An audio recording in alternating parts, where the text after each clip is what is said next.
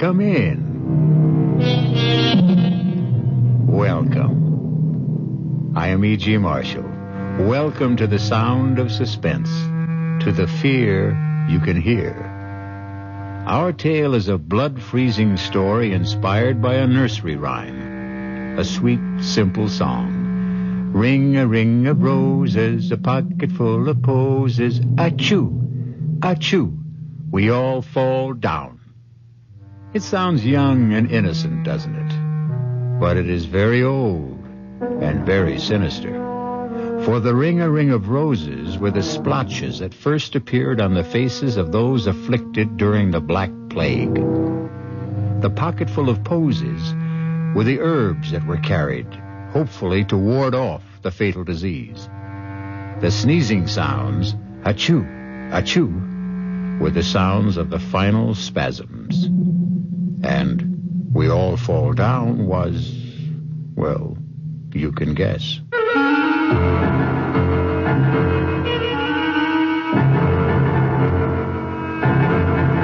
Our mystery drama, A Ring of Roses, was written especially for the Radio Mystery Theater by S.J. Wilson and stars Glynis O'Connor. I'll be back shortly with Act One.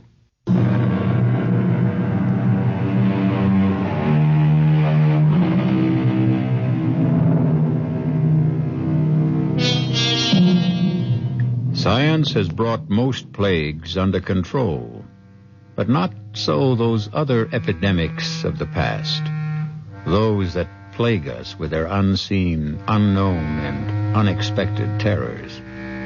And such is the tale of terror you are about to hear. Draw close to the guttering candle, for you will receive no warmth from a ring of roses. You know, George, I've heard about this place so often from Helena. I'm just dying to see her home. And I'm anxious to meet your friend Helena. Oh, I'm sure you'll like her. But will she like me? Taking her best friend away from her. Come on, George. You know you're irresistible. Why do you think I'm going to marry you? Well, for one thing, my beautiful, exquisite, enormous pots of money. Oh, George, wait. Look, Laurie, stop. get your hands off the wheel. What do you think you're trying to do? But we passed it. It's the sign to the house. Back there. Now, Laurie, I never want you to do that again. I'm not going to let missing a sign risk your getting hurt. You understand? I'm sorry. I shouldn't have grabbed the wheel that way. All right, forget it. But please, never again, ever. And that is supposed to be the sign? Helena warned that we might miss it. Well, why would anyone use a rose-colored stone in a brass oval with no name or any identification on it for a house sign? Well, their name is Roston. And Helena said that generations back when their family first moved to America, it was rose stone. And so they put up a rose stone. Well, if they want people to get that meaning from it, they either enjoy guessing games or, more likely, just want to keep themselves very, very private. Yes.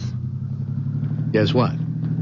As you said, they are very private. Well, I got that impression before we got here. And I also have the feeling that they're not very friendly either. Oh, how can you say that? When Helena's mother especially invited us over because she personally wanted to give us our engagement gift. Yes, and that's pretty peculiar, too. How? How many showers, did your girlfriends give you? 4, right? No, 3. The last one was at dinner. All right, and Helena was invited to every one, but she... I know, George. She didn't turn up for any of them. You know, Laurie, I've never seen you so wound up. What's spinning around in that pretty head of yours? I don't know, but... Well, I am on edge. About what? I guess about meeting Helena's mother. You see, she's so strange. She seems so powerful and so terribly uncompromising. I was trying to change things for Helena, And then I let her down by becoming engaged to you. Well, now, don't tell me you weren't going to marry for poor Helena's sake. Well, at least not until she married first. We were going to share an apartment together in the city. You know what I'm going to do, Laurie?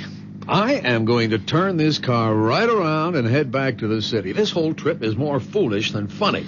Oh, no, George. Please don't. Hey, what's that? You hear something like singing? Let me open the window. It's a woman singing that old nursery rhyme. We all fall down. But what's that snapping sound? It sounds like a piece of leather. It sounds like a whip. George, what are you doing? I'm getting out.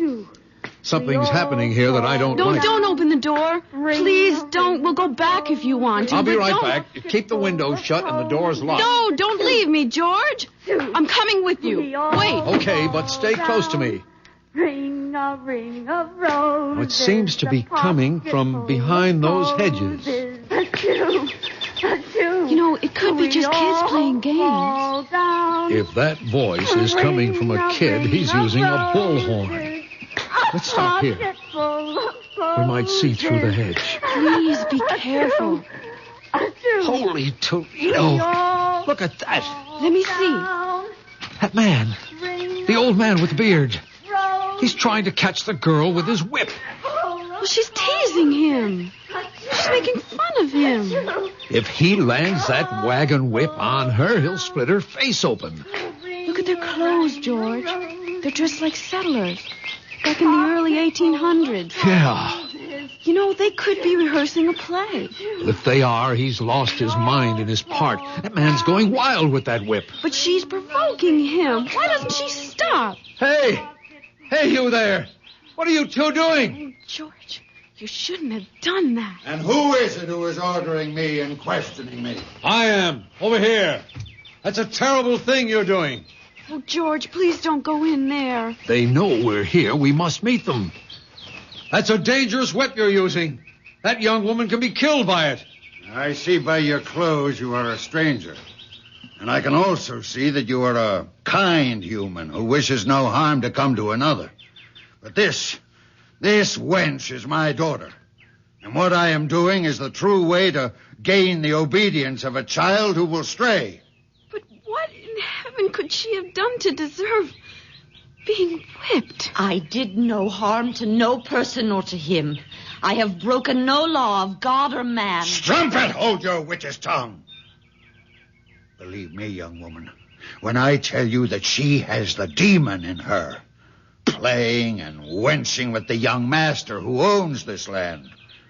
While I'm out here working at clearing their forest lands, she's up there in the great house with her enticements and tricks and enchantments. And if it has already come to this, that he has given her a gift for favors promised or already bestowed, the gift of a ring, an already cursed ring. He gave it to me fair and with the holy vow that he will marry me in the month of the next full moon. Marry you, Willie? You who can half fare to read and write? You who are lower than his mother's kitchen scullion? You give me that ring. I won't. I swear by the name and the soul of my sainted mother that you will never get this ring. Then until I do, though it mean your own death, you get the whip. Stop it! Don't! Why can't you be a little more reasonable? She may be telling you the truth. I am. I swear it on my dead mother's Bible, I am. Well, then, if you are, why don't you give him the ring and let your young man personally tell your father of his plan? No, he'll do no thing like that. He'll bury the ring in some secret spot and drag me away before the fall of night.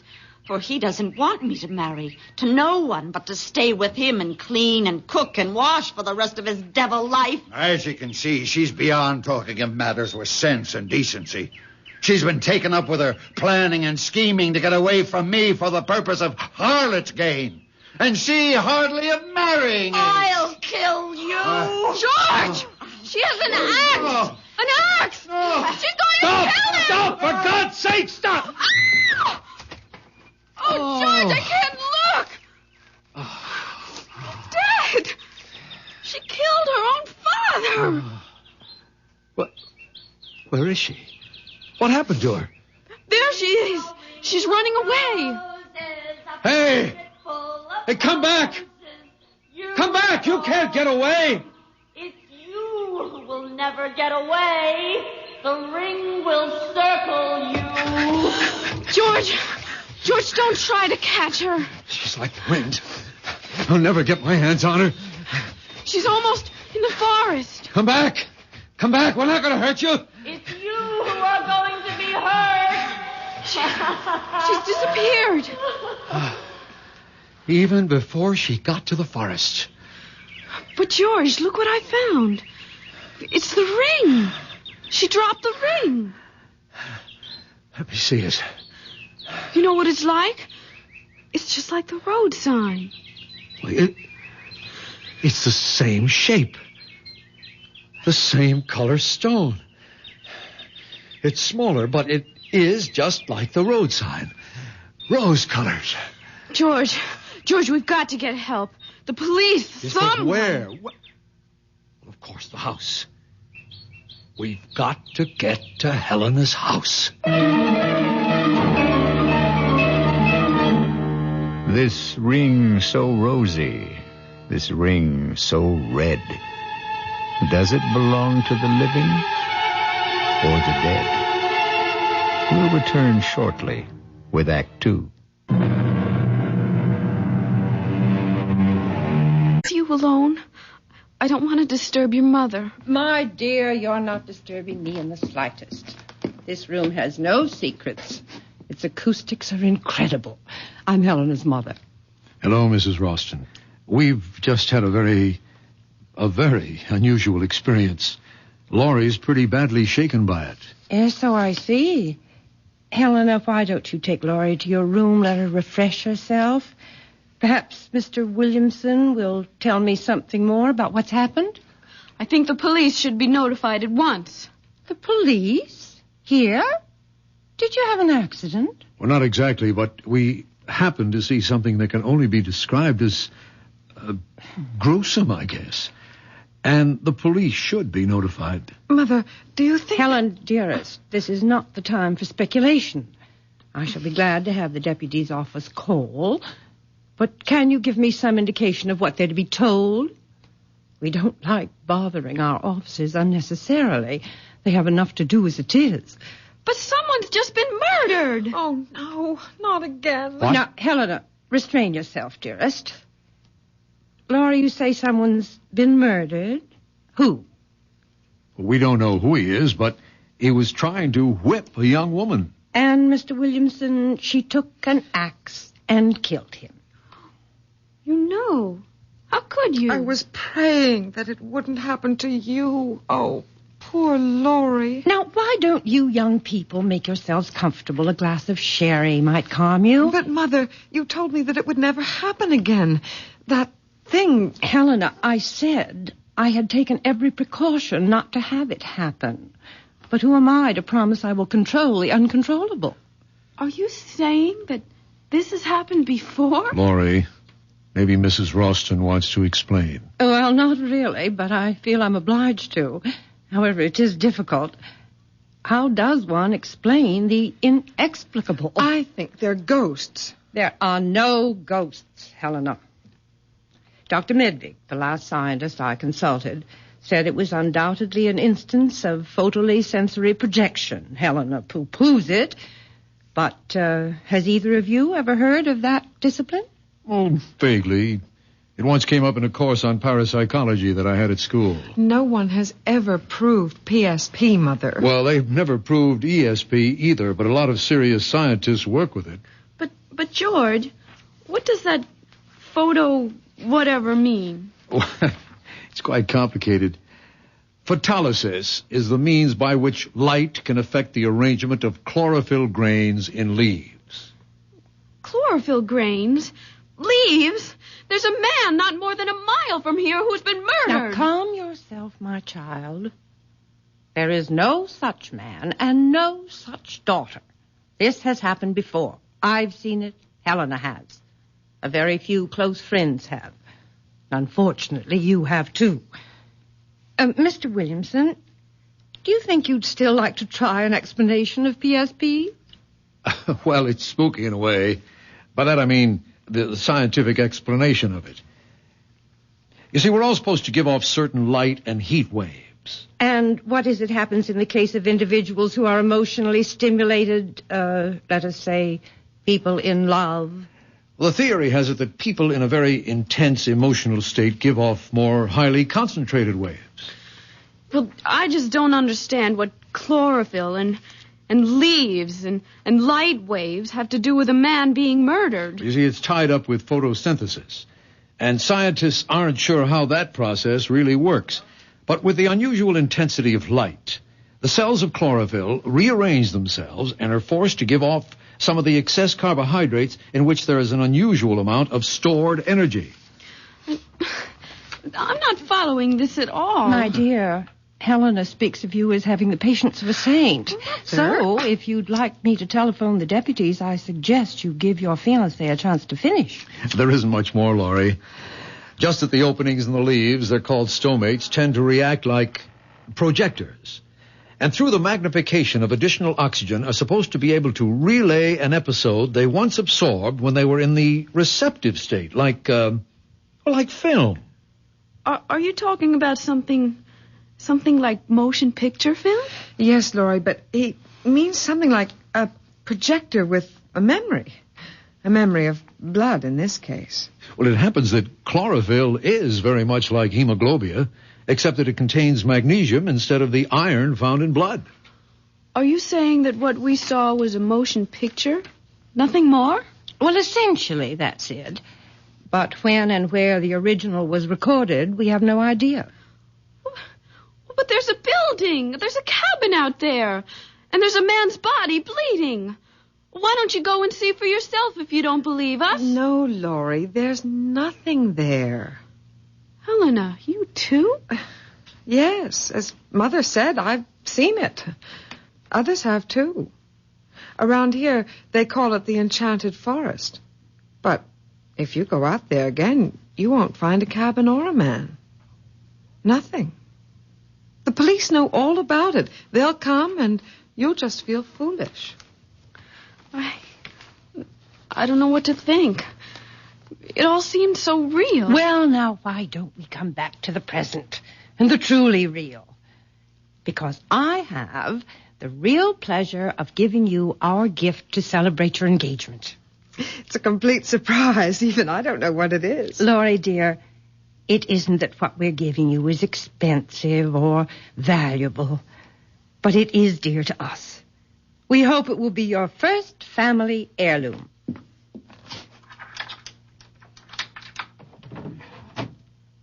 Here it is. No pretty wrapping, but it seems too lovely a box to cover with silly paper. Mother, I've never seen that box before. Well, now, isn't it nice that I can still have some surprises for you? That's a great-looking box, Mrs. Roston. Those are roses painted on ivory, aren't they? Oh, it's so beautiful. I feel as if I'm depriving you of something very special if I accepted it. Oh, no. Please, take it. It's little enough, and you know what I think that box would be perfect for? It already has its purpose, dear. What I was going to say was that it would be the perfect place to keep a lock of your first baby's hair. Wouldn't it? And I'm afraid it's going to stay empty for some time. Oh, George, we don't know that. Not yet. We will have to find you another container for that when the time comes. This box already has its occupant. You mean there's something inside? Well, look and see. Well, go ahead, Laurie. My heart's beating so loudly. She's been like that all day, so excited. Darling, do you want me to open it? No, I'm all right. Just let me take a deep breath. Oh, no. Hey, that's the same... Laurie? What's wrong? Mother? Oh, it's this music! Give me the box, Laurie. And inside! Oh, the ring! water on the couch? Yes. Laurie? Mother, do something. Don't just stand there. Helena, control yourself and get some water. Oh, Laurie, my poor Laurie. Wake up. Laurie, come out of it, honey. Darling? She's trying to open her eyes. Slowly, Laurie. It's me, George. Oh, who? What happened? You just passed out for a moment. Here, give her this water. Here, honey. Sip this slowly. Oh, I don't need it. But did I really see it? See what? The ring. Yes, I've got it. What ring? This ring. The same one. With the rose-colored stone. Mother, how dare you? That's mine. You know what that ring means to me. Oh, please take that thing away. I don't want to look at it. Don't worry, you won't have to. Here, Mrs. Roston, take it back. And I hope it isn't a sample of your sense of humor. Just one moment, Mr. Williamson. I don't particularly appreciate your tone or your attitude. What do you mean by my sense of humor? If you and your daughter know all about that axe-murdering scene that we saw earlier, then you must have known about the ring. What about it? It's mine. That ring. It's just like that road sign you have on the highway. Yes, the sign was copied from the design of the ring. It's been our family hallmark, so to speak, for generations. Is that why the girl who killed her father did it? Because of that ring? What do you mean? She had it.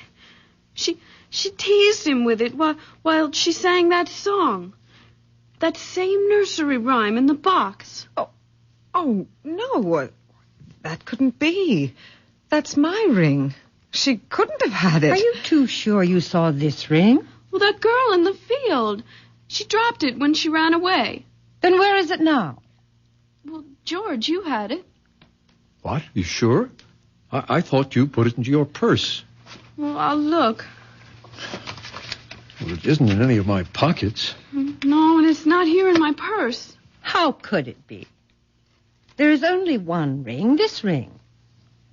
It's been in the Roston family for generations. It was brought here by a Roston early in the 18th century.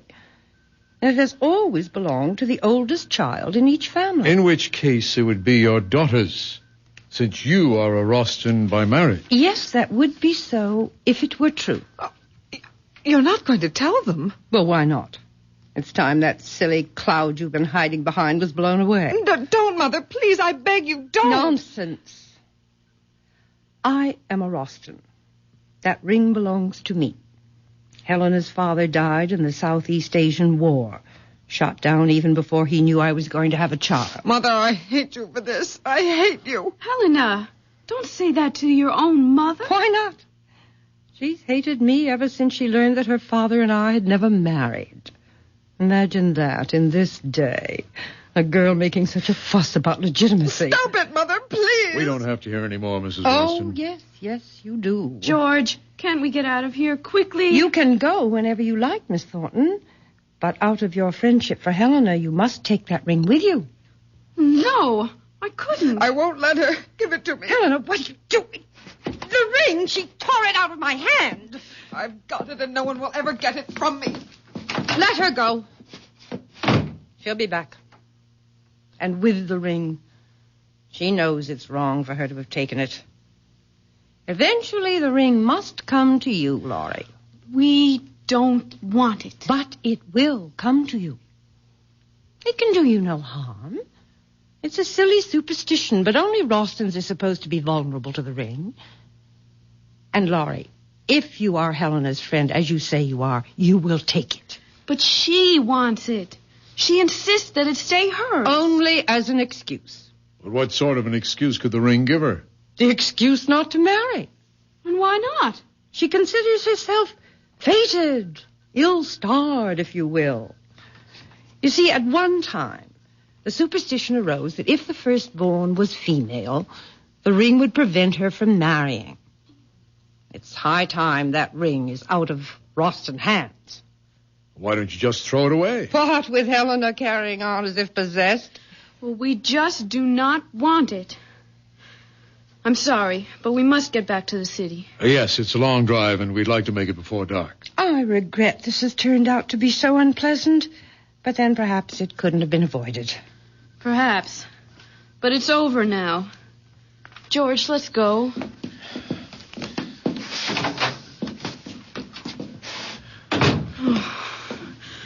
Oh, I can't get away fast enough. I don't know what the speed limit is here, but whatever it is, we'll break it. Helena, I order you to come out of your room at once. At once. Mother, don't hurt her. She is my only friend.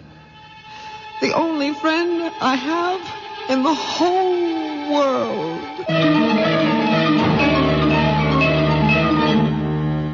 Run from the ring. Run for your life. But without a ring, what's a husband or wife? We'll return shortly with Act 3.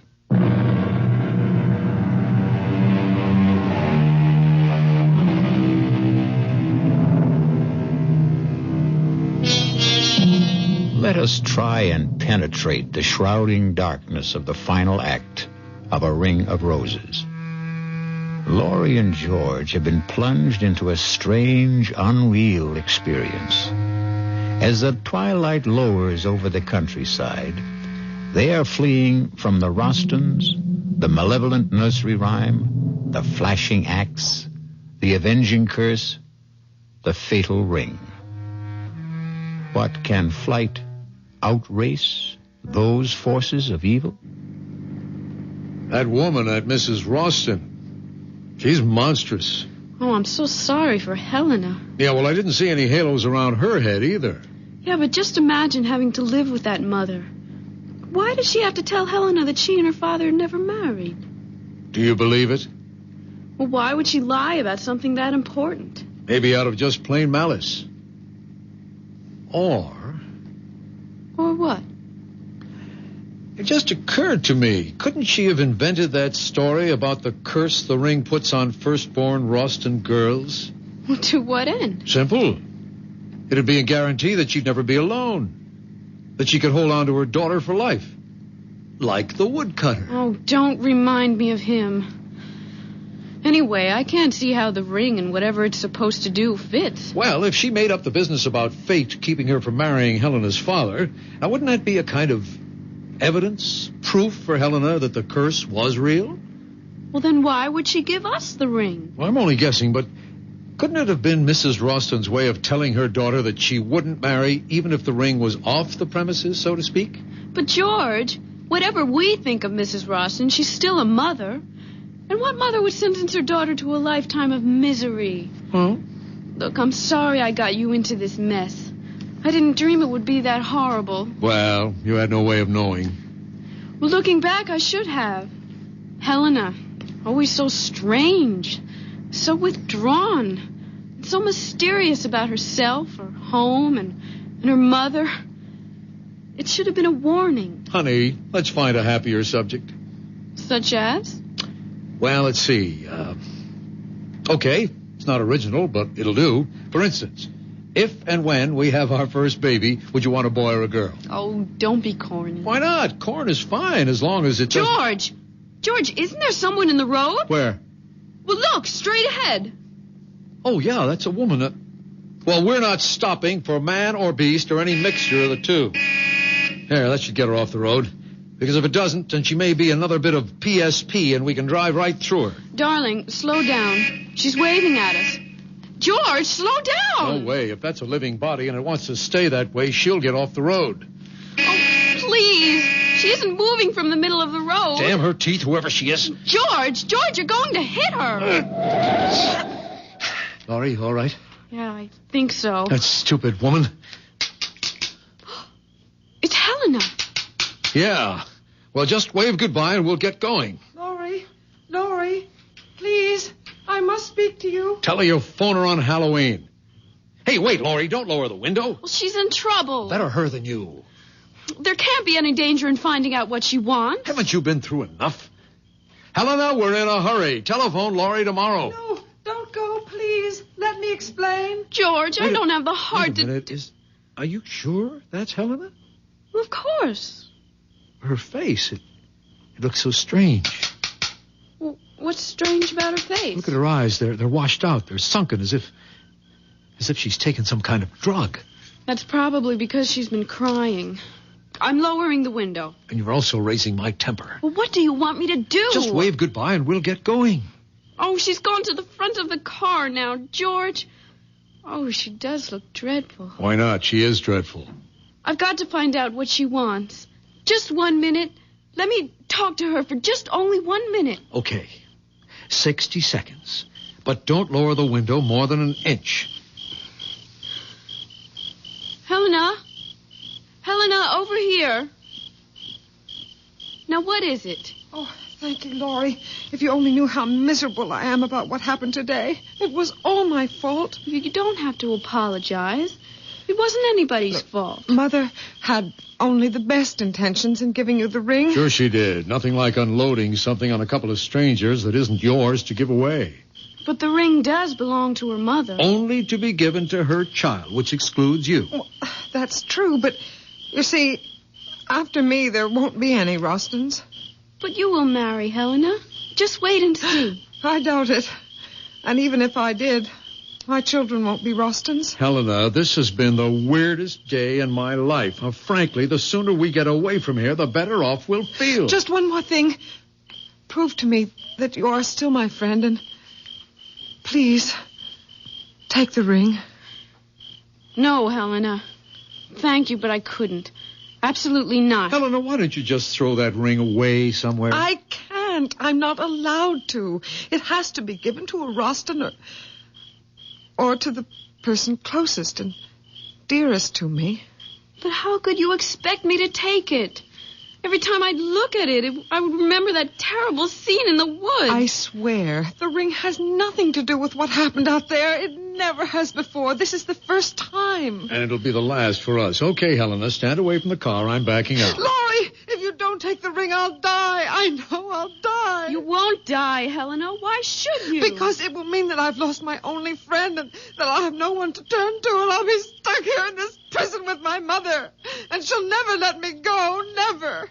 So long, Helena. If I return to the house with the ring, my mother will do something terrible. If you don't take the ring, I'll throw myself in front of the car. I don't care anymore. I don't care. Helena, give me the ring.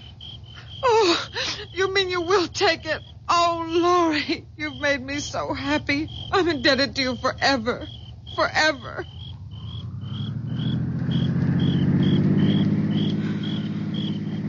You're angry with me, George, aren't you? No. I'll probably never see her again. And if it meant that much to her... What probably meant even more to her was that she could twist and bend you in any way she wanted. Well, in a way, it was her last hope of getting out of that house. That's why I finally took the ring. Actually, what harm could it do? I don't know, Laurie, except that anything connected with the Rostons seems dangerous. That's because the Rostons are difficult to understand or explain. Well, that may be. But while we might never get to the bottom of that axe job in the woods, there must be a key somewhere to the Rostons. After all, they're not ghosts or optical illusions. They're people, living, breathing humans. Still, for all we know about them, they're just as haunted as that phantom woodcutter and his crazy daughter. Let's stop talking about them. I will, if you do me an important favor. If I can. You can. Throw that ring away. You mean now? Right this second. Open the window and throw it out. But why? Honey, I'd consider it a special favor to me if you got rid of that ring. Well, I have no intention of keeping it. But I don't want to just throw it away. What do you want to do with it? Give it away. To whom? I haven't thought yet. Try thinking about it right now.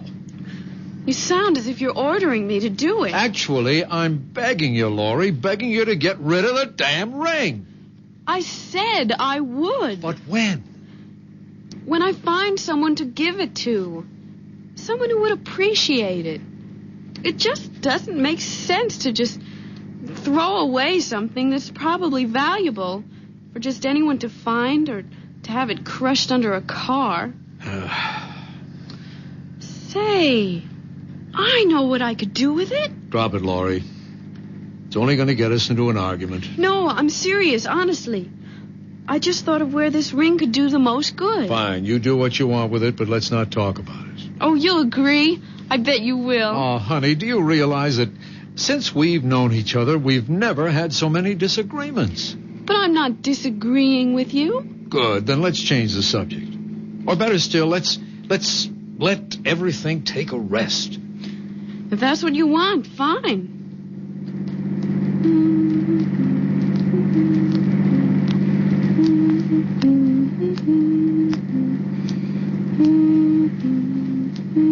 Laurie, what are you doing? Nothing.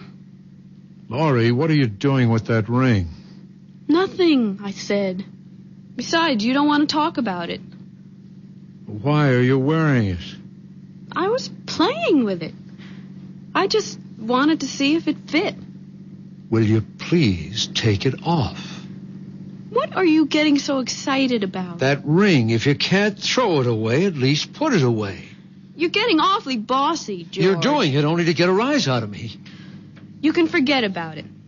Because I'm going to give it to that thrift shop around the corner from where I live. Great idea. Now, please take it off. All right. Anything for some peace. Hey, that's funny. What is? The ring's stuck. I'll get it off. You shouldn't have put it on if it was too small. But it wasn't. In fact, it felt too big. Isn't that strange? I can't even twist it. Get the flashlight out of the glove compartment. Now turn it on and hold your finger under the light. There, can you see it? Your finger doesn't look swollen. No, it isn't swollen. But the ring won't budge. George, do you hear something? Hear what? That voice. The singing. Don't you hear it? No, I don't. Wait. Yes, I do. It's that song. Where's it coming from? I don't know. It seems to be surrounding us. I'll turn the bright lights on. You keep trying to get that ring off. I am trying, but it's as if it's cemented to my finger. And that singing. It's the same as the girls in the forest. Get rid of the flash and give me your hand. What for? Maybe I can get it off. Well, you can't. You're driving. There's no traffic, Laurie. I can manage the wheel with one hand. Why don't we wait till we get to a gas station? Then I can get it off with a little soap. Come on, give me your hand. All right. No, wait. I can't. Why not? Oh, I just can't, George. Laurie, you were about to drive me out of my head. Why can't you give me your hand? Because I remembered something. What, for heaven's sake? What, Laurie? Well, what Helena said back there when she wanted me to take the ring. She said a lot of hysterical things. That if she couldn't give the ring to a Roston, it would have to be to a person nearest and dearest to her. Oh, Helena's all whacked up. Now give me your hand, Laurie. But what if it's true? Oh, that voice, that terrible voice. Why doesn't it stop? Laurie, please give me your hand. No. Because if you can get it off, then you'll be stuck with it. Who cares? I don't want anything to happen to you. Not for anything. George, look straight ahead. Oh, it's them, the two of them, the old man and the girl. He's got an axe. I'm stopping the car. No, don't. Go around them. Through them. Run them down. Kill them. Do anything, The brakes George. aren't working. George, we're practically on top of Laurie, them. for the last time, give me your hand. The ring can't harm him.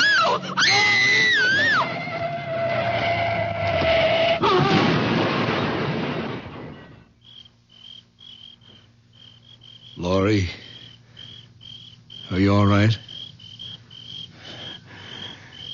It was a tree we hit. Only a tree, Laurie. You hear me? It was only a tree. Laurie, the ring. The ring. What did you do? It's not on your finger. Your finger. Good Lord. She's dead.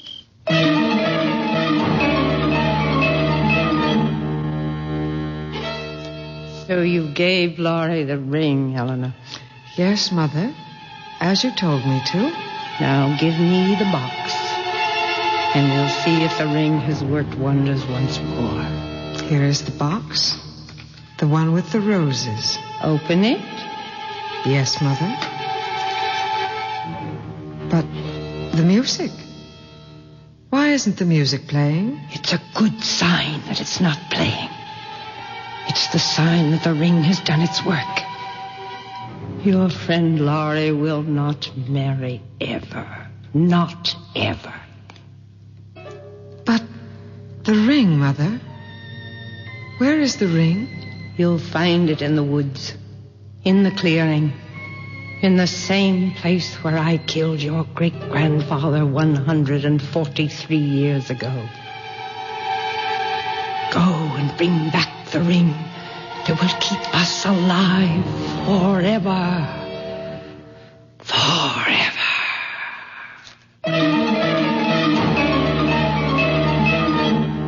Forever, you ghosts. Forever you sing. But your death is as forever as your grim, rosy ring. I'll be back shortly.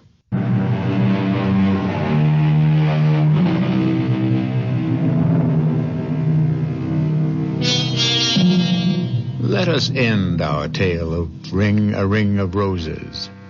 For as we also know, roses are red, roses are blue. But the rose of death is meant for who? Our cast included Glynis O'Connor, George Petrie, Sidney Walker, Elspeth Eric, Holland Taylor, and Carol Hilliard. The entire production was under the direction of Hyman Brown. This is E.G. Marshall inviting you to return to our Mystery Theater for another adventure in the macabre. Until next time, pleasant dreams.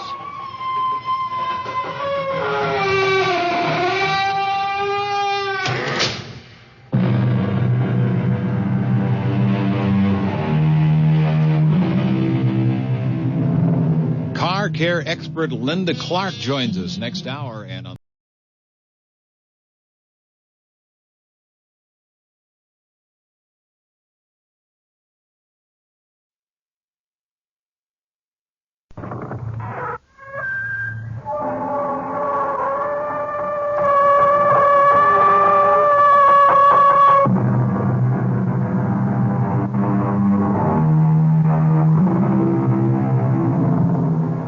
Come in.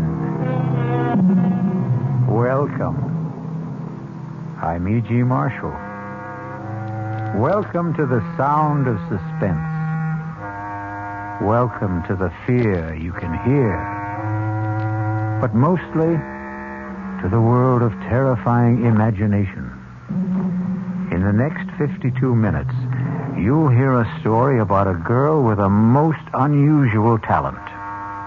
A talent for finding lost dolls or dead bodies. You may not be glad you met Iris Lloyd, but we don't think you'll forget her. Aunt Faith! Aunt Faith! I'm here! I'm here! Come and find me! Where are you? Oh, my poor darling! Where are you? Help me! Help me! It's so dark, and I'm afraid.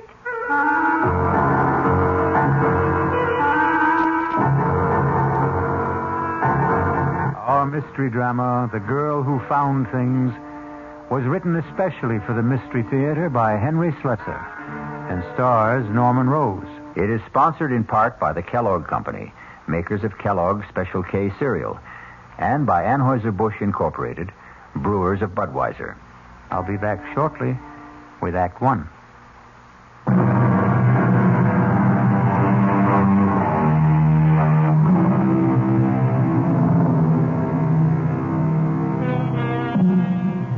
Now, Act 1 of The Girl Who Found Things. It begins serenely enough in the pleasant little town of Medvale, but with a woman who is preparing to leave it just as soon as her taxi arrives. Come in, Lucas. The door's open. Oh, for heaven's sakes, that man's dead. Oh, evening, Miss Wheeler. I hope I'm not too early. No, I'm all packed. You can take that trunk in the hallway first. Then I've got a few small suitcases, but they can go on the back seat with me. Yes, ma'am. That all you're taking to Europe? I sent the rest ahead to the ship. Well, go on, Lucas. Start loading that taxi. Yes, ma'am. Yeah, I was just wondering if there was something you wanted me to do in the house for closing it up, you know. It's all been done, Lucas. You sure you turned off the gas, electricity? How about the fireplace? I see you had a fire this morning. Are you sure it's good and cold? Oh, I suppose you could check it again just in case. Better safe than sorry, they say. Seems to me you've got a couple of embers burning there. Maybe I could put them out with a shovel. Please hurry, Lucas. Yes, ma'am. I'm going about this as fast as I can. You see, this isn't easy for me. What isn't? Lucas, for heaven's sakes, put the shovel back. You're tracking ashes all over the floor. Please, turn around, Miss Wheeler. Don't look at me. Lucas, are you crazy? I can't do this if you're looking at me. Lucas, put that down! I'm sorry, Miss Wheeler. Ah!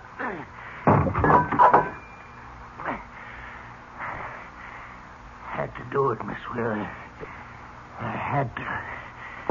Now I got to pick you up. Take you outside through the woods. That's where I got to bury you, Miss Wheeler.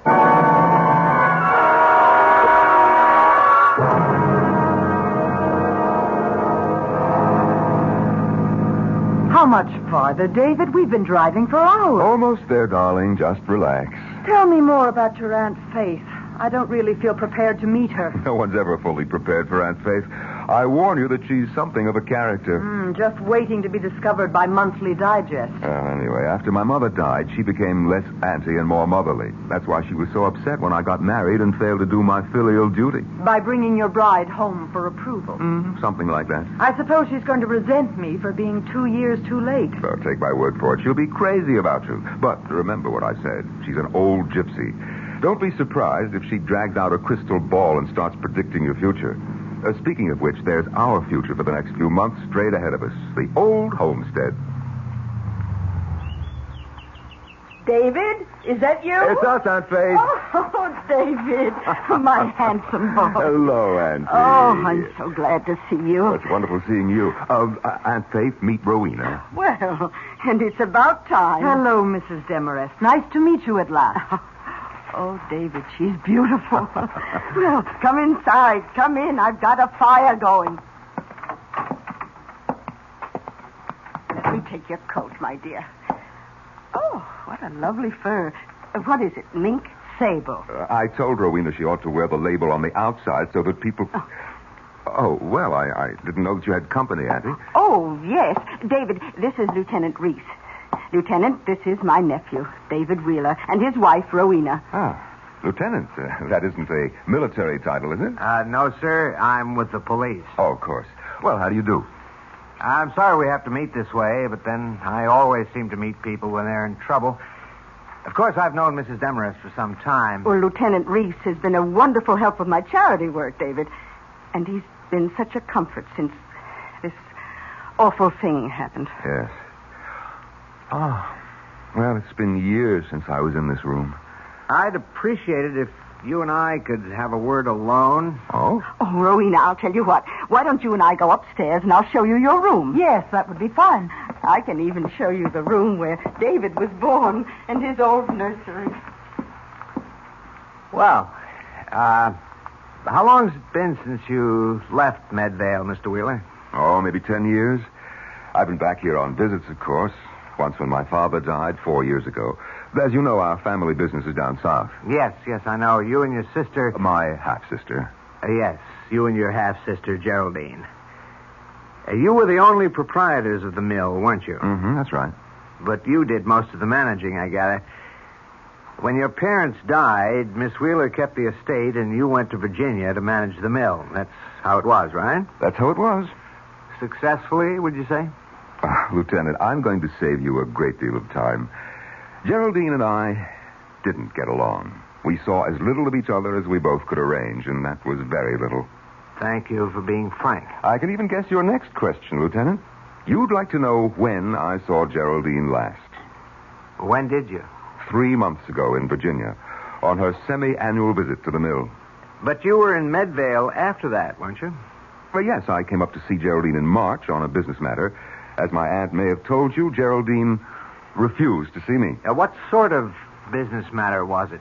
I wanted Geraldine to approve a bank loan I wished to make to purchase new equipment. She was against it, wouldn't even discuss it. So I went home. And you never saw her again? Never. And in case you're wondering, Lieutenant, I have no idea where she is. No idea at all.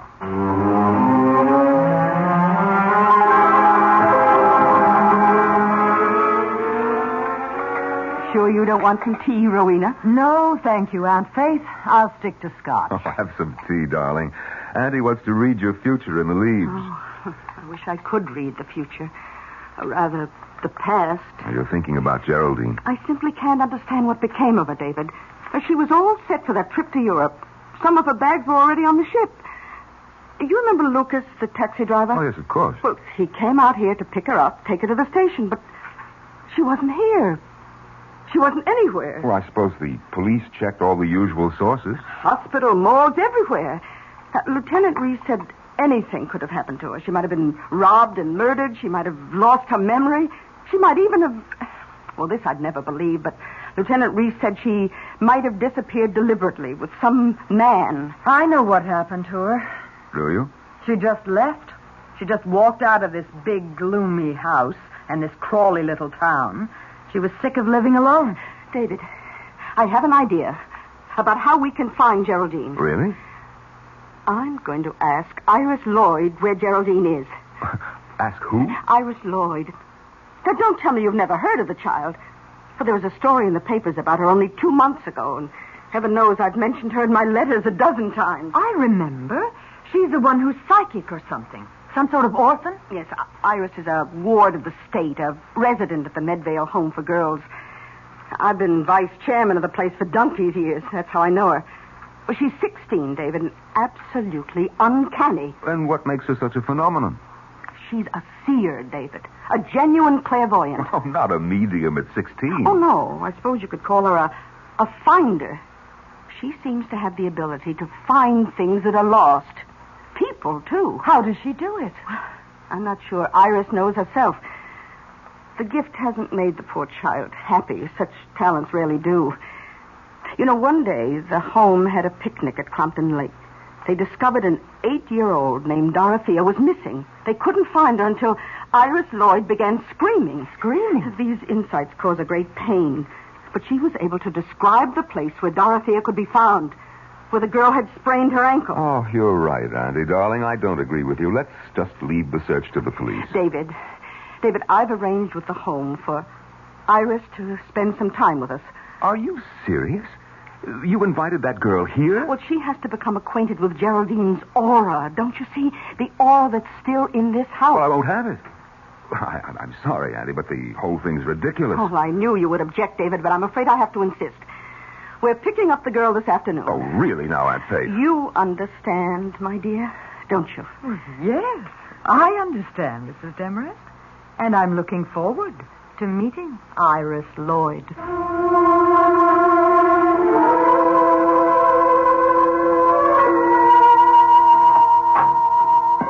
Please come in, Mrs. Demarest. I suppose this is the nephew you told me about. Yes, sister. This is Mr. David Wheeler. David, this is Sister Clotilde, who runs the home. How do you do, sister? How do you do? In case your aunt hasn't told you, Mr. Wheeler, I'm not at all in favor of this move. I think it's wrong to encourage Iris in this delusion of hers. Well, then you and I agree with each other, sister. Oh, it's not a delusion, Sister Clotilde. It's a gift from God. She's undisciplined. You might even say wild. But you are letting us have her, sister. She can come home with us. Did you think my poor objections carry any weight, Mrs. Demarest? One moment. Sister Pauline, would you send Iris Lloyd in now? Shall I come in? Yes, Iris, come in. Iris, you know Mrs. Demarest. This is her nephew, Mr. Wheeler. Hello. Hello. You remember me, Iris. I've been coming here at least 3 or 4 times a year to see all you girls. Yes, Mrs. Demarest. Now, the directors have been good enough to let us take you home with us for a while. We need your help, Iris. We want you to see if you can find someone who is lost. Yes, Mrs. Demarest. I'd like to come home with you.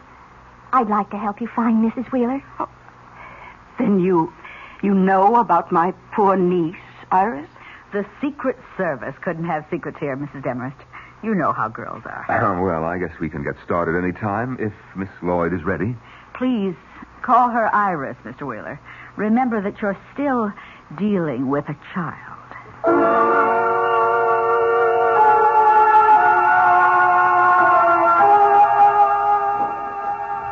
Iris, I hope you'll enjoy staying with us. I have a lovely room for you. I'm sure you'll like it. You know what I'd really like? What's that? A cigarette. Why, Iris. Oh, don't tell me you smoke, Iris. Only when I can get away with it. Well, you're not getting away with it now, for heaven's sake. Oh, never mind, never mind.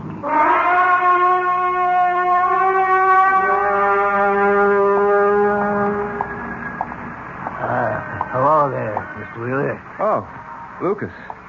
Well, how are you? How's the taxi business, Hey, could I talk to you a minute, Mr. Wheeler? No, Lucas, I'm sorry. I've got to get these groceries home. We have company for dinner tonight. She's at your place, ain't she? That girl.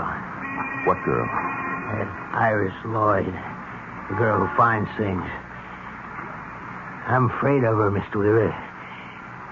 I'm afraid she'll find out what we did. Shut up. Don't you ever say anything like that to me again. I'm scared, Mr. Wheeler. I'm telling you, that girl is peculiar. She knows what you're thinking, they say. She knows where you can find anything, even dead bodies. Get away from me, Lucas. I told you to keep away from me when I came here. Now, get away from my car before I run you down. But I'm scared. I'm scared of that little girl.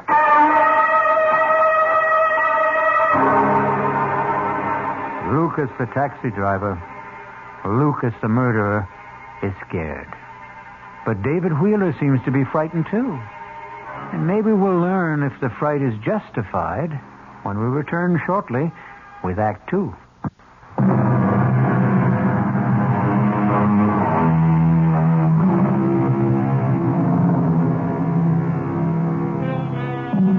Now let's go back to the little town of Medvale for the second act of The Girl Who Found Things.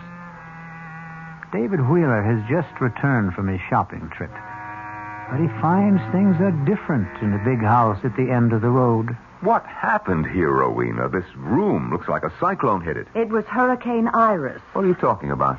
Aunt Faith caught her sweet little orphan Annie in here smoking one of my cigarettes. I didn't hear the whole argument, but I'll tell you one thing. That girl has the vocabulary of a longshoreman. Well, maybe that'll knock some sense into Aunt Faith. Iris started throwing things, and that's when Aunt Faith went upstairs to lie down. I'll go and see her. Tell her to take her psychic delinquent back where she came from. I wouldn't bother her now. She's not feeling well. Well, I'll see the little monster then. Where is she? Next door to us, in Geraldine's room. Iris? Iris, it's Mr. Wheeler. May I come in? Hello, handsome. Auntie says you went shopping. What have you been up to, Iris? Now, my aunt isn't a well woman, and we won't put up with any bad behavior. Now, what happened downstairs? Nothing. I found a button ashtray and took a couple of drags. You'd think I was committing a mortal sin the way she yelled at me. I heard you did some fancy yelling yourself. Is that what the sisters taught you at the home? They didn't teach me anything worthwhile. Well, maybe you need more instruction. Maybe you better get back there as soon as possible. Oh, Mr. Wheeler, please. Oh, I'm awfully sorry. I didn't mean to do anything wrong. I didn't. Oh, please don't send me back. No, wait. Oh, please. Now, wait a minute now. Oh, please don't do it. Oh, don't. What's going on? Oh, Mrs. Demarest, I'm so sorry. I don't know what came over me. It was the devil. I'm sure it was the devil. Trying to take my body into... Oh, there, Iris. It's all right, dear. I know you didn't mean what you said. No, it's a gift that makes you this way. And don't worry about what I asked you to do. You take your time about Geraldine. Take as long as you like. Oh, but I want to help. I really do, Aunt Faith. Now, wait a minute, Auntie. You're not going to fall for this... Oh, listen. Listen. Do you know something? I can feel your niece in this house, Aunt Faith. I really can. I can feel her in this room, whispering to me, trying to tell me where she is. Can you, Iris? Can you really? For heaven's sake, Auntie, can't you see that I can. I can feel her everywhere. I can almost touch Miss Wheeler. Oh, is this her closet?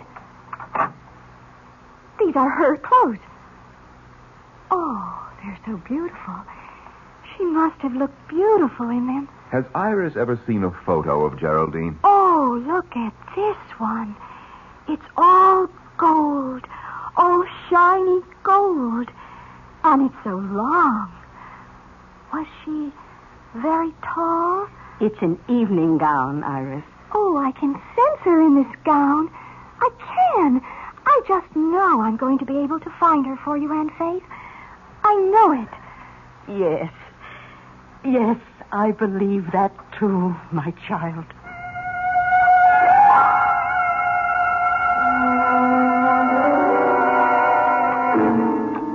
Won't you have some more of the beef, Rowena? No, thank you. And we'd better save some for Iris.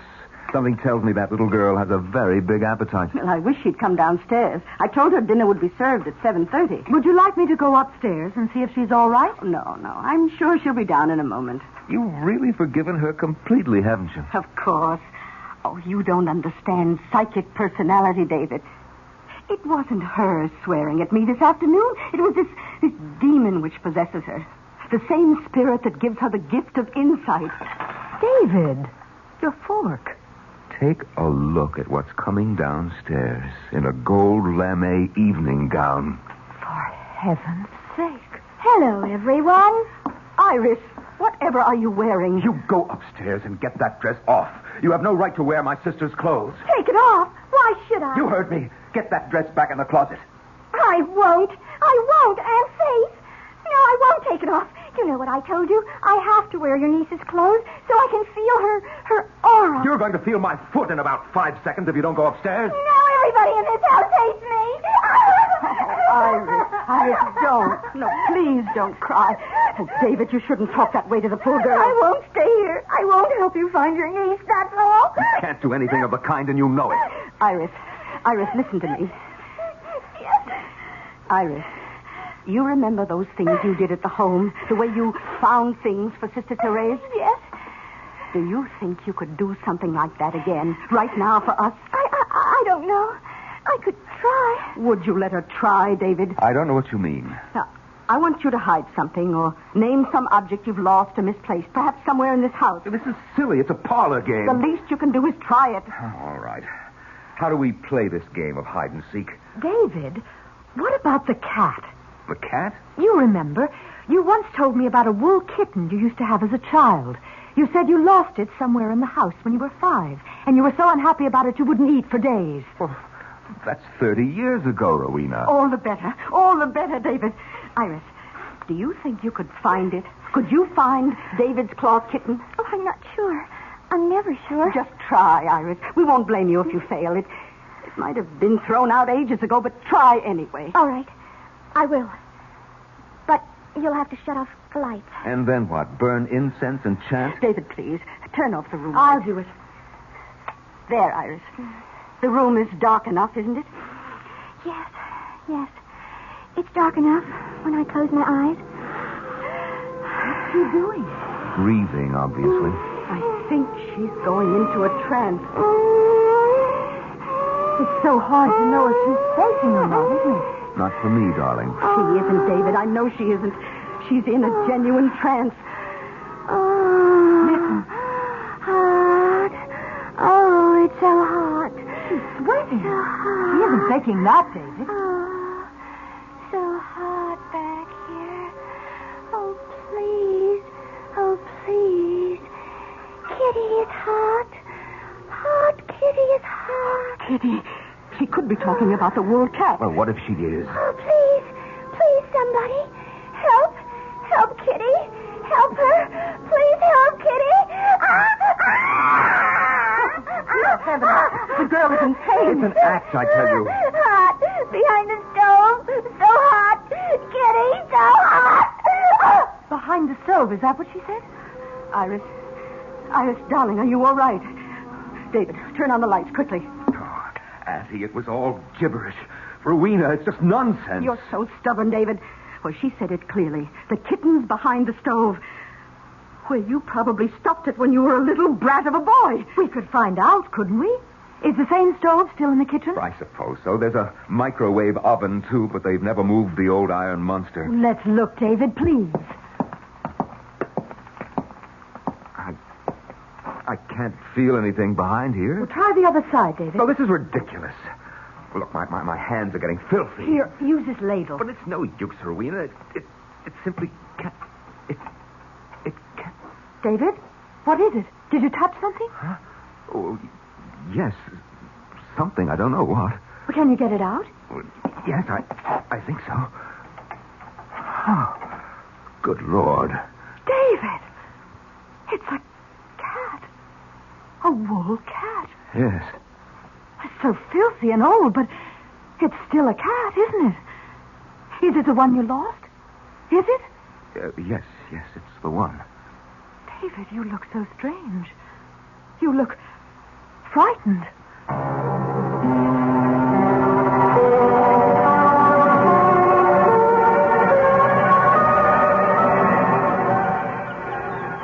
What are you doing here? Iris, having a picnic all by yourself? I just thought I'd lie on the grass for a while. What are you doing with the daisy? Loves me? Loves me not? Want to finish it off for me, Uncle David? Cut out the Uncle David stuff. I'll finish it for you then. She loves me. She loves me not. She loves me. She loves me not. Too bad, Uncle David. She just doesn't love you. Who? Your wife, of course. Who else? Bye now. Iris, wait. Yes? Look, I want to talk to you a minute. Really? Iris, what's the story with you? You've been here over a week and you haven't done anything about... Well, you know what? This is just a great big picnic for you, isn't it? What if it is? You think I want to go back to the creepy home? It's better here. No uniforms, no 6 a.m. prayers, none of that junk they call food. Also, I like the company. I suppose I should say thank you. There's nothing you can say I don't know already. I'm psychic, remember? What about that, Iris? Is it just some kind of trick? You can tell me. I'll show you if it's a trick. Want me to tell you all about yourself? All right, go ahead. Okay. Your wife hates you. She thinks you're rotten. You weren't even married a year when you started running around with other women. You never went to the mill, not more than once or twice a month. That was how you ran the business. All you knew how to do was spend the money. You little brat. You're not psychic, you're an eavesdropper. Oh, let go of my arm. Your room is right next door. You've been listening. You think I could help hearing you two arguing? No, I guess you couldn't. I'm sorry, Iris. I hope I didn't hurt you. I know a way you can make it up to me. Like this. Go ahead. Now cut that out, will you? Don't you want to kiss me? No, you dumb kid. I'm not a kid. I'm almost 17. You were 16 3 months ago. I'm a woman. But you're not even a man.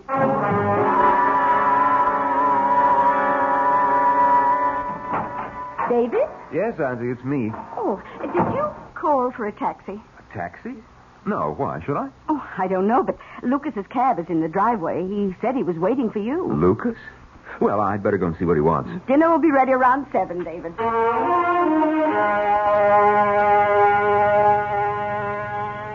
All right, Lucas.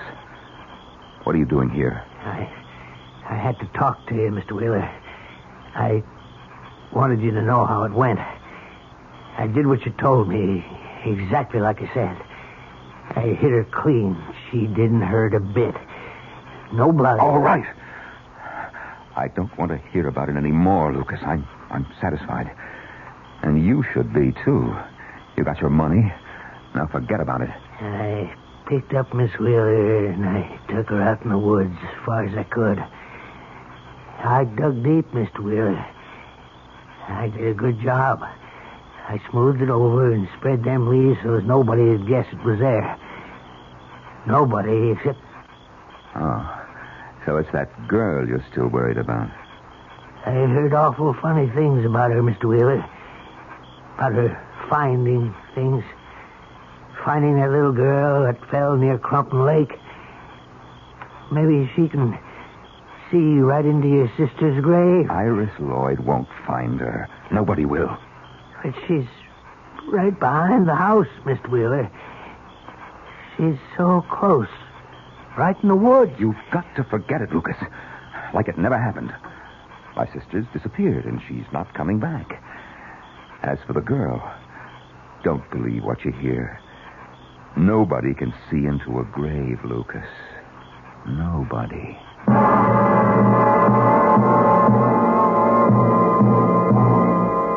Is David Wheeler really as convinced as he sounds? Or can Lucas detect the doubt in his voice and the fear in his eyes? We'll learn more about the girl who found things when we return shortly with Act 3.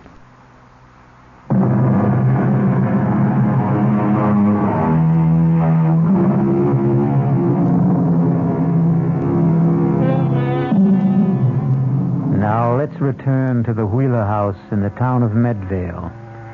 A house filled with people waiting for a psychic revelation from the girl who found things.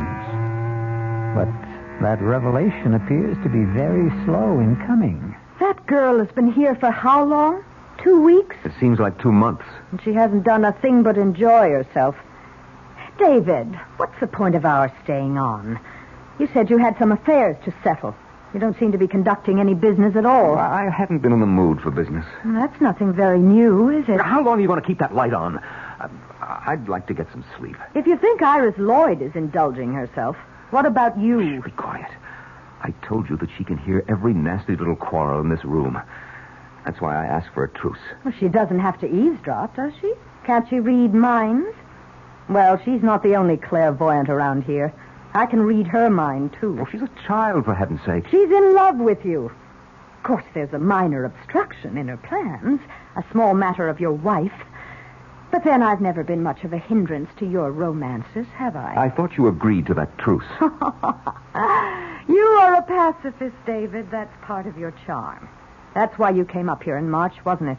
To make peace with Geraldine. I came here on business. You came to keep Geraldine from sending you to prison. That was the business. You know nothing about it. I have eyes, David.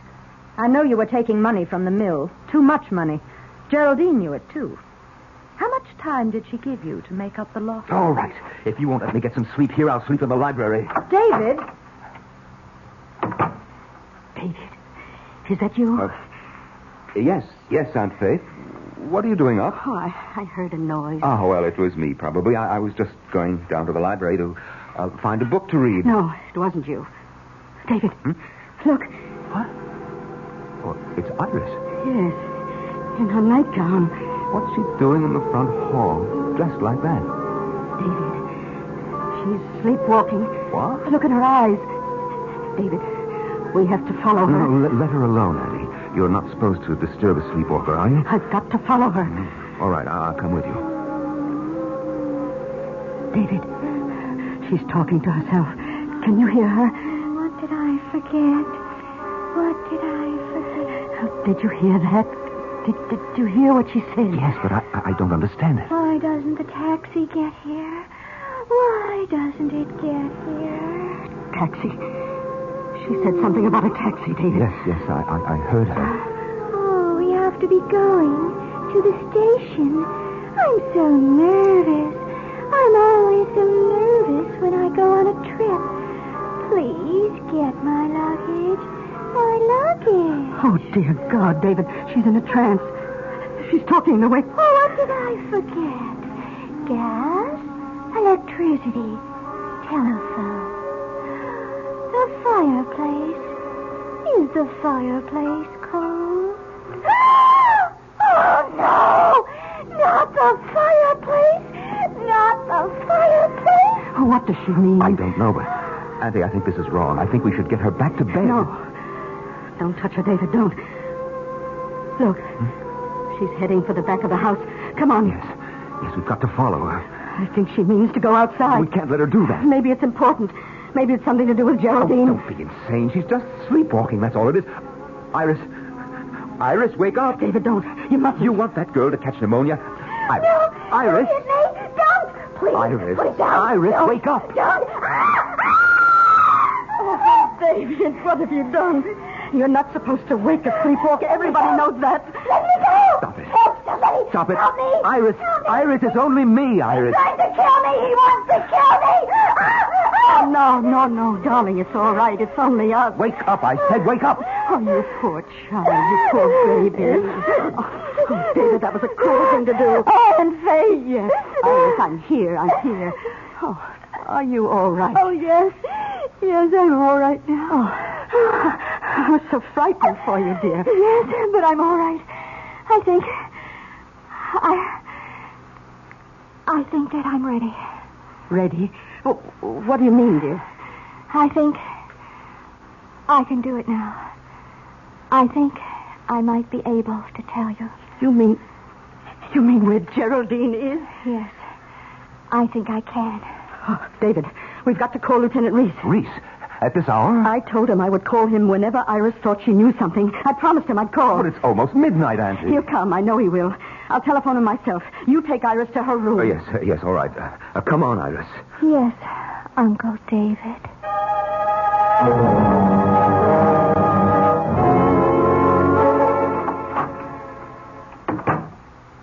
Well, Uncle David, are you scared? What are you talking about? You look scared. Scared of me? Shut up. I thought you would be. The minute you heard that I was ready. I'm sending you back. Iris, you're a fake. Even your sleepwalking act was a fake. Oh, David, you're so cute. You really are. But you know what? I don't have to be ready. I don't have to do anything at all when that policeman gets here. Not if you don't want me to. You don't know what you're talking about. You better kiss me now, David. You better kiss me and make it really good.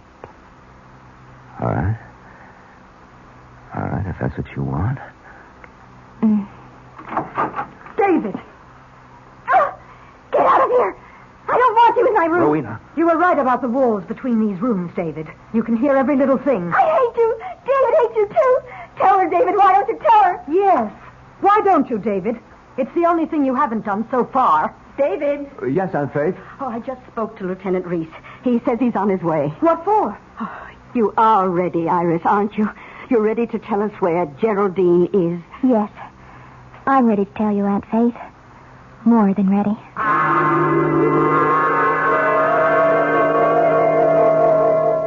Are you sure she's all right, Mrs. Demarest? She looks awfully pale to me. Iris always looks that way when she enters the trance. It's a fraud, Lieutenant. The whole thing is a fraud. You mustn't be taken in. Well, I'm just trying to keep an open mind, Mr. Wheeler. Oh, it's startling. I think she's going to say something. Oh, no. Iris, look, you've got to stop this.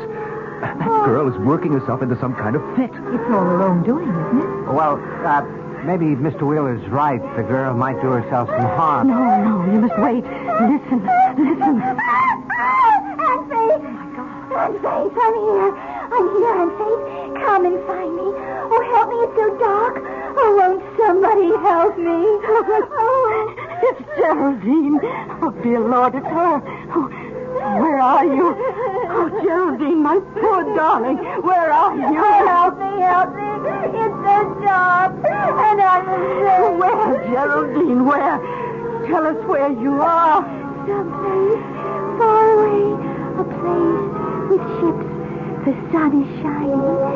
I saw hills and green trees. There are bells ringing in the street. She's out of her head completely. A place with ships, bells ringing in the streets. I see water. A bridge. Trolley cars in the street. Going up and down the hill. San Francisco. I'm sure she means San Francisco. Yes, it sounds like it. Iris, do you mean San Francisco? Is that where Geraldine is? Yes.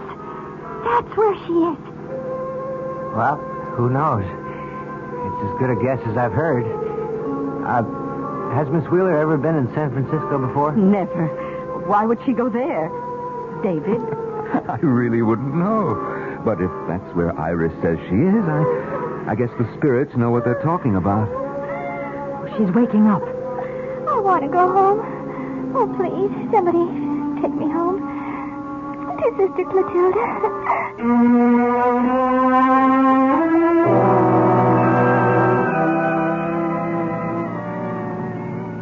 Well, your idea was a huge success, Auntie. But I can't say that I'm not glad to see little Iris back where she belongs. Yes, a poor child. It's the only home she knows. Now all the police have to do is find Geraldine in San Francisco, if she hasn't taken a boat to South America by now. I just don't understand it. It's not like Geraldine to run away without a word. Well, here we are, home again. Aren't you coming in, David? Oh, not just yet. I thought I'd go into town and pick up some champagne. I thought we'd celebrate a bit tonight.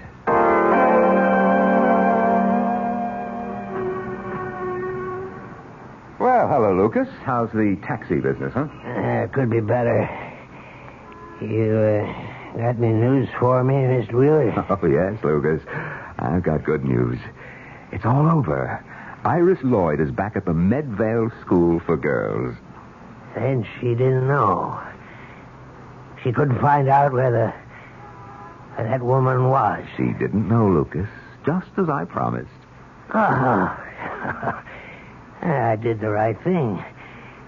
I know it was the right thing, Mr. Wheeler, but I didn't want to tell you. Right thing? What do you mean?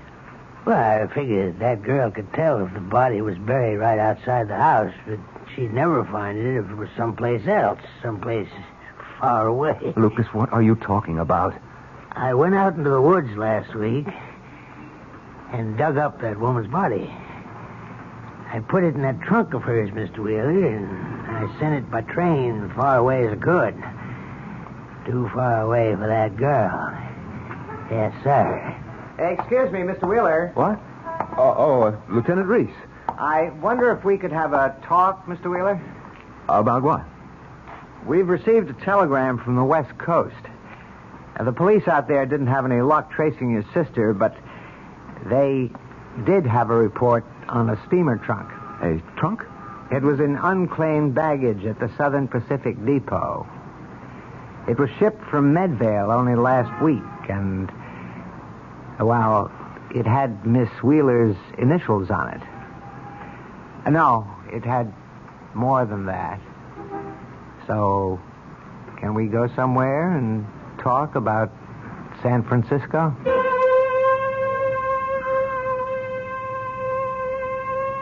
Well, Iris Lloyd is back in her own bed tonight, and her dreams will probably be peaceful.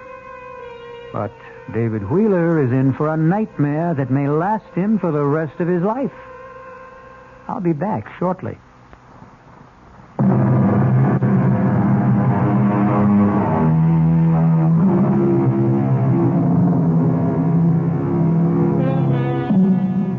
Do you think you have clairvoyant powers?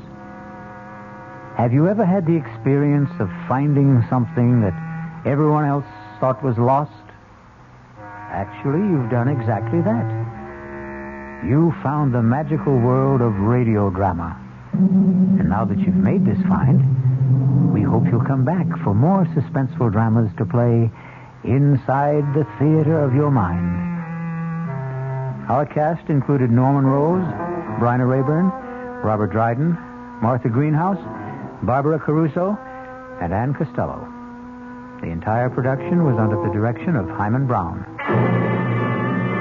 Now, a preview of our next tale. All right, Mr. Thompson, I'm a human being, too, and I guess if I got a letter telling me that I was rich, I wouldn't go into mourning. I'd probably go out and celebrate. That's why I wanted to see you, to suggest arranging that happy event without the slightest trouble on your part, without any obligation until you're completely satisfied. Now, in a short time, you'll receive another letter from Johannesburg informing you of the sad news that your cousin, Mr. Well, I still won't reveal his name. Let him remain anonymous. That'll make your decision a great deal easier, I'm sure. What decision? The decision to inherit his estate. This is E.G. Marshall inviting you to return to our Mystery Theater for another adventure in the macabre. Until next time, pleasant dreams.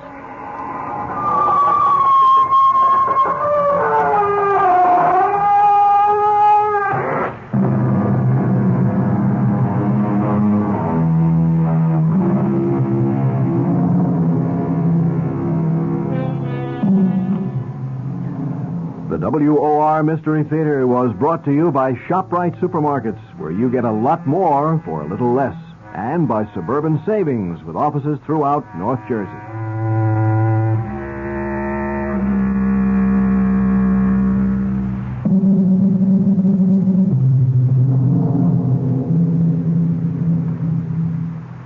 The preceding Mystery Theater program was furnished by the CBS Radio Network. Join us tomorrow night for another Mystery Theater presentation at 5:05, right after the 5 o'clock news. WOR New York, your station for the Mystery Theater.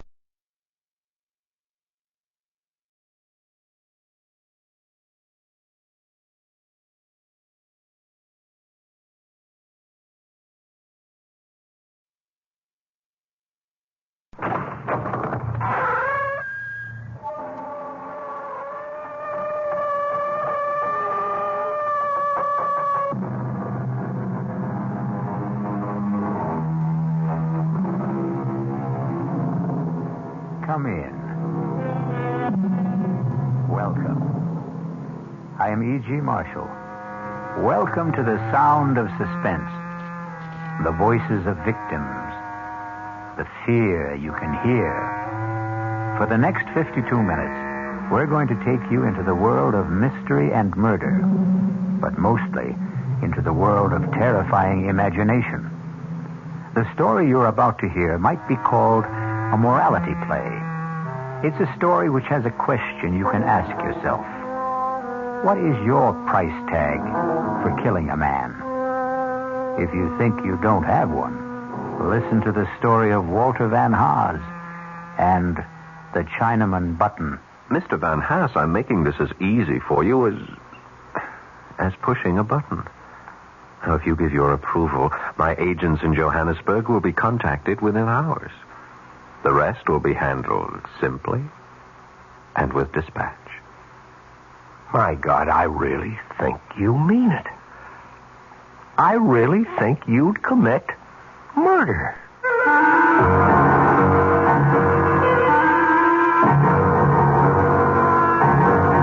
Our mystery drama, The Chinaman Button, was written especially for the Radio Mystery Theater by Henry Slessor and stars Paul Hecht.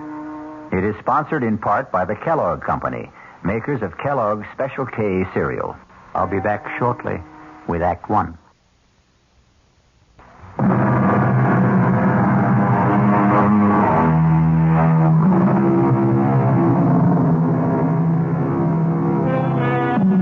And now, Act One of The Chinaman Button. But it does not begin in China. It begins in New York City, on the executive floor of a bustling advertising agency. Good morning, Mr. Fish. Good morning, Susan. How have you been? How is Hawaii? Oh, just great. Oh, you look office. My partner get in yet, or is he goofing off? Oh, no, Mr. Michaels is in his office. He's been there since 8 o'clock. Oh, don't give me that. I'll bet Lou hasn't been in the office before 10 since I went on vacation. Well, what do you know? There you are, just like Susan said. Hello, Phil. Welcome back. How do I look? Fat and sassy? 3 weeks in Hawaii. Luau every night. Plenty of rum and pineapple. I figured I gained 10 pounds. Well, it looks good on you, Phil. No kidding. What is this? What's the matter with you? I'm nice and brown. You're white as a sheet. You look terrible. Lou, are you sick or something? No, I'm okay. I'm fine. You look like you've been sleeping in the office or something. Well, let's hear it. There's some bad news, right?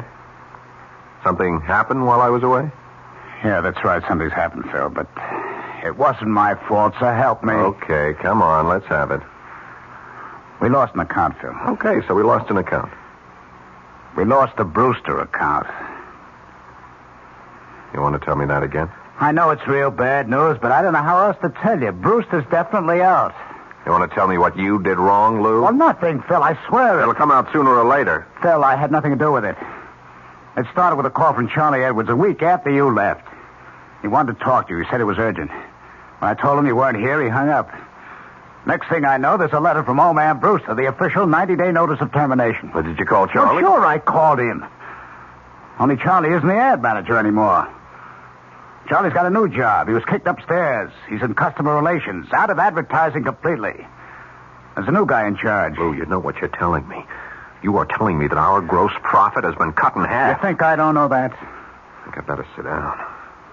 The new ad manager's name is Walter Van Haas. $6 million in billing just like that? Charlie said the whole thing was his fault. Whose? Walter Van Haas, the new ad manager. Charlie says he started the whole thing, but I never got the full story. Charlie's been too busy in his new job to talk to me. Give me that phone. Yeah, sure, Phil. Charlie is not going to be too busy to talk to me. I haven't been kicking back $10,000 a year to Charlie for him not to talk to me.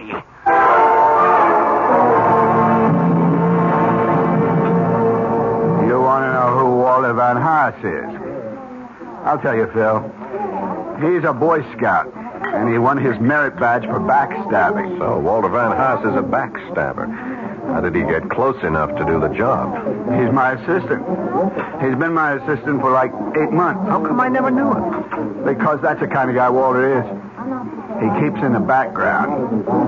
He's a mouse, Phil. A $200 a week mouse. Only this mouse roared like a lion, right? 2 weeks ago, he came running into my office with a box full of invoices. It seems he was conducting a private investigation, Phil. Can you believe that guy? He was checking into all the supplier bills you guys sent over. He was actually checking out every engraver, every stat house, every printer, every artist bill. Phil, he found overcharges like 50, 60, even 100%. You were his boss, Charlie. Why didn't you tell him what to do with his invoices? He thought I'd be shocked. He wanted us both to go to old man Brewster and expose your agency. That's when I did the only sensible thing. And what was that? I offered him part of my take. A third of it. Phil, he practically turned blue when I offered him that money. Him take a bribe, the Honorable Walter Van Haas. Are you kidding me? It could have been the whole $10,000, and it wouldn't have been enough. It was a matter of principle. You dig? No, I don't. He didn't tell Brewster about my offer. He wouldn't rat on me. That was part of his code, too, but he did tell the old man about the phony charges. I couldn't stop him.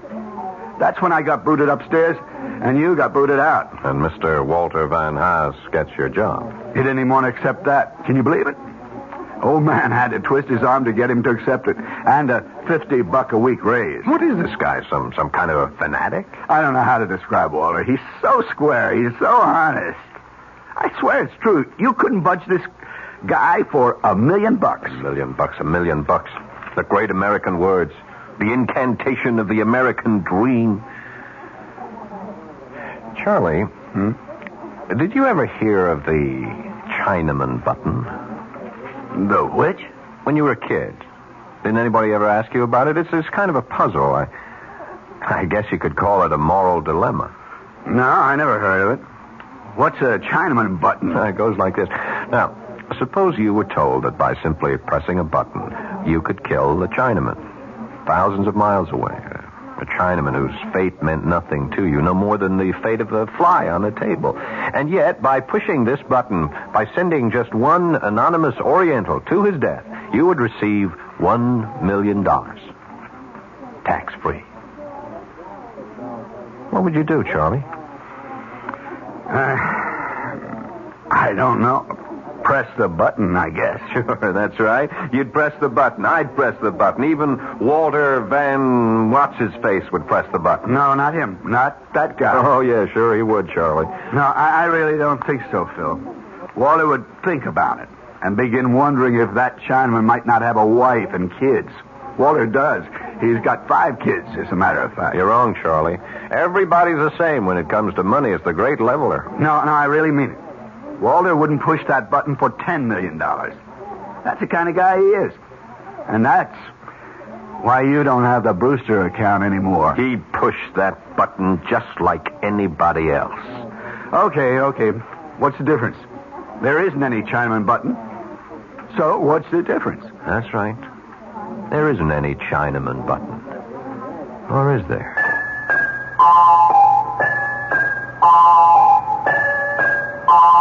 I don't get you, Phil. What's all this talk about a button? I didn't say there had to be a button, Lou. Not literally. Or a Chinaman, for that matter. Van Haas sounds Dutch. How about a Dutchman? What are you talking about? I think he drank a little too much at lunch. He wouldn't be so high and mighty once he pressed that button, would he? That would knock his halo off. What? Which is worse, Lou? Taking a kickback or killing a man? Oh, come on, Phil. Will you talk sense? We'd have him right where we want him. We could call the shots then, Lou. We can get Charlie his job back. We might even get our account back. Oh, for Pete's sake, Phil, will you tell me what you're talking about? Better. I'll show you what I mean. Only first, I gotta compose a letter. A letter to who? Don't rush me. This has got to be done right. We're going to have to print up a special letterhead, something that really looks authentic. Somebody in the art department can do that. But what for? Yeah, let me use that portable of yours. We'll have to find one of those services that post letters from overseas. Dear Mr. Van Haas, you're writing this guy? Yep. Well, what are you going to say to him? I am going to offer him the American dream, Lou.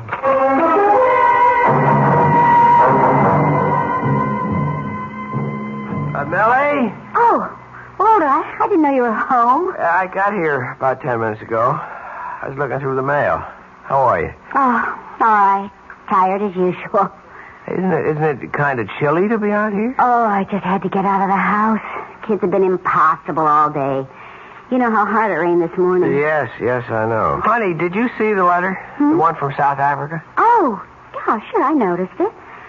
Say the stance, will you? Peter wants it. Yeah, Millie, do you know what the letter's about? No, can't imagine.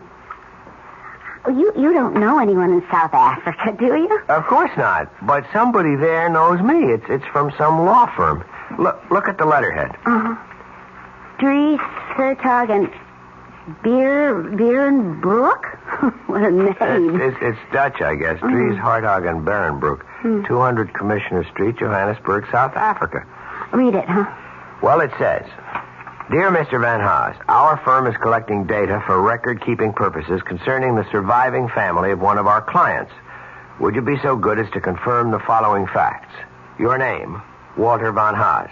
I can confirm that, all right. Well, go on. Read the rest. Your father's name, Benjamin Van Haas. Right again. Your mother's name, Sylvia Reach. I didn't know your mother's name was Sylvia. She always hated the name. That's why she called herself Sally. Anyway, now let's see. Paternal grandparents, Jan Van Haas, Elsa Voort. If the foregoing facts are not correct, would you kindly advise us by return mail? Well, I just saved some postage anyway. Is that all it says? Now, just one more sentence. If these facts are correct, there is no need for further communication. Thank you for your attention to this matter. Yours faithfully, L. something or other. I can't make out the signature. For heaven's sakes, Walter, what do you suppose it means? I haven't the faintest idea. Maybe I've got a rich uncle in South Africa. Maybe he owns one of those diamond or gold mines. Oh, if only. Tell him to send us a couple of diamonds fast. Maybe we could start looking for a new house. If I don't get out of this cheese box soon, I'll just go out of my mind. I'll settle for a couple of gold nuggets. We can melt them down and use them to fill Elsa's teeth. That ought to cut down that dental bill. Look, why don't you write to those people in South Africa and ask them what it's all about? Well, you heard what the man wrote. If these facts are correct, there is no need for further communication.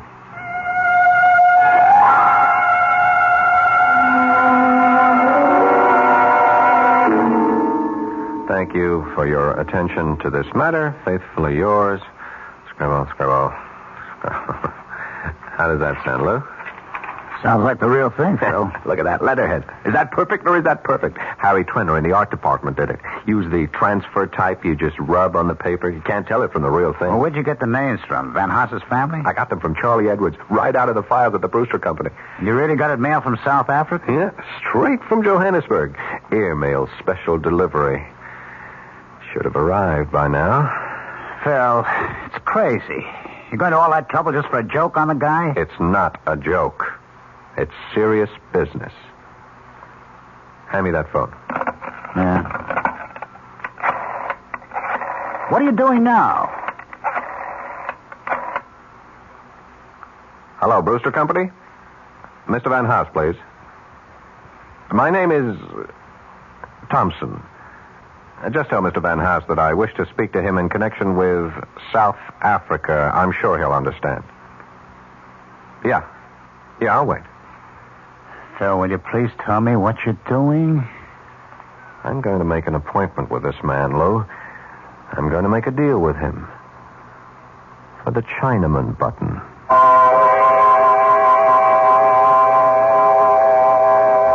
Phil Thurston seems to have invented his own Chinaman Button.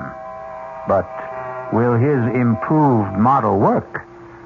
It all depends on Mr. Walter Van Haas. We'll return shortly with Act Two.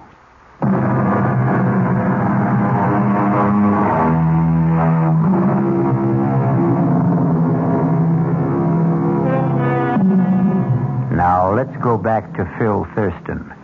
Or rather, let's go back to Mr. Thompson, since that's the name Mr. Thurston used to make his reservation at the Ebb Tide Restaurant in downtown Manhattan. Nice of you to come all the way downtown to meet me for lunch, Mr. Van Haas. That's okay. I'm sorry I don't have a permanent office, so a place like this is convenient for me. You still haven't told me what business you're in, Mr. Thompson. I would have come to your home for this meeting, but I didn't want to disturb your wife and children. You do have children, don't you? I sure do. 5 of them. How old are they? Stepladder. 2, 4, 6, 8, 10. That's a lot of mouths to feed. Yep, and teeth to fill. Yes, I don't doubt it. Did you say that you were with that law firm in Johannesburg, Dries Hartog, and... Sorry, I can't remember the last name. I'm not sure I could pronounce it if I did. Your family is Dutch, isn't it? Yeah, my grandparents were Hollanders, but the rest of us are strictly Yanks. Well, the answer is no. I don't come from the attorneys in Johannesburg, but I wanted to talk to you about their letter. Frankly, we couldn't figure it out, Millie and I. That's my wife. I don't remember having any relatives in South Africa, and neither does my father. Oh, your dad's alive, then? Yes, he lives in Allentown. I called him, but he didn't have any answers. Well, maybe I can help. You see, there is a relative, but a very distant one of those cousins 4 and 5 times removed. What's his name? Well, it wouldn't mean anything to you if I told you. Yeah, but you do know his name. It is my business to know such things. Well, that brings us back to the original question, doesn't it? About what business you're in. The person who told me the name of your relative was a clerk in the offices of Dries, Hartog, and Berenboek. He works for them, but you might say that he's on my payroll, too. I don't think I understand. He's the one who informed me about the letter that was being sent to you and why it was being sent. Is there any reason why you can't tell me my cousin's name? I'd rather not. I think you'll understand why later. But I will tell you something about him. Fine. He left the Netherlands with his family when he was very young. He's lived in South Africa since. He's in the diamond business. Well. He's a widower, he has no children, and he's rich. He is very, very rich. And at the moment, he has only one traceable heir. Wait a minute. You mean that I actually do have a rich uncle in South Africa? No, I said cousin. But that's incredible. I mean, Millie and I were kidding about it. We even said that he might be in the diamond business. Oh, he is, very much so. And are you saying that I'm his only heir? That's correct. Well, If there was the possibility of some kind of inheritance, why didn't the lawyer say so? Simple enough. There was nothing to say. What? The attorneys were only performing a routine function, putting the gentleman's will in good order. Undoubtedly, they'll have to redraw the will sooner or later in favor of a closer relation, such as a new wife. A wife? You see, this rich cousin of yours is only 41 and in excellent health. How old are you, Mr. Van Haas? 43. So that's all there was to it, just a routine inquiry. At the moment, that's all there is to it. Well, I'm not surprised. I never did believe you get something for nothing in this world. I said at the moment. What do you mean? Mr. Van Haas, you don't know this man in South Africa. You don't know the first thing about him. In fact, he means nothing at all to you. I guess so. And the only way he could mean something to you is by dying, isn't that right? Well, that's a rough way of putting it, but if you mean that he won't benefit me until his death, I guess that's obvious. Now, what if I told you that this man will be dead in 2 or 3 days, and that his entire estate will be yours? I thought you said he was healthy. Well, I'm just asking how you would feel. Sorry for the guy, I suppose. Sorry about a man you don't know. Well, he's a human being. I see. Mr. Van Haas, did you read the newspaper this morning? Yes, I did. You looked at the obituary page? Yeah, briefly. Did you feel sorry for all the people whose death was reported? Did you feel any real sorrow for them?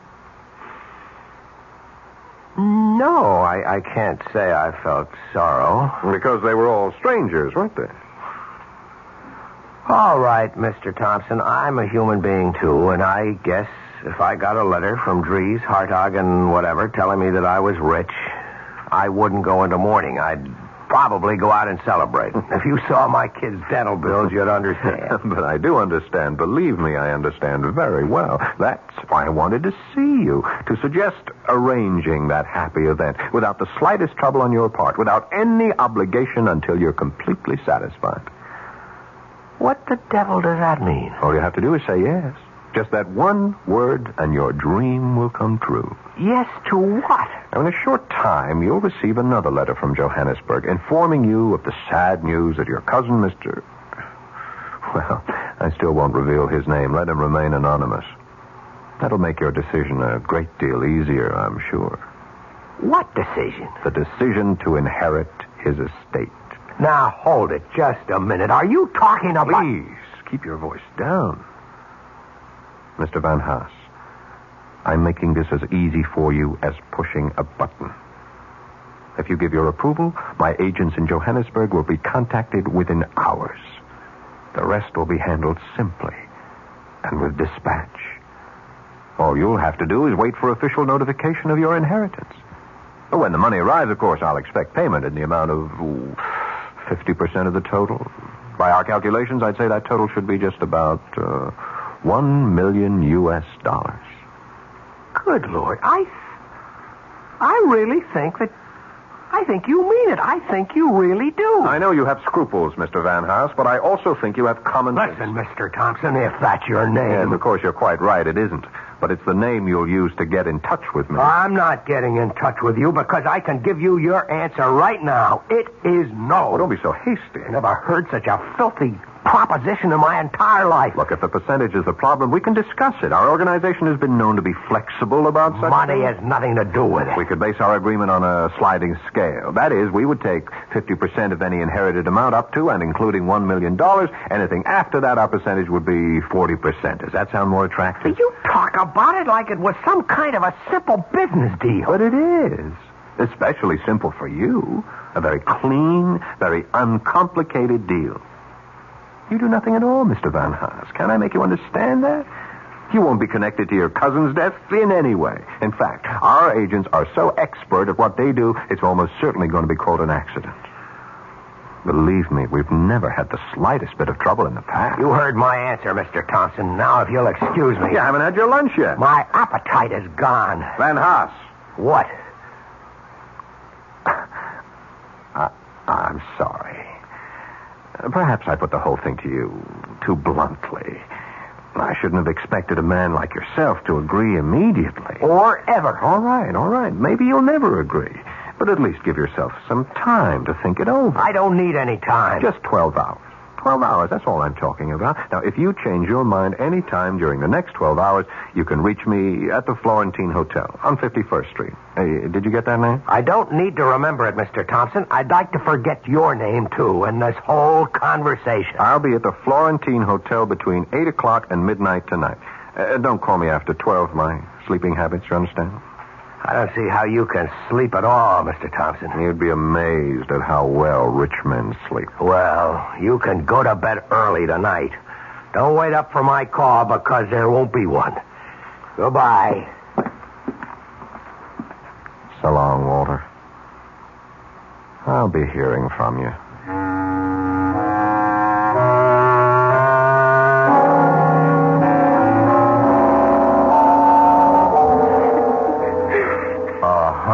Honey, cut it out. Stop it. No. Tell me what the matter is. Nothing. It's nothing. It's got to be something, Millie. Are the kids okay? Yes, they're all right. It's pretty quiet in the playroom. Well, that's because I packed the twins off to Mother. They were getting out of hand, Walter. I just couldn't stand it anymore. Okay, fine. And I'm sure your mother is delighted. No, she isn't. Maybe she used to be when she was younger, but she's getting too old for that sort of thing now. Maybe I'm getting too old, too. Come on, what are you talking about? I'm 41 years old, Walter. Sometimes I feel like 141. You know what's wrong with you? You're not eating right. You're eating like a bird these days. Well, that's practically all I can afford to buy these days. Bird food. I didn't mean that, Walter. Honest, I didn't. I know you didn't. I know it. Look, honey, I wish you'd see Dr. Julian and have him check you over. Walter, I did see Dr. Julian. You did? When? This morning. I didn't know you were going. Well, I didn't want you to know. Not until I was sure, anyway. Sure about what? Hey, you're not sick, are you? I mean, did he find anything serious? No, I'm not sick. I'm pregnant, Walter. What? You see, I'm not over the hill after all. I can still make babies. It should be some sort of comfort, shouldn't it? A baby? Dr. Julian shook his finger at me and said he was going to call you sometime and give you a lecture on the population explosion. Well, that's just great, honey. No, Walter, it's not just great. Oh, honey, don't pretend to be happy about it. I just can't be. Well, it's not the end of the world. Oh, that's right. It's a beginning, isn't it? That's what Mother said when I told her. She's always said that, even with the first one, with Peter. 10 years ago, almost 11.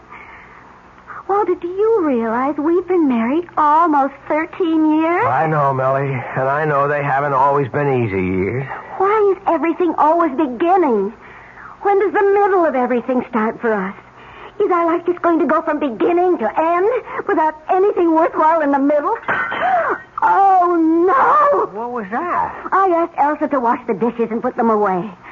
Oh, I better get in there before they're all broken. Millie, we have to talk. After dinner, all right? I haven't even started it yet. I'm sorry. It's all right. I've got some work to do anyway. Or some thinking anyway.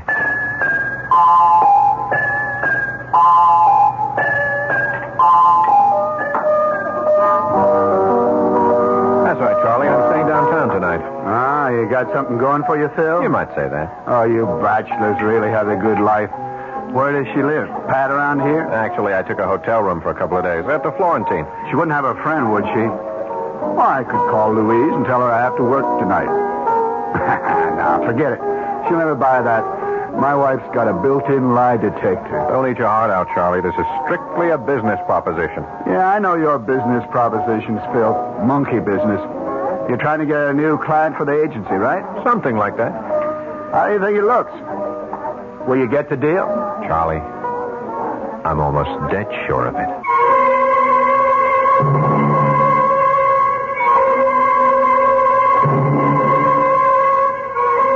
Will Walter Mr. Van Haas press the Chinaman button? Would you press it? To make $1 million? Before you answer, wait until we return with Act 3.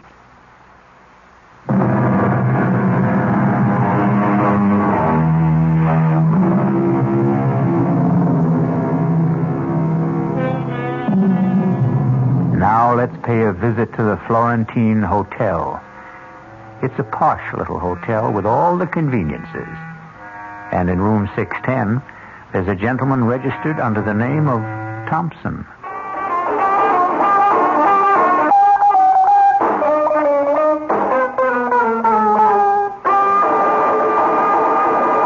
That was a request for the gang of the Williamsburg warehouse. And now here's the time of weather check. It's exactly 40 minutes past the hour.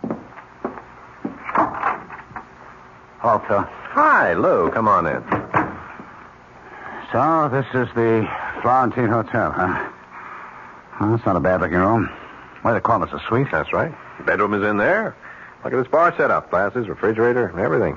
It's nice. Very nice. You want a drink? All I got is vodka. Oh, no, thanks. I'm strictly a Scotch man. You know that. Sorry about that. That's okay. I'm not staying long. I'll just leave the layouts and the reports for you to look over. We can talk about them in the morning at the shop. Relax, Lou. Your wife knows you're working late tonight, doesn't she? Yeah, she knows. Well, sit down. Take it easy. Look, I got some orange juice. I can make you a screwdriver. No, thanks, Phil. Guess I have to drink alone, then. Well, aren't you going to ask me about your friend, Van Haas? What about him? I told you I was going to see him today, or rather that Mr. Thompson was going to see him. Did you? That's right. I saw him for lunch and told him the whole story about how easy it was for him to become a millionaire just by pushing the Chinaman button. Or maybe I should have called it the Dutchman button. Did he believe it, Phil? All the way. But did he go for it? I mean, about having the guy in South Africa killed. No, he wouldn't go along. So Charlie was right. He said no because he was scared. He was afraid that he was getting into something too deep for him. Well, maybe that wasn't it, Phil. Maybe he is the kind of guy Charlie says he is. Maybe he was that kind of guy, Lou. And that was before he ever got really tempted. A lot of people are honest because they never had anything worth being dishonest about. Am I right? You don't think much of people, do you? I think people are people, that's all. Open your eyes, Lou.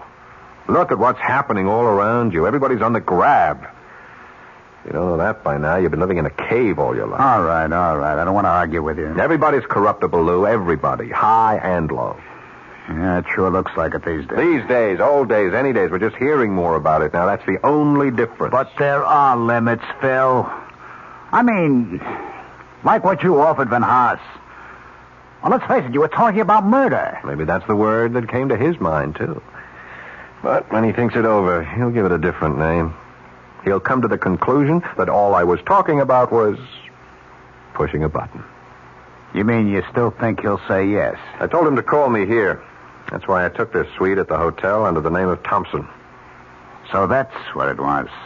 And I figured, I don't know, that you had some chick you didn't want to know your right name. I told Van Haas to call me here any time before midnight, in case he changed his mind. Before midnight. It's almost 11 o'clock now. That's right. Well, why did you give him a deadline? Because he needs one. We all need one, or we postpone things forever. Phil, I don't think he'll call. Why not? I think the guy's already made up his mind. Oh, no, he hasn't. He's watching the clock right now, just as we are. He's watching those hands move towards 12, thinking about how simple it would be to pick up the phone and call. You see, that's the beauty part of the whole thing. The simplicity. You remember that old camera slogan? You press the button, we do the rest.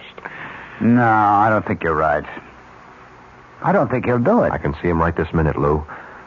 Maybe he's in bed, looking up at the ceiling. Maybe he's locked himself up in the study, and he's telling himself all the reasons why he shouldn't say yes. Then he wonders if he's really fair to make the decision all by himself. I mean, there's his wife, too. He remembers all the little deprivations, all the promises he made to her when they were younger, those trips to Europe, the mink coat. And then there are the kids, of course. 5 kids, Lou. Think what that money would mean to them. He's really moved by the thought of the kids. You know, Maybe I'll have a drink after all. He's not thinking of himself, of course. No, he doesn't count. The things he would like to do, the places he wants to see, or that car he wants to own. You ever know a man who didn't want some car he couldn't afford? Yeah. And then there's that nice, smug feeling of security he could have with that pile of money swelling with interest in some bank that never thought he was worth more than a calendar at Christmas. Well, maybe he is thinking all that, Phil, but just the same, I don't think he'll call.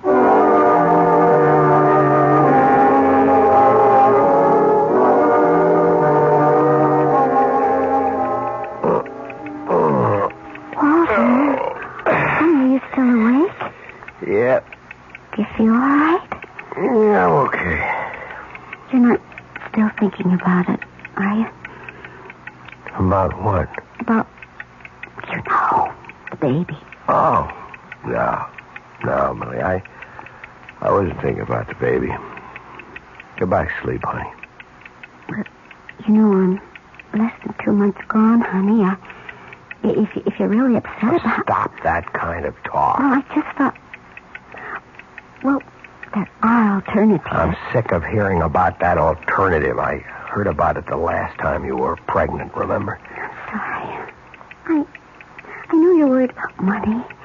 I know all the debts we have. We'll get along. Honey, you're not angry with me. No, I'm not angry. I'm just restless. I've got business worries. Can't turn my mind off. Why don't you read a while? The light will keep you awake. Well, I'll go to the living room. Walter? Yep. I love you. I love you too, Millie. Listen to that clock. Why do cheap clocks have to tick so loud? Yeah, we've got to get ourselves an electric one, maybe one of those digital clocks. Darling, they cost money. Yes. What doesn't?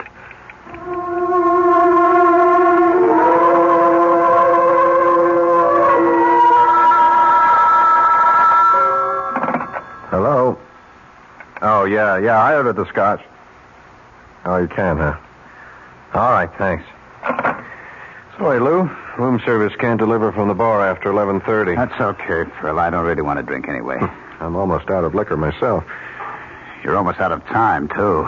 11:45. See, I just can't believe it. I can't believe that guy could be that stupid. Is that what you call it? Of course. I mean, who wouldn't jump at a chance like this? Lou, I'm making it so easy for him, so painless. Easier than scratching along on a paycheck shot through with deductions. Easier than bowing and scraping every day of your life to people whose guts he hates. You know old man Brewster. Can you imagine having to be nice to that guy every day? We did it. Yes. That's why I know. Phil.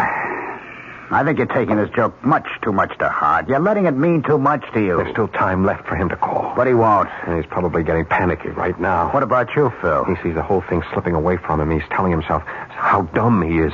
He's telling himself that the Chinaman doesn't mean a thing to Dutchman. him. He's telling himself that he's got a bigger duty, a greater responsibility to his wife, to his kids, even to himself. When you forget it, it's over. No concern of his what happens 7,000 miles away. He doesn't have to dirty his hands. All he has to do is call. You're lost, Phil. Why don't you admit it?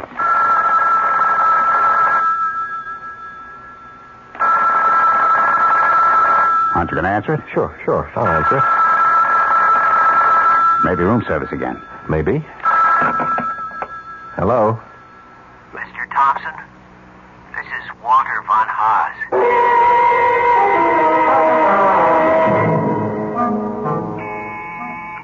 Okay, I'm coming. Who is it? Room service. Breakfast. Come on in, I'm starving. Yes, sir.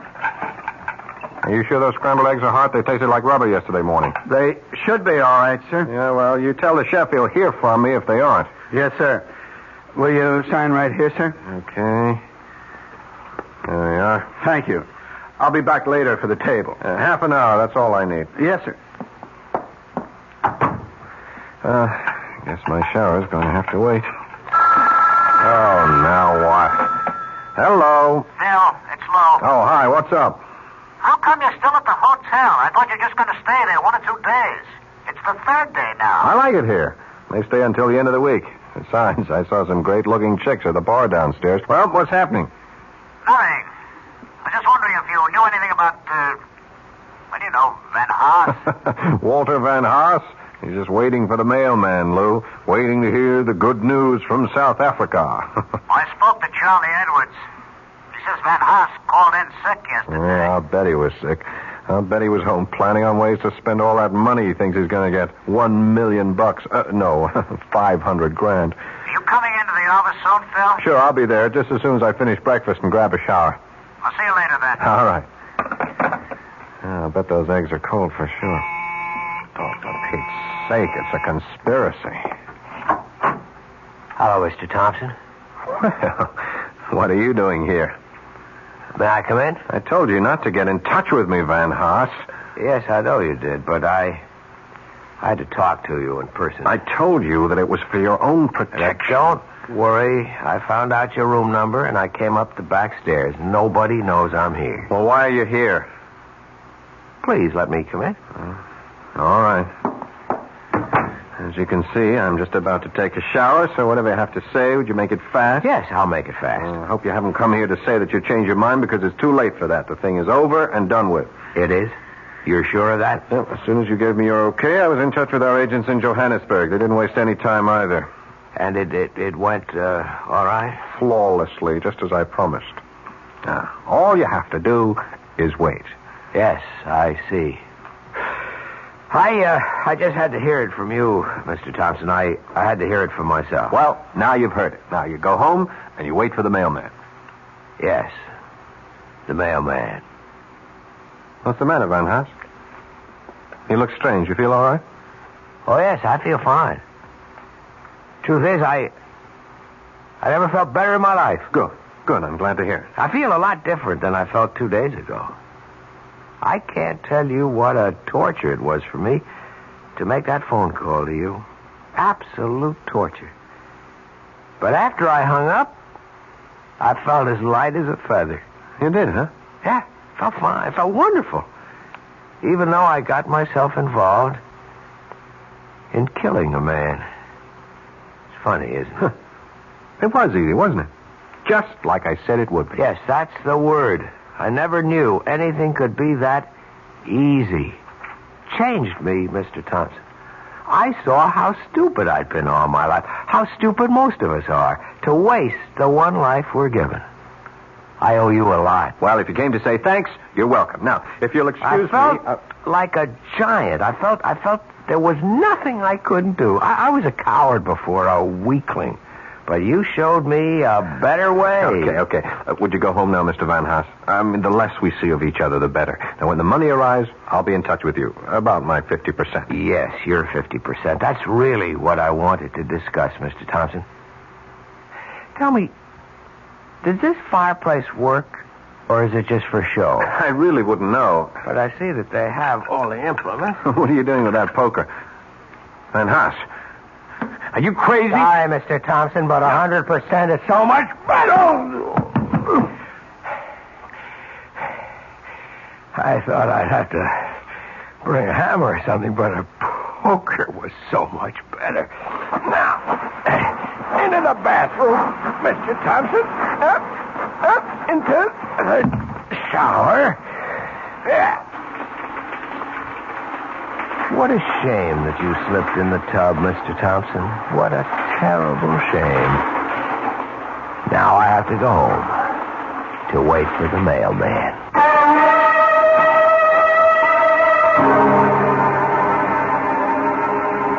There's an old saying. If you're going to dig a grave for a man, make sure you dig two. I'll return shortly.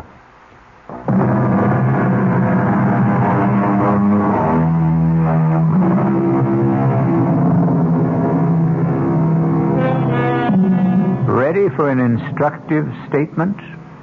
It goes like this. The wonderful thing about radio is that it can be enjoyed in complete darkness. And isn't darkness the natural medium for mystery? Our cast included Paul Hecht, Ralph Bell, Mason Adams, Evie Juster, and Will Hare. The entire production was under the direction of Hyman Brown. Now, a preview of our next tale. You know the saying, if you can't lick 'em, join 'em? Come on. I decided to join you, Jason, to do business your way. I want a certified check for $50,000. When I've finished, I want another 50. And you know me well enough to realize that I'm not going to give you $50,000 just because you asked for it. Not even to save your life? Are you trying to blackmail me, Harry? I'm trying to do you a favor. Your life should be worth at least $100,000. Before I agree, answer one question. Do you know who's going to kill me? I do. Who? Me. Radio Mystery Theater was sponsored in part by Anheuser-Busch Incorporated, brewers of Budweiser. This is E.G. Marshall inviting you to return to our Mystery Theater for another adventure in the macabre. Until next time, pleasant dreams.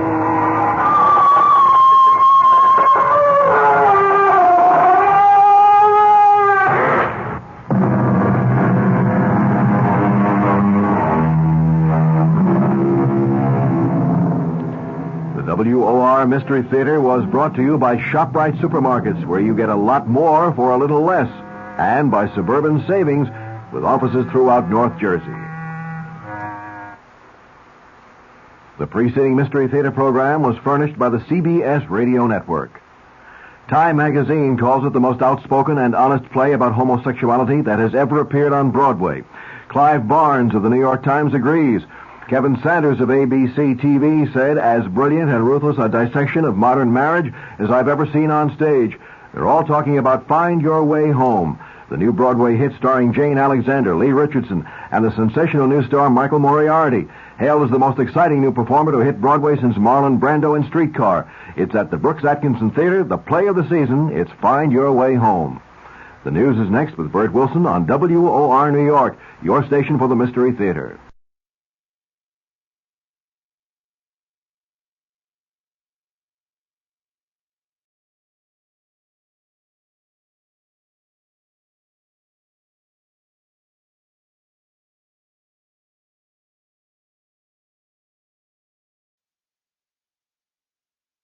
From the Mutual Studios in Washington, I'm Fulton Lewis, and that's the top of the news as it looks from here.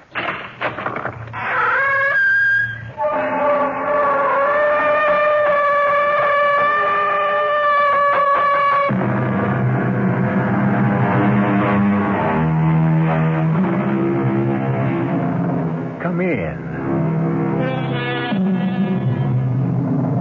Welcome. I'm E.G. Marshall. Welcome to the sounds of suspense, the fear you can hear. Vengeance is traditionally supposed to be the province of the Lord. But too often, individuals decide that they will take it upon themselves to mete out punishment to those who may richly deserve it. The results are almost always devastating. As witness? You ask me how we're going to kill him, Harry. We're going to shoot Jason Grant in the belly. Is that painful? Very. You don't like the idea? I like it so much, it scares me. Then it's a deal. You're with me? I'm with you. All the way. Have you thought about a place and a time for the execution? Yeah. You bet.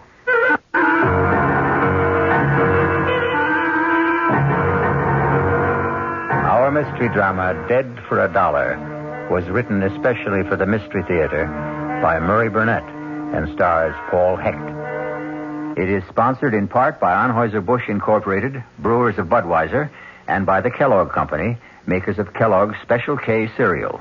I'll return shortly with Act One. Ever see a beer drinker pour his beer real easy down the side of the glass? Maybe you do it yourself. If so, the Budweiser brewmaster thinks you're missing something, especially if you're a Budweiser drinker. You see, Bud is brewed, so it will kick up a healthy head of foam. Exclusive beechwood aging and natural carbonation make it a lively brew. Well, anyway, pouring Bud plunk down the middle of the glass helps bring out the best in that clean white Budweiser foam and real beer aroma. It also helps you get the full benefit of a taste, smoothness, and drinkability you'll find in no other beer at any price. Remember, brewing beer right does make a difference. Next time, pour that Budweiser right down the middle and see for yourself. Anheuser-Busch, St. Louis. This is WOR New York, your station for the Mystery Theater. No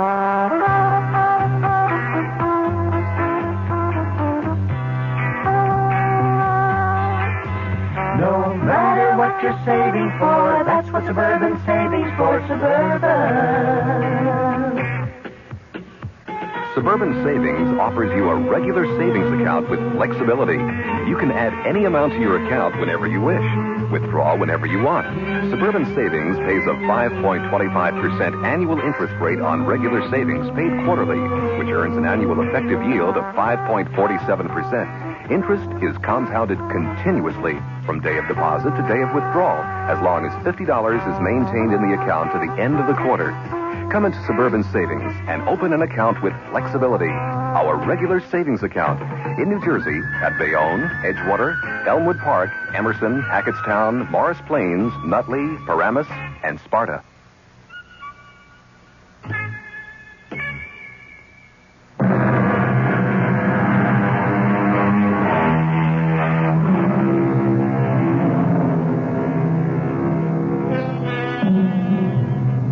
In today's world, the golden key to success is too often unfortunately attained through absolute ruthlessness and utter disregard of ethics, morality, and the rights of others. Jason Grant was a symbol of such success. A multimillionaire and a power in the world of international finance. Grant sat on a golden throne built on the ruin of many lives and many hopes. Along with his millions, Jason Grant had earned the hatred of more people than he bothered to remember. This day, two men in whom the fires of hatred burned sat in a bar. Another toast, Harry. Why not? To Jason Grant. May his soul rot in hell. Amen. How long has it been, Harry? How long has what been? How long have we been meeting in this bar and drinking the same stupid toast? Let's see. Denise divorced me in 69. I ran into you here about a year later, so I'd say 2 years, give or take a couple of months. What do you think Jason would say if he heard us? I'll follow you, Wen. Here we are, two men acting like a couple of sniveling school kids. Now, what do you suggest we do? Kill him. Just like that. Kill him as slowly and as painfully as possible. I want to hear Jason Grant screaming and begging for mercy, just like my brother screamed when Jason left him to bleed to death on the road to Busan while he bugged out to save his own skin. Yeah, I would be sure and get caught. So what? So what? Yeah, so what? We'll just tell our story to a jury. We can... That still doesn't give us the right to kill. Look, does Jason Grant deserve to die for what he did to you? It wasn't only breaking up your marriage. You and Jason were partners. And he not only stole Denise, but the business you built up for 11 years. I know what he did. So what did you do about it? Win, get off my back. If you're so dead set on killing him, why don't you go ahead and do it? Because I need you, Harry. For what? Look, Harry, I'm willing to go to prison. But I don't see any sense in walking in if there's a way of staying out. How am I going along with you? Help keep you out of jail. We'll give each other an alibi. We'll swear we were together when Grant is killed. Have you thought about how we'd do it? I have. You see this? Hey, put that away. You're so uptight. It's a gun I picked up in Korea. I figured I might have a use for it someday, so I kept it in good condition. Put it away. Harry, you asked me how we were going to do it. We're going to shoot him in the belly. That's painful. Very. You don't like the idea? I like it so much. It hurts. Then it's a deal. You're with me? I'm with you. All the way. You thought about a place and a time for the execution? Yeah. You bet. But, Harry, I need you to check some facts for me. If I can. Now, you once told me that Jason worked late every Monday night. That's right. He still does it? Not sure, but I guess he does. That's when we're going to do it. Late on a Monday night. He'll be alone. I'll walk in, shoot him, and walk out. Oh, I thought you really had something worked out. You can't go into the building at night without signing in and signing out. Who said anything about getting in at night? You just listen.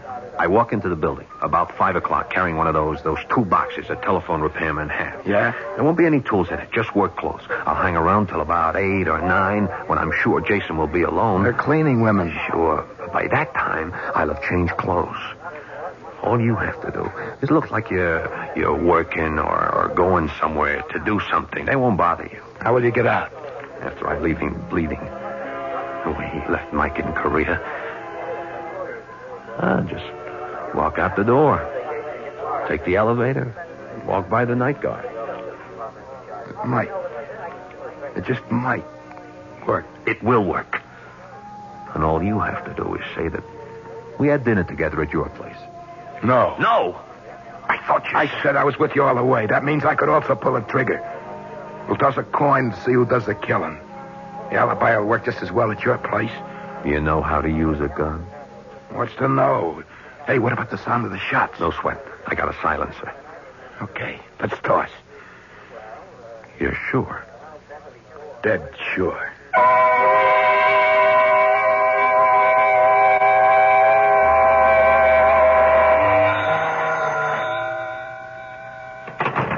Jason Grant's office. Mr. Grant, please. May I ask who's calling? Tell him it's an old friend. Well, I'm afraid that isn't... Tell him it's his former partner, Harry Tolan. Hold on a moment, please. Yes. Harry Tolan. Harry Tolan? Somebody's putting you on, Kay. Maybe. I've never met Harry, but he sounds as he would sound from what you've told me. Have I ever told you you're bright as well as beautiful? I think maybe once. Do you want to talk to him? Why not? He must be really desperate to call me. I'll enjoy listening to him sweat. Your pleasure is my only desire, sir. I think you've proved that. Thank you, Mr. Grant. Go ahead, Mr. Tolan. Jason? Yes, Harry. What can I do for you? You might ask what I can do for you this time, Jason. That will be the day. It is the day. I strongly suggest that you see me. You never strongly suggested anything. I'm all tied up, so you'd better let me hear it now. It's face-to-face, Jason, or it's goodbye. Goodbye. So long. Hold the phone. Do you have a number where I can reach you if I get a break in my schedule? I do indeed, Jason.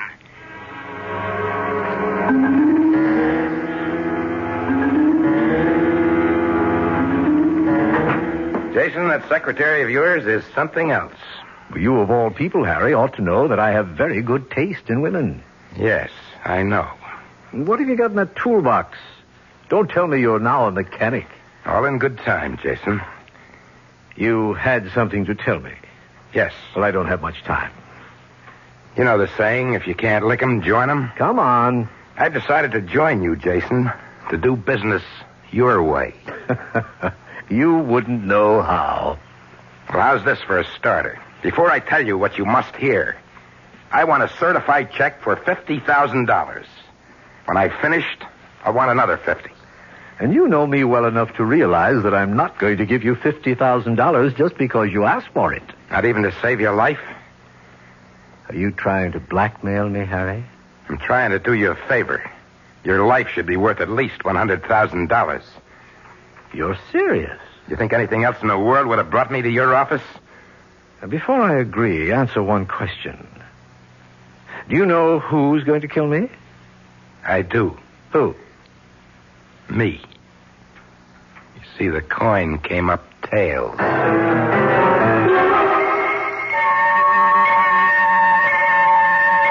The check will be here any minute. I suppose you start telling me about it. Suppose we wait for the check. You have changed. Here's the check. Certified as requested. Thank you, Kay. Not at all. Here you are, Harry. Now let's have the story. You remember Win Thomas? Who? Win Thomas. You served in Korea with him and his brother. Oh, yes, I remember him. He's never forgiven you for running off and leaving his brother to die. He's a damn fool. The kid would have died anyway. I had my own neck to save. He doesn't agree with you. Well, this isn't worth $50,000. And how about this? Put that gun down. It's Win's gun. We tossed a coin to see who was going to use it. On you. You're crazy. You're lying. Am I? You asked me about the toolbox I'm carrying. If you care to look in it, you'll find a repairman's uniform. I'm supposed to stay here tonight until you're alone. You still work late on Mondays, don't you, Jason? Yes. And I'm supposed to come in here and shoot you with a silencer you'll also find in the toolbox. You'd never get away with it. Maybe not. But Win's waiting at home right now, and he'll swear that we had dinner together. Now, how about the other 50? You've got about as much chance of getting that as you have of cashing the check I just gave you. What? Try it. It's certified. Not by the bank. We have a stamp here which looks authentic. Did you think you could really put something over on me? Yes, I see by your stupid face you did. Now get out of here before I call the police. They'll never believe you. I'll tell them. You'll tell them what? You see this? This is a tape recorder. Every word you said is right here on tape. Now, what do you think the police will say when they hear it? Your confession, if it's really true and not a con game. Now put the gun on my desk and get out. I thought I could play your own dirty game, but you're right. I can't. But I can still kill you. The tape recorder's still on. Would you like to check it? No. Put the gun down, Harry. That's right. Now beat it. I'll kill you. I promise I'll kill you. But if I don't, Win Thomas will. And that's something you'd better believe.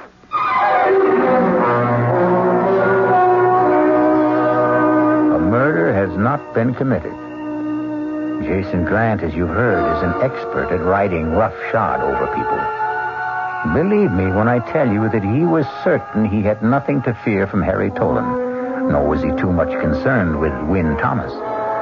We'll learn whether Jason judged his men correctly when I return shortly with Act 2. Hi, son. Hi, Mom. Hi, Dad. Hi, Junior. Kellogg's Special K presents Junior Gives Up. Junior, why aren't you eating your Special K? It's your favorite cereal. Oh, just 'cause. Just 'cause why, honey? Just 'cause Darla said some evil things about it. That's just 'cause why. Hi, Mom. Hi, Dad. Hi, Darla. Hi, sis. Hi, Junior. Darla, what did you tell Junior about his Special K? Daddy, all I told him was that Special K is good for him. Yeah, and anything that's good for me never seems to taste good. But, Junior, you already know that Special K tastes good. Who do I believe? Darla or my taste buds? What's that, son? Oh, nothing, Dad. Son, Special K is America's favorite high-protein cereal. It's got minerals, vitamins, iron, and all those good, nutritious things. But it got to be so popular over the years because it tastes good, too. You mean it's good for me and tastes good, too? Right, son. Right, Dad. Right, Junior. Right, indeed. Start your balanced breakfast with Kellogg's Special K. It's nutritious and delicious. Right, Dad. This is WOR New York, your station for the Mystery Theater. Now, ShopRite does the can selling ShopRite brand of vegetables and cans. For quality that you can trust, for tasty corn, asparagus, for peas and beans, at gourmet scenes, for beef that beat all other treats. The only vegetables that can compare at all with ShopRite brand are vegetables you feed yourself instead of picking off our shelf. Now's the time to shop at ShopRite can blast. Now's the time to stock up while the values last.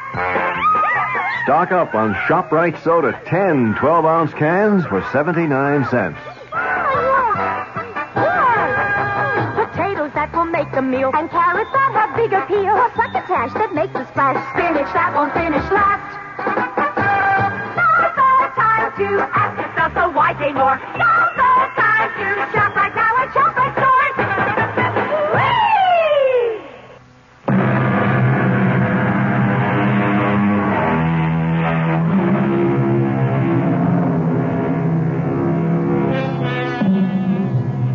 We've heard the ruthless ruthless side of tycoon Jason Grant. But we must also be fair and remember that Jason was a family man with a wife and a son and a mistress. As we continue, Jason Grant is sitting in his office later that same evening, Monday night. The door to his office opens, and his beautiful secretary, Kate Woodhouse, enters. Finished working? No, but come in and close the door. It's quite a gown. Thank you, sir. And I do mean you, since you were kind enough to pay for it. My pleasure. You, had me close the door. Are you expecting someone? Just Tony. Your son? Tony, yes. Oh, then I'd better get... Hey, what's this? A gun? Harry Tolan's. He was just here. He was going to kill me. You're putting me on. No, he really was. The fool. He actually thought he could get away with a stupid ploy like that. He had a whole story that I have on tape. You ought to put that gun away. Oh, no, it amuses me to leave it there. To remind me how right I was to get rid of him years ago. I only made one mistake, and that was marrying his wife, Denise.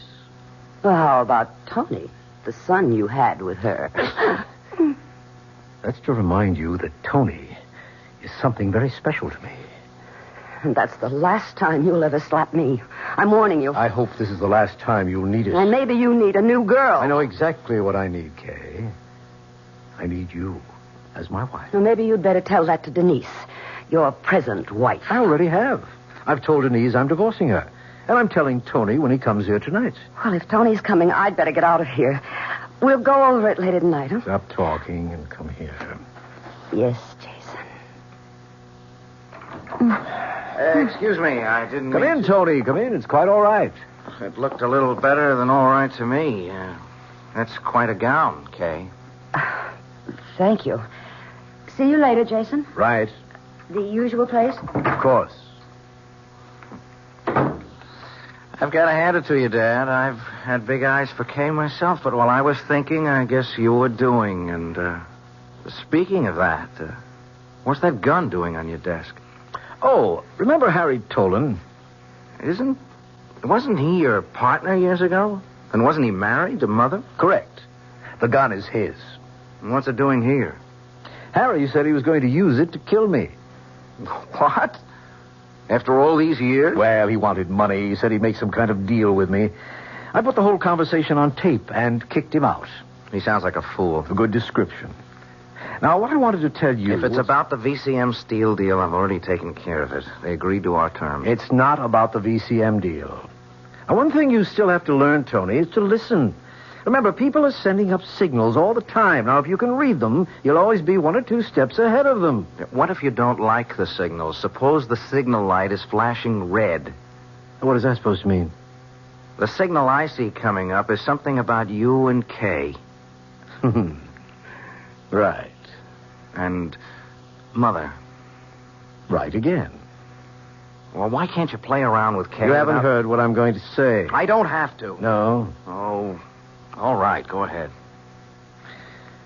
I suppose you must have known that for many years the marriage between your mother and me was a matter of convenience. Look, Dad. I know how you feel about your mother, and so I wanted you to hear from me first that we've decided on a divorce.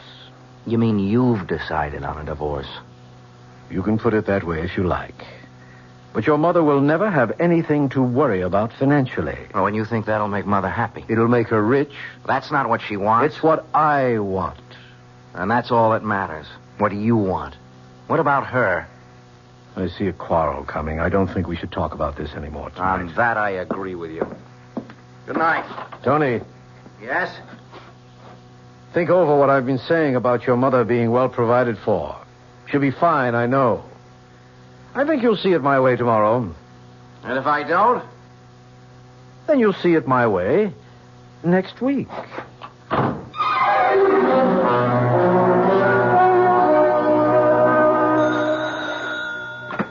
Yeah. When? Harry, where are you? What happened? I've been worried. I blew it. You what? I blew it.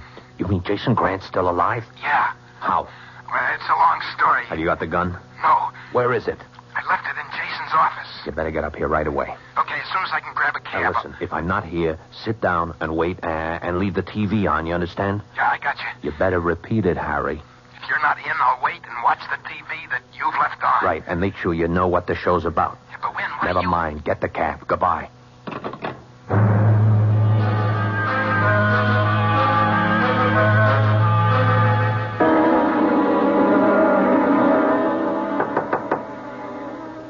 Mom?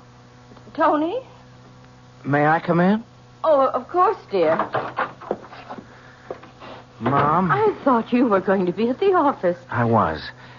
Dad told me. Oh. I know how you feel, and I'd rather not talk about it. Well, that's what Dad said, but somebody has to talk about it. Why? Because you don't just throw 18 years of marriage down the drain like... Oh, you'd be surprised how many people do just that. I was surprised. Honestly?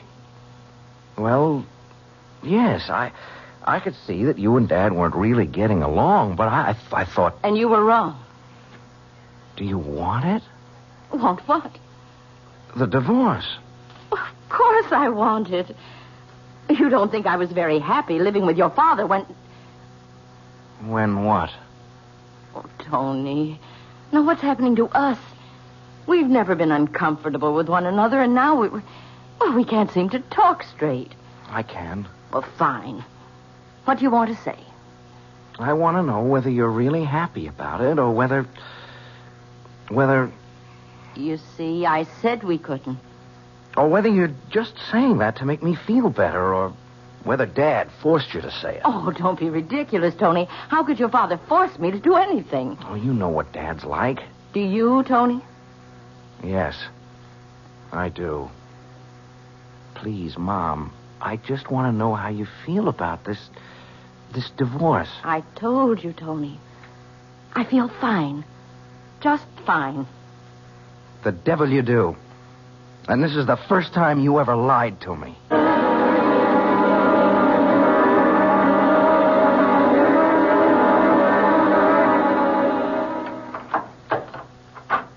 Who is it? What? Don't be a fool. Give me that gun. Give it to me. Don't. Maybe I was wrong the way I handled it. No. Please.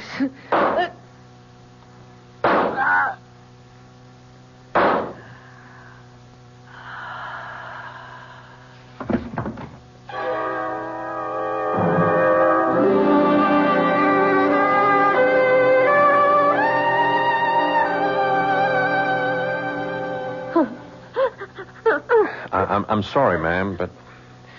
Well, there's just no gentle way to tell a woman her husband's been murdered. I'm sorry. I'm hysterical, officer, but I... No, it's Lieutenant, ma'am. Lieutenant Metcalf. Oh, Lieutenant, how can I help you? Just a few questions. But when did it happen? As near as the coroner tells us, around 11 p.m. How? He was shot several times with a revolver. Oh. Well, I don't have to ask much about Mr. Grant. Everybody knows about him. I just want to find out if there was anything different about last night. I mean about him or his actions. Oh, no, nothing. He usually worked late on Monday evenings. Last night was no exception. How many people knew about this Monday night habit of his? Just about everyone. It's been in the papers, and there have been magazine articles. Did he tell you about any special appointments that he might have had last night? No, he never discussed business with me, Lieutenant. You might ask his secretary. Miss Woodhouse? Yes. Yeah, that's being handled. Mrs. Grant, murder is a messy business, but I have to ask you this. How did you and Mr. Grant get along? Well, how do any married couple who've been with each other for 18 years get along? There have been rumors, and... I'm sorry. Yes, we were talking about getting a divorce. Whose idea was it was mutual, Lieutenant. We'd both gotten tired of being married. I see. Is your son in? Oh, I couldn't tell you. Have you asked the servants? Oh, they don't seem to know. Oh, I'm sorry, but Tony's young, and Well, he comes and goes as he pleases. Where do you think it would please him to go today? If he's heard the news, I expect he'll either come home or go to the office. Thank you. You've been most cooperative. I won't bother you anymore. Hello? Mom, are you all right? Oh, Tony, where are you? At the office. I rushed over as soon as I heard. There are cops all over the place. I didn't believe... Excuse me, Mrs. Grant. Is that your son? Yes, he's at the office. Who's that? Who's there? A police lieutenant. May I speak to... Well, of course. Just a minute, Tony. Mr. Grant. Yes. I'm Lieutenant Metcalf. Your mother seems to be in pretty good shape. I'm in charge of the case, and I'd like you to wait for me at your office. I'll be right down. But, Mom, I told you she's all right. We sent for a doctor, and you can go home as soon as we've talked.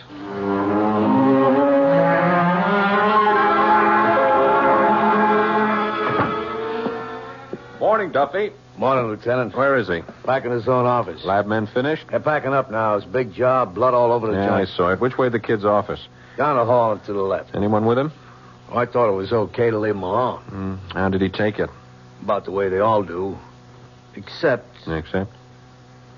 We kept repeating, I don't believe it, I don't believe it. And, seemed as if he really couldn't believe that his father had been murdered. Shock, maybe. Maybe. But from what I've heard about Jason Grant, he was a prime candidate for murder. Oh. Okay, Duff, you hang in here. I'll be right back. Mr. Grant. Who are you? Lieutenant Metcalf, homicide. I spoke with you on the phone. Oh, yes. Come in. I'm sorry, but I'm going to need your help.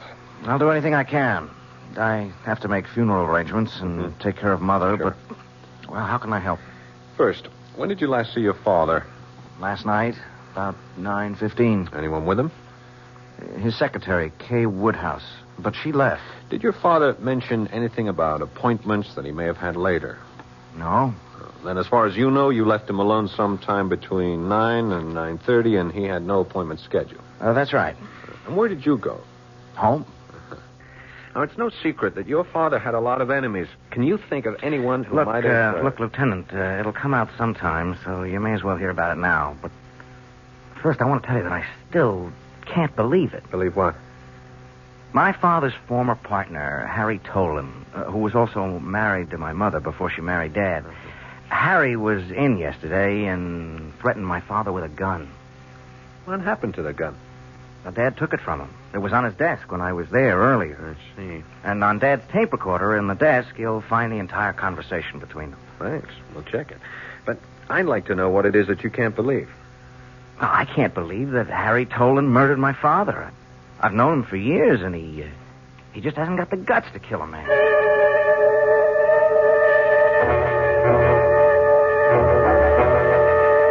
Why don't you leave me alone, Lieutenant? I never went back to his office.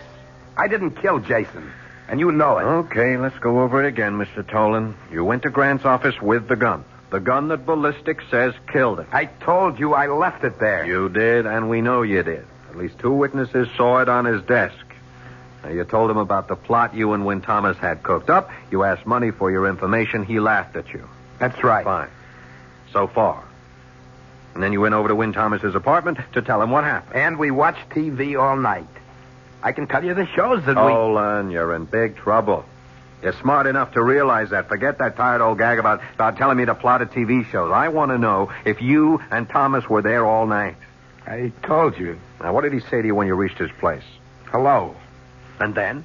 Then he offered me a drink, and he said something about the show that was on TV. You're a liar. You've been lying all the time. I swear. You swear? You're going to swear that you hatched up a plot to kill Grant, muffed it, came back, and you and Thomas talked about what was on TV? Come on, Tolan. Get wise and get yourself some help. Okay. Win Thomas wasn't there when I got there. He'd left the TV on. When did he get back? About midnight. Just about.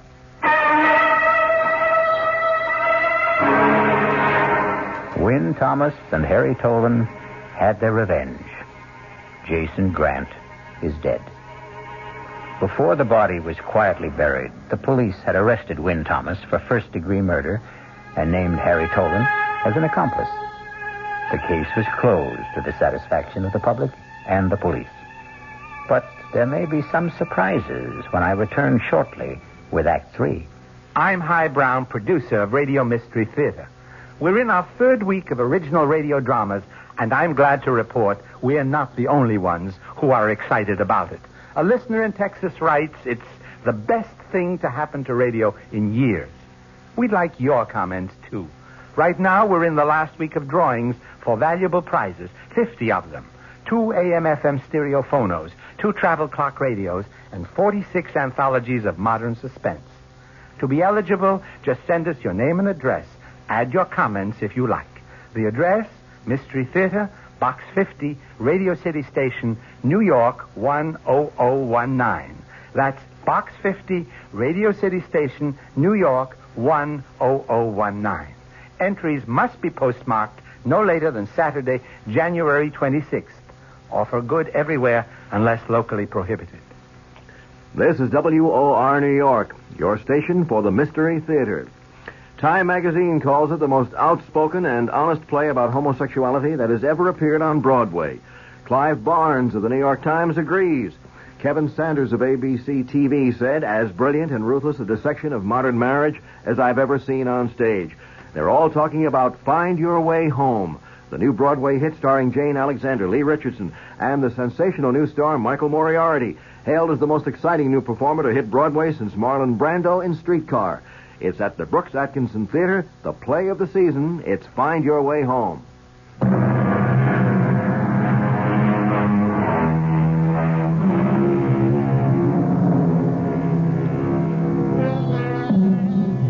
Jason Grant's death made headlines for 2 days. His funeral made the bottom of page 1. And then Grant was just about forgotten. To Win Thomas and Harry Tolan charged with his murder, Grant was still an important part of their lives. He was also much in the thoughts of his widow Denise, his son Tony, and in the report of Lieutenant Metcalf. Report from Lieutenant Metcalf, Homicide, 11th Precinct, on the murder of Jason Grant, to the office of the District Attorney. 1. An elaborate plot was hatched, then botched, and it will be our contention that Win Thomas went to Grant's office to finish it off. Although we can place him at the building at the time of the murder, we cannot put him inside the office. 2. We know the gun was there and the silencer. Why then did Thomas use towels from the men's room to muffle the shots? 3. Why didn't he follow his own plot and change clothes and take the toolbox with him as planned instead of leaving it for us to find? 4. If Thomas was the killer, why didn't he take the gun with him instead of leaving it for us to find? 5. Ditto the tape recording, which Tolan admits having told Thomas was made earlier that afternoon.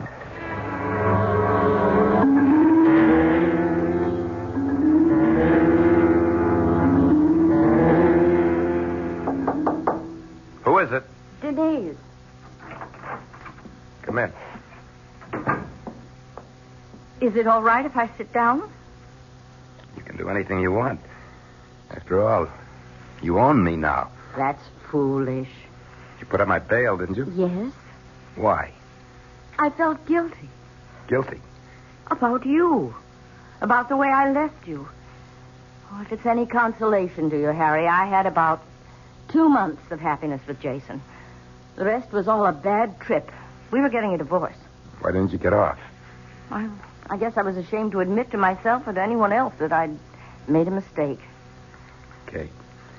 And that's why you put up the bail bond money. Partly. The other part? I know you, Harry. I lived with you. You're not a murderer.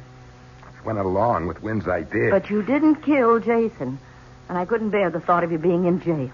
What about Wynn? Well, I wasn't married to Wynn. Well, neither was I, but I've done just as good or as bad a job on him as you did on me. I don't understand. I told you I went along with the idea. Part of which was that we would alibi each other. I tried, but I messed it up. I let him down. Would you like me to post bail for him, too? Would that make you feel better, Harry? Yes, it would. Where's the phone?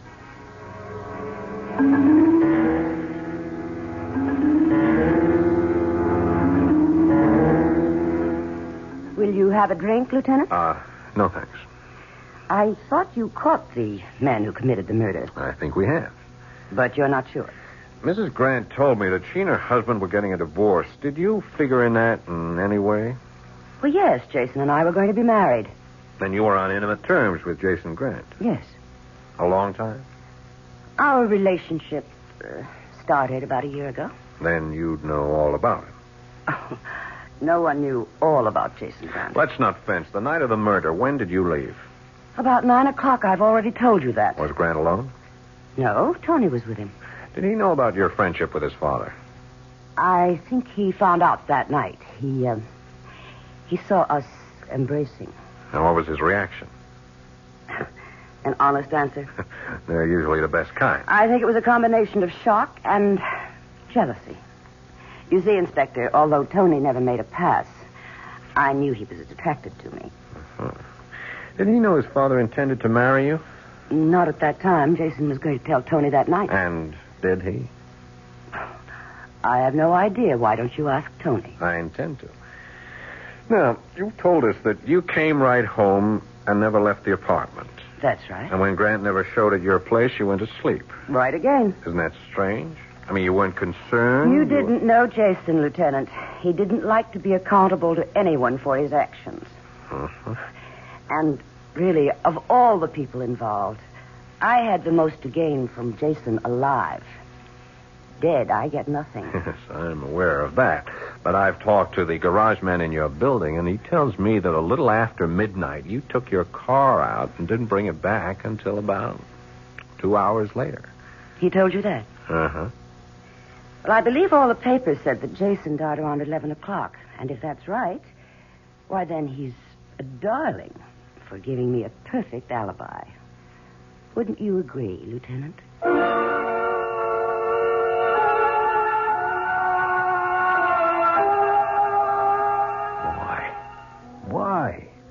Why would she put up bail for me?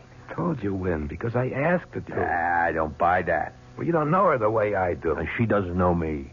Nobody puts up that kind of money for a stranger, no matter what she tells you. How does she know I won't skip? She took my word for it. I don't buy that either. All that talk about how she felt she had done you wrong and the guilt she said that she was... Of course. Why didn't I think of that before? That's it. What? Guilt. That's the key word. Guilt. She feels guilty because she killed Jason. Are you crazy? I'm just getting smart. She said Jason was divorcing her. Didn't you tell me she said that? I said they were getting a divorce. Sure. We both know Jason. If he divorced her, he was through with her. She'd never get a cent from him. He'd fix it with his attorney so that she spent the rest of her life chasing him for alimony or a settlement. She couldn't face up to that, so she killed him. What are you doing? I'm calling Lieutenant Metcalf. Now, you listen to me. You say you didn't kill Jason. I don't know who killed him if you didn't, but I know one thing for sure. Denise didn't. And I'm not going to let you throw her to the wolves to save your own skin. That's a noble speech, Harry. Particularly coming from a guy who threw me to the same wolves to save his own skin. You can't make me feel any worse about that than I do. That's one of the reasons she put up the bail. I told her how I felt about letting you down. Yeah? Yeah. Listen, she's got all the money in the world. She can hire great lawyers. They'll be sure to get her off. We can testify about what a louse Jason was. She's still attractive. She's got everything going for her. I don't care what you say. She didn't kill him. And you're not going to let me call Lieutenant Metcalf. That's right. Sorry, Harry.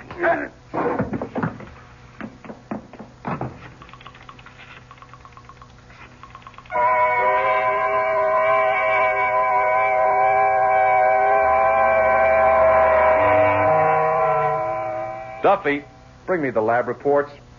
Again, Lieutenant? You heard me. Coming up. Want some coffee with him? No, just the reports. Here they are. You know what you're looking for? Nope. The call from Wynn Thomas made a lot of sense. You think so? When she put up the bail, she had a motive. We got no one who'll swear she stayed home all that night. Yeah, we got no one who'll place her at the murder scene either. How about Win Thomas? Why don't you think he did it? I didn't say he didn't do it. It's just that there are a lot of loose ends. And I hate loose ends. Hey. You got something? Look here. From the coroner's report. Here, look.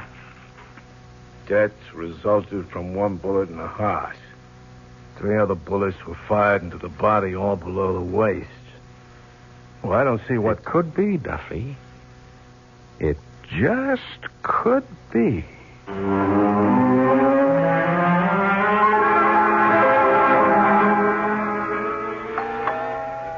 Who is that? Well, I know you think I'm a very smart girl, Tony, but I really can't see through doors. Send them away, Kay. You're uptight about being here, aren't you? Yeah, sure I am. Everybody knows about you. Oh, we're never going to have a relaxed relationship until you stop worrying about what people will think. Who is it? Lieutenant Metcalf. Don't let him in.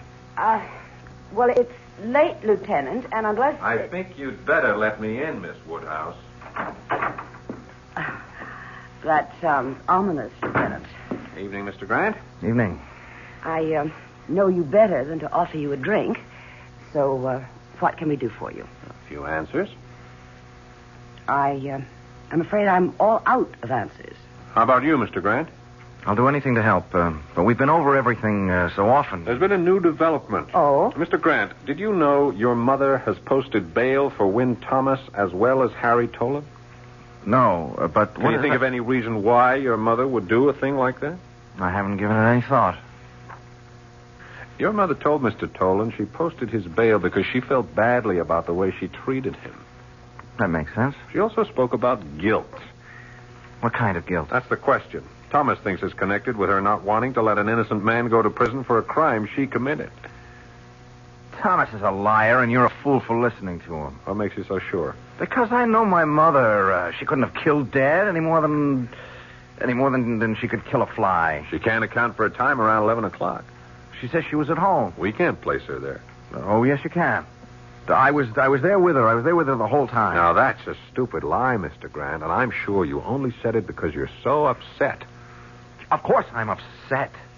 Wouldn't you be if a police officer as good as accused your mother of murder? You're rather fond of your mother, aren't you? Is that unnatural? Or a crime? Not at all, not at all. Well, then why don't you forget about Mother and concentrate on nailing down the case against Thomas and Tolan? Although I can't see what else you need. I need to know why 4 bullets were fired when the first shot killed your father. The killer hated Dad. He just kept firing and firing. We all know how much Thomas hated him and why. But the bullets were fired low. You fellas said there were signs of a struggle. The wounds weren't scattered. They were all below the waist. If you don't mind, I think I'll have a drink. It all seemed very deliberate. Well, maybe it was. Maybe Thomas hated him so much that he stopped in the men's room to get towels to muffle the sound of the shots when all along he knew there was a silencer in the toolbox Tolan left behind. Maybe he didn't have time. It takes time to fit a silencer onto a gun. Or maybe the killer was someone who saw the gun but didn't know about the silencer in the toolbox. Yeah, that's possible. Did your mother know you're seeing Miss Woodhouse? I take it she doesn't. How do you think she'd feel about that, her son taking right up with the same woman his father... You do play a very dirty game of pool, don't you, Lieutenant? Murder is a very dirty game, Miss Woodhouse. Well, Tony, isn't the men's room locked? Does your mother have a key, or do you, Miss Woodhouse? I think you'd better get out, Lieutenant. This is my apartment, and don't come back without a warrant. That can be arranged. What do you think your mother's going to say, Tony, when she finds out that you're in love with Miss Woodhouse, just as your dad was? You think she's going to feel she killed your father for nothing? She didn't do it. She didn't. You know she didn't do it. I just couldn't stand seeing him hurt her that way. And all because he had a picture of himself as the great lover. The great, great lover. So I took care of him. I was glad to take care of him. The way he would have taken care of anyone like him.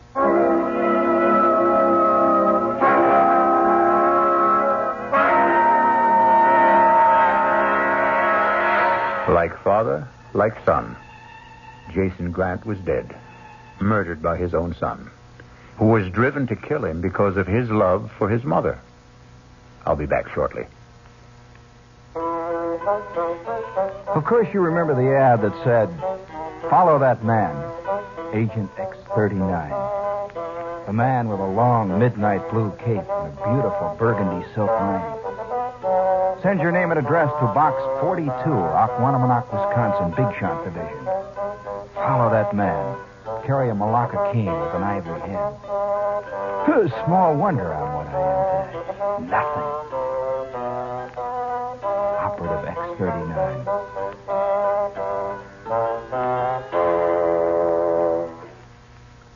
Gene Shepard, tonight at 9:15 over WOR New York, your Mystery Theater station. John Wingate here. At 10 o'clock tonight, the Wingate News Digest. What does it bring you? Economic forecast for 1974. That's right. A top man will tell you what he thinks. He's also straight. If he believes he can't predict, he won't try to predict. In the stock brokerage business, that's unusual. Almost unheard of. That tonight on the Wingate News Digest. Also, you American consumers are getting a break from the companies you've been ripping off verbally. Big corporations, many of them, are setting up their own consumer affairs departments. Why? Because you say you get tired when you call and call and call for repairs and don't get it. A number of corporations setting up their own consumer affairs department. John Wingate, tonight, 10 o'clock, the Wingate News Digest.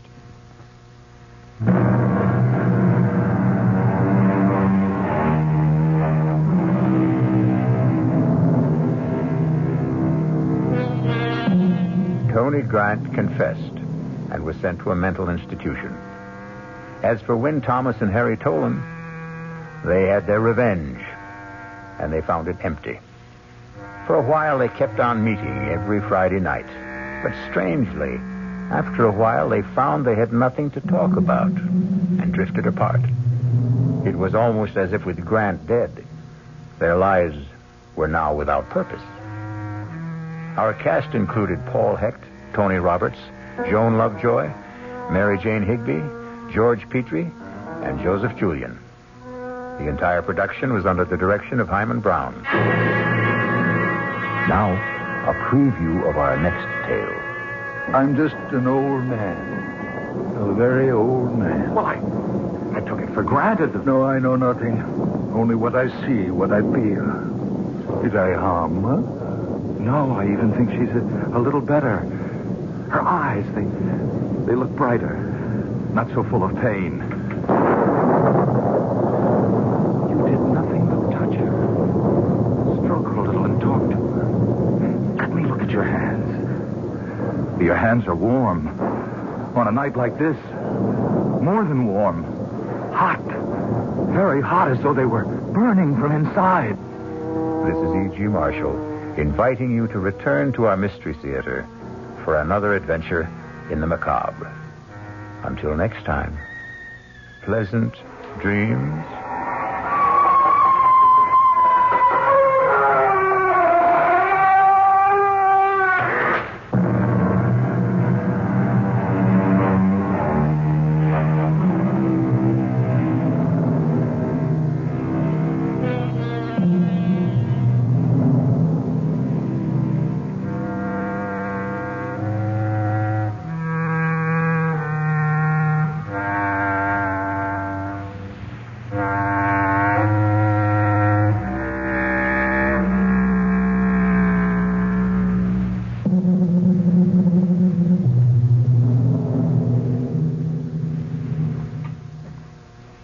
WOR Mystery Theater was brought to you by ShopRite Supermarkets, where you get a lot more for a little less, and by Suburban Savings, with offices throughout New Jersey.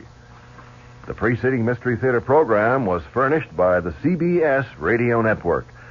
And be sure to be with us tomorrow night at the same time, following the Fulton Lewis commentary, for another WOR Radio Mystery Theater, A Very Old Man.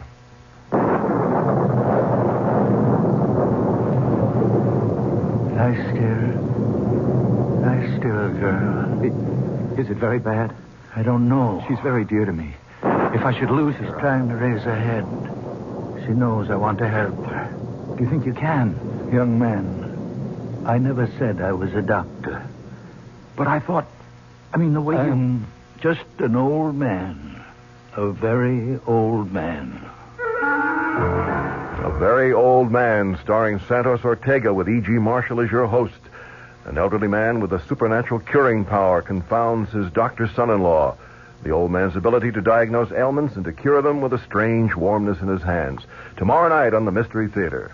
Good evening, everybody. This is Patricia McCann. Our guest tomorrow morning has lost 81 pounds the behavior modification way. Shirley Simon joins us at 11:15 a.m. to give you the specifics. She'll explain what the behavioral techniques are and how they could help you lose weight permanently. That's on the McCann program tomorrow morning at 11:15.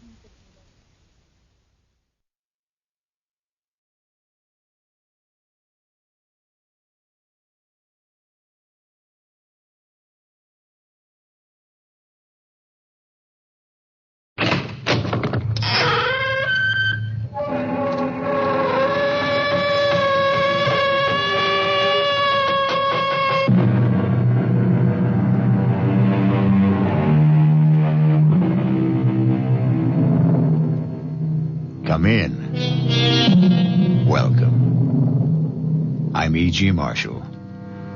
Welcome to the sound of suspense, to the fear you can hear. Welcome to the world of terrifying imagination. Our story is about a very old man living just outside a tiny village. A very old man whose long life has been lived close to the soil and close to the people he loved. People still living and people long dead.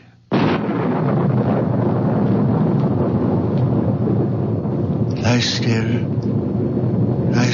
girl. Is it very bad? I don't know. She's very dear to me. If I should lose her... She's trying to raise her head. She knows I want to help her. Do you think you can? Young man, I never said I was a doctor. But I thought... the way I'm just an old man. A very old man.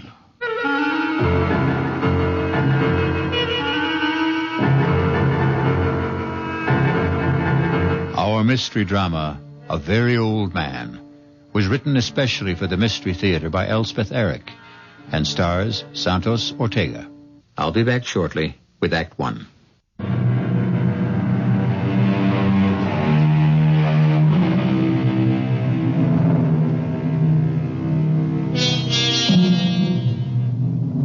Look long and carefully at the face of a tiny baby. Look carefully and long into the face of someone who is very old. Do you see the wisdom in both?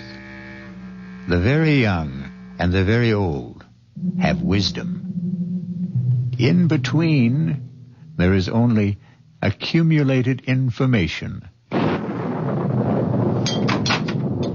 Oh, you're home. Good. Well, he's done it again. Who's done what? Are you talking about my father? You know I am. I warned him. I said, Stefan, if it ever gets around, you'll ruin my medical practice. People won't believe in me. They'll only... Manfred, come sit down.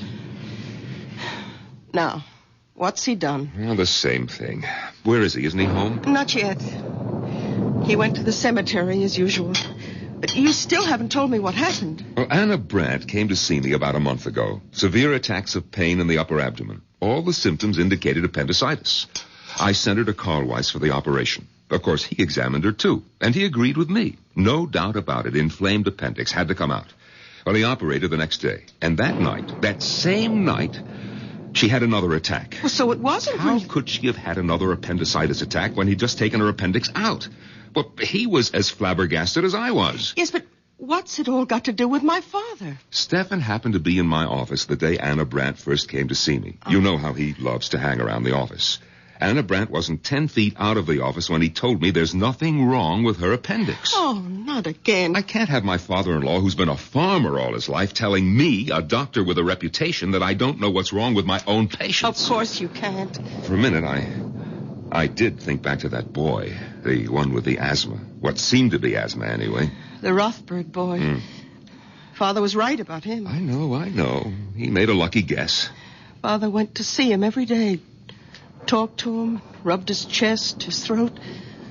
In 2 weeks, the boy was all right. The boy was hysterical, over-aspirated, nothing more. But this business with Anna Brandt, the day she came to see me, Stefan was asleep in the waiting room. I was explaining to Anna that I couldn't perform the operation, simple as it is, because of my hands, my arthritis. But I would send her to Carlweiss. Well, she accepted that. Everybody knows about my arthritis. And she said something pleasant to Stefan. That was the first I knew that he wasn't asleep. Well, he didn't answer her. He just stared at her as though he'd never seen her before. I reached for the phone to call Carlweiss. Stefan got up, came over to the desk, and took the receiver out of my hand. Manfred. Stefan, don't. It's not so. Not so. Have you had a bad dream, old man? It's not so what you said to Anna Brandt.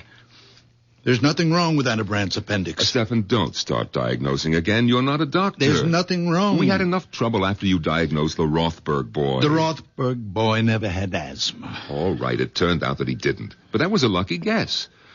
And it didn't do my reputation any good when word went around that you'd been right. I never told anybody. Yes, but the boy did. And his mother did. And people started coming to the house, coming here. All of them wanting to see you. But I told them to go away. It's not always that I can help. Well, I keep hoping, expecting God knows what miracles. Now are you going to start the whole thing up again with Anna Brandt? There are 3 of them. Come on now. Get your coat, Stefan. They're dark, brown or black, and hard. Hard. It's getting late. They're the size of olive pits. Are you talking about Anna Brandt? I saw them, close together. They were high in her body. About here. 3 of them. You saw them, 3 of them. The size of olive pits. Lying here. Above the stomach. About here. Have you got X-ray eyes, Stefan? Is that it? No. No, my eyes are like everybody's. Well, then, what do you mean you saw them? Her body was transparent. I could see right through it. As though the skin had been removed. I could see everything. Carlweiss was as confident as I was before the operation, and he was as confused as I was after. I swear I don't know what made me say it, but I said it. I said, Carlweiss, could it be a stone? A gallstone, perhaps? Well, he was taken aback a little, but he couldn't deny a possibility. Maybe a remote one, but a possibility. I felt like a fool, but I told him I thought he should go ahead. And he did. This morning. And he found? Gallstones. 3 of them. The size of olive pits.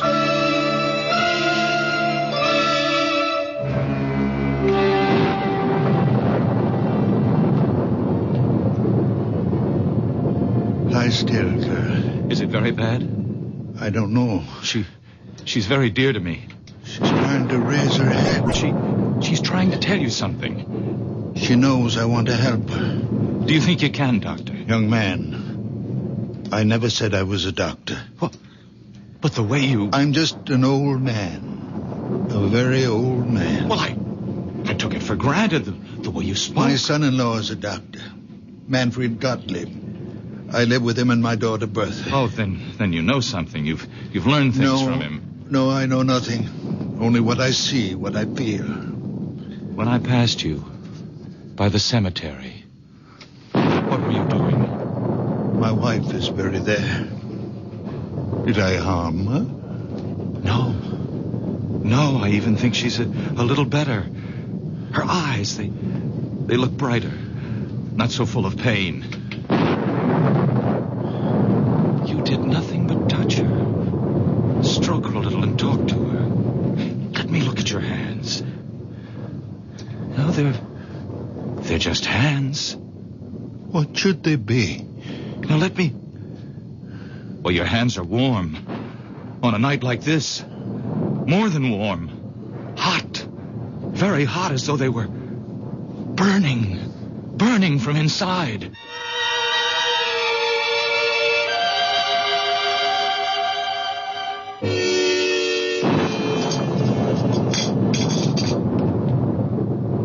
If it should get around about Anna Brandt. You don't think I'd tell anyone? Well, these things have a way of leaking out. Look, you're not going to tell Father, are you, that Carl Weiss found the 3 stones? You think I shouldn't? He wouldn't tell anyone. He didn't tell anyone about the Rothberg boy.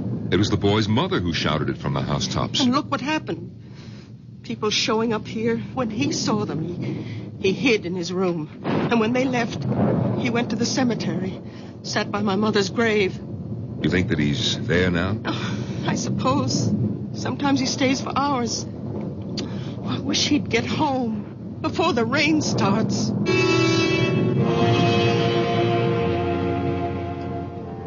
Emily, my dear. Come now, Emily, my precious. I need you. You are my strength. I can do nothing without you. Come to me, my darling. Come to me, my darling.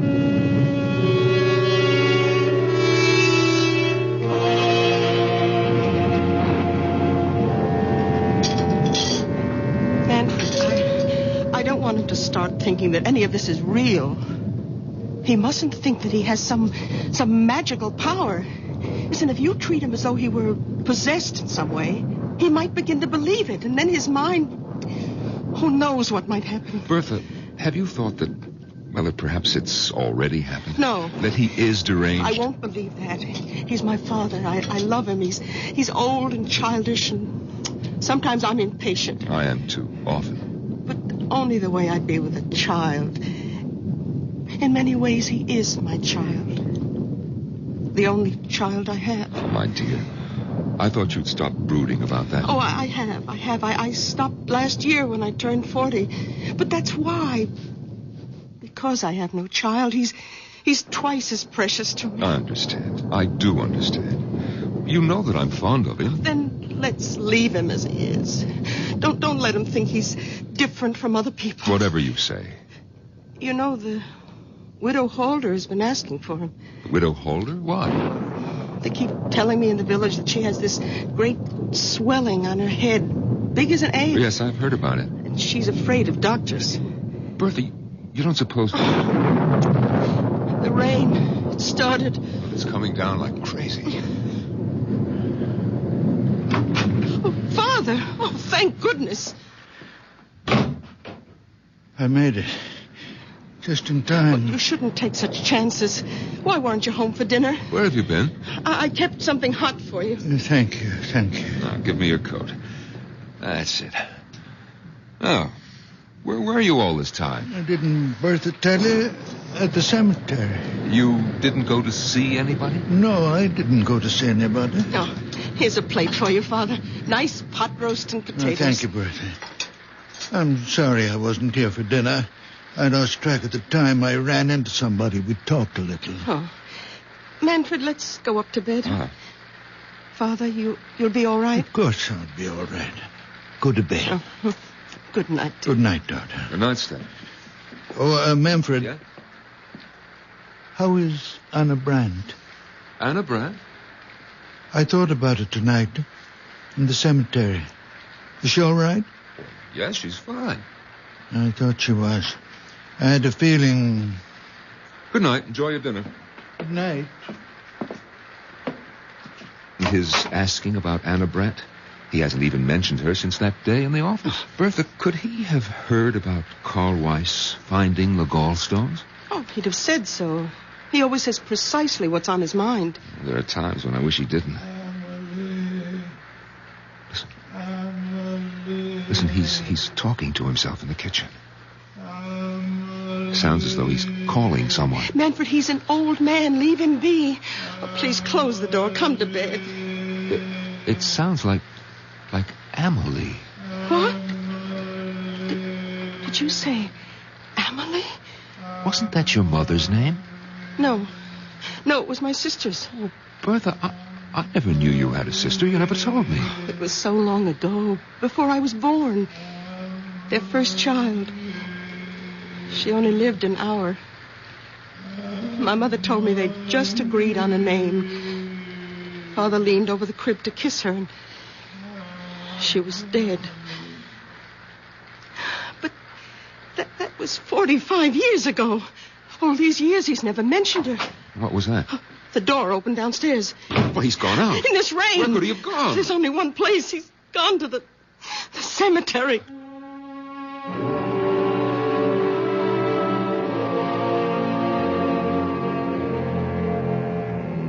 When those around us cannot understand, where do we turn? When the world is dark, where do we go? To the unknown? Or to the once familiar, the once well-known, the once well-loved? To those who have left the dark earth and moved into light. I'll be back shortly with Act 2.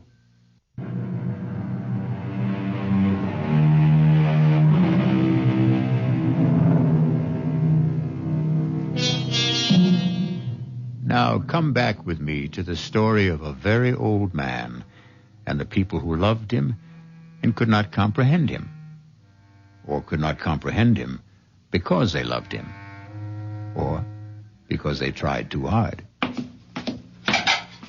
Breakfast on the table, Manfred. All right, darling.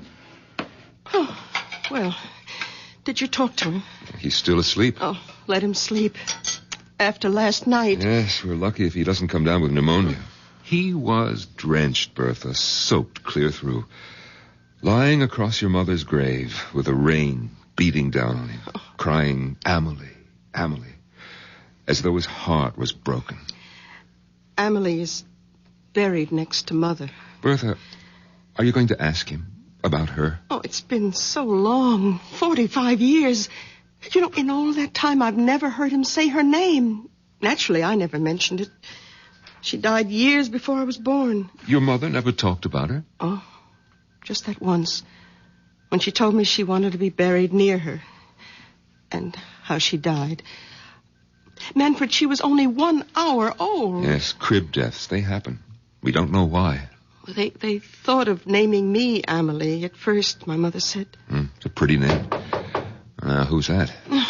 So early in the morning. Yes. Is this the Gottlieb house? Yes, it is. And you're Manfred Gottlieb, Dr. Gottlieb? Yes, I am. But I don't see patients at home. My office is... Oh, no, I'm not a patient. The patient's outside. Well, bring the patient to my office in about an hour. No, there's no need. She's quite well. Completely cured. Well, then what's the point of... I hoped I could see the old man. Your father-in-law, is he? Stefan? What's this about my father? Madame, good morning. Beautiful morning, isn't it? After last night, all that rain. You wanted to see my father? If I may. Well, what about? He's asleep. Oh, I'm sorry. Well, when he does wake up, would you tell him the patient recovered and is better than ever? Lively, frisky, enjoying life to the full, romping in the fields. What patient is this? You said she's outside? Yes, right there. Look, the picture of health. I don't see any... You don't mean... Well, not the horse. Yes, my prize mare, my favorite. I thought I might have to have her put away, but your father, madame. Oh, yes, it's all due to him. Well, when was this? When did you meet Stefan? Last night. Just before the rain started. Didn't he tell you? Oh, well, come inside. Huh? Have some coffee with us. Oh, thank you. Sit down. Manfred, get another cup. May I introduce myself? Otto Kraus. Well, I'm Bertha Gottlieb. This is my husband. Oh, but then my father must have told you. He lives with us. Your father is quite a man. Your coffee. Oh, thank you. Yes. You see, I was returning to the village, and I was passing the cemetery. Suddenly the mare sank to her knees. Her legs seemed to give way completely. And there she lay on her side in the middle of the road. I was frantic. I thought perhaps a stone bruise, but I looked at all 4 hooves. Nothing. And there I was, half a mile from home, my precious horse stretched out on the road and a storm coming up. And then I heard a sound coming from the cemetery. Someone calling a name. Was it Amelie? Yes, something like that. I shouted for help. In a minute, an old man appeared. Stefan. My father. Yes. I asked him to help me, but I wasn't sure he even heard. He seemed very distraught. He went straight to the mare, knelt down, and took her foreleg in his hands and started rubbing it very gently. He knew which one was hurting her. And after a while, the pain went out of her eyes. Couldn't understand it. It was something about the way he touched her. I asked to see his hands, and he held them out. And even before I touched them, I could feel the heat spreading out from them. Heat? What heat? Haven't you ever noticed the extraordinary heat from his hands? Oh, I can't say that I have. Oh, but it's true.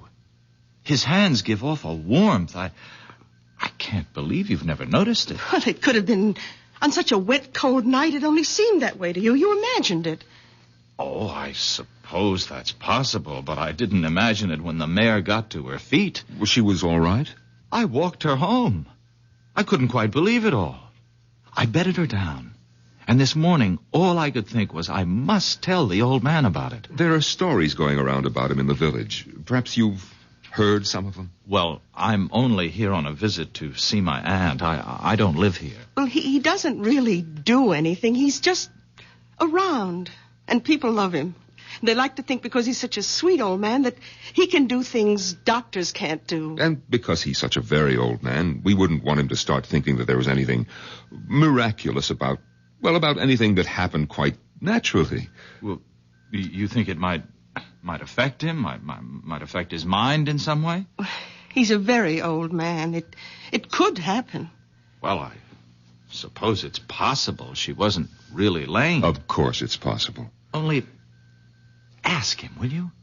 About his hands, those amazing hands. Yes, we'll ask him. I mean, giving off that heat, I felt it, you know.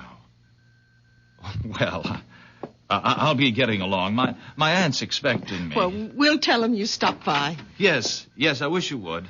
Tell him, and please, tell him thanks. We'll tell him. Do you think we should wake him? Come on, it's time. Yes. We have to tell him about the young man. And the horse. But we won't make anything out of it. Nothing at all. Just say that he dropped by. To say thanks, yes. Father? Stefan, are you awake? What time is it? Oh, it's almost 9 o'clock. Why aren't you at your office? Well, it seems that a young man stopped by to see us, Stefan. Well, actually, Father, he wanted to see you, but we told him you were sleeping. Why me? Well, it seems he met you on the road last night. Had a horse. A mare it was. That's right. The horse had a swelling. Do you feel well enough to get up now, Father? I think so. You're sure? After last night? I'm all right. All right, now just let me help you out of bed, Stefan. Yeah, I can manage. Give me your hand. Come on. That's it. Yeah. Here are your slippers. Yeah, I'll go splash some water on my face. And then you'll have breakfast. Bertha, his hands are as cold as mine. Colder. That young man did imagine it about his hands. Well, you know how it is. If your hands are cold, anyone's feel warmer, even if they're only a little warmer than your own. And he'd been riding back from the village on horseback. Yes, so of course his hands were very cold. Of course. My head is clearing a little. Oh, good. I'll go down and have some coffee ready for you. Thank you, Manfred. And 2 eggs. 4 minutes. Your clothes are on the bed, Father. Thank you, Bertha. Father, last night when Manfred and I came up to bed and you were eating your supper, anyway, that's what we thought you were doing. It's what I was doing. Well, we heard you talking. Was I talking? Well, you kept saying, we heard you say, Amelie. I said what? Over and over. Father, were you talking to Amelie? What do you know about Amelie? Only what Mother told me. What did your mother tell you? That Amelie died. That she only lived an hour. She was our first child. 45 years ago, Father. She died in the crib.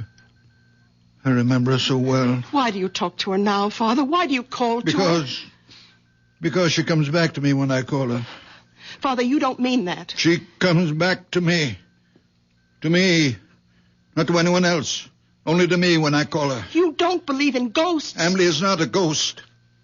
Her spirit comes back to me when I call. Father, you can't believe I this. am the only person left on earth she remembers.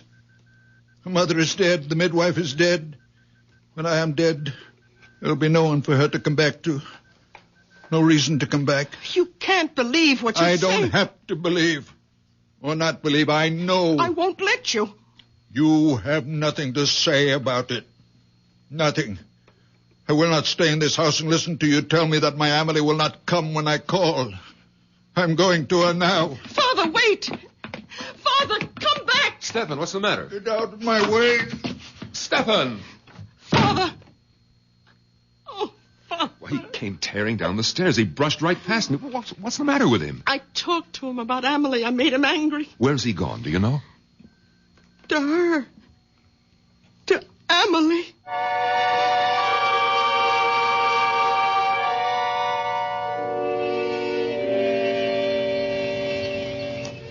Emily, I need you, darling. Come be with me, my darling. Your father needs you. I need you, my sweet Emily. Old man? Oh, my Emily. Stefan? Emily. Stefan, can I help you, old man? No. You remember me, don't you? From last night? You're the young man with the mare. She was lame. Ah, you should see her now. They told me she's better. Better than better. Come have a look. Please come. Look there. Look at her. Oh, very much fine. Not a sign of lameness. I came to your house a little while ago. You were sleeping. They told me you were there to say thanks. There was no need for that. Oh, I'd like to do more than just leave my thanks. I'd like to invite you to my aunt's place. Oh, no, I couldn't. No, I'd like you to meet my aunt, please. Your aunt won't mind? No, not a bit. Come on, we'll both ride the mare. Here, I'll give you a leg up. You're sure about your aunt now? Oh, she'll be delighted. She doesn't get out much these days. Is she very old? Well, she's not young, but that's not why she stays home. She has this disfiguring growth on her head. It makes her shy. Well, she should see a doctor. No, she won't. Absolutely refuses, won't hear of it, hates them all. Oh, that's very wrong. Oh, yes, all the money in the world and won't go to a doctor.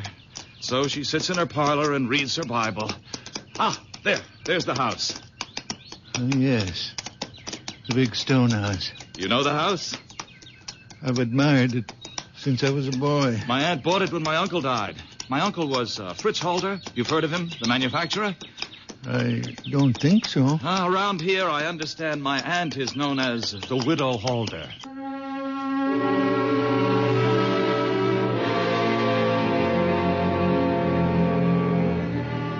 Some folks are afraid of one thing, some are afraid of another. Everyone who's afraid wants to run and hide. It's natural. Most natural thing in the world. But what may be hiding in the hiding place? That's the question. It could be something else to be afraid of. I'll be back shortly with Act 3.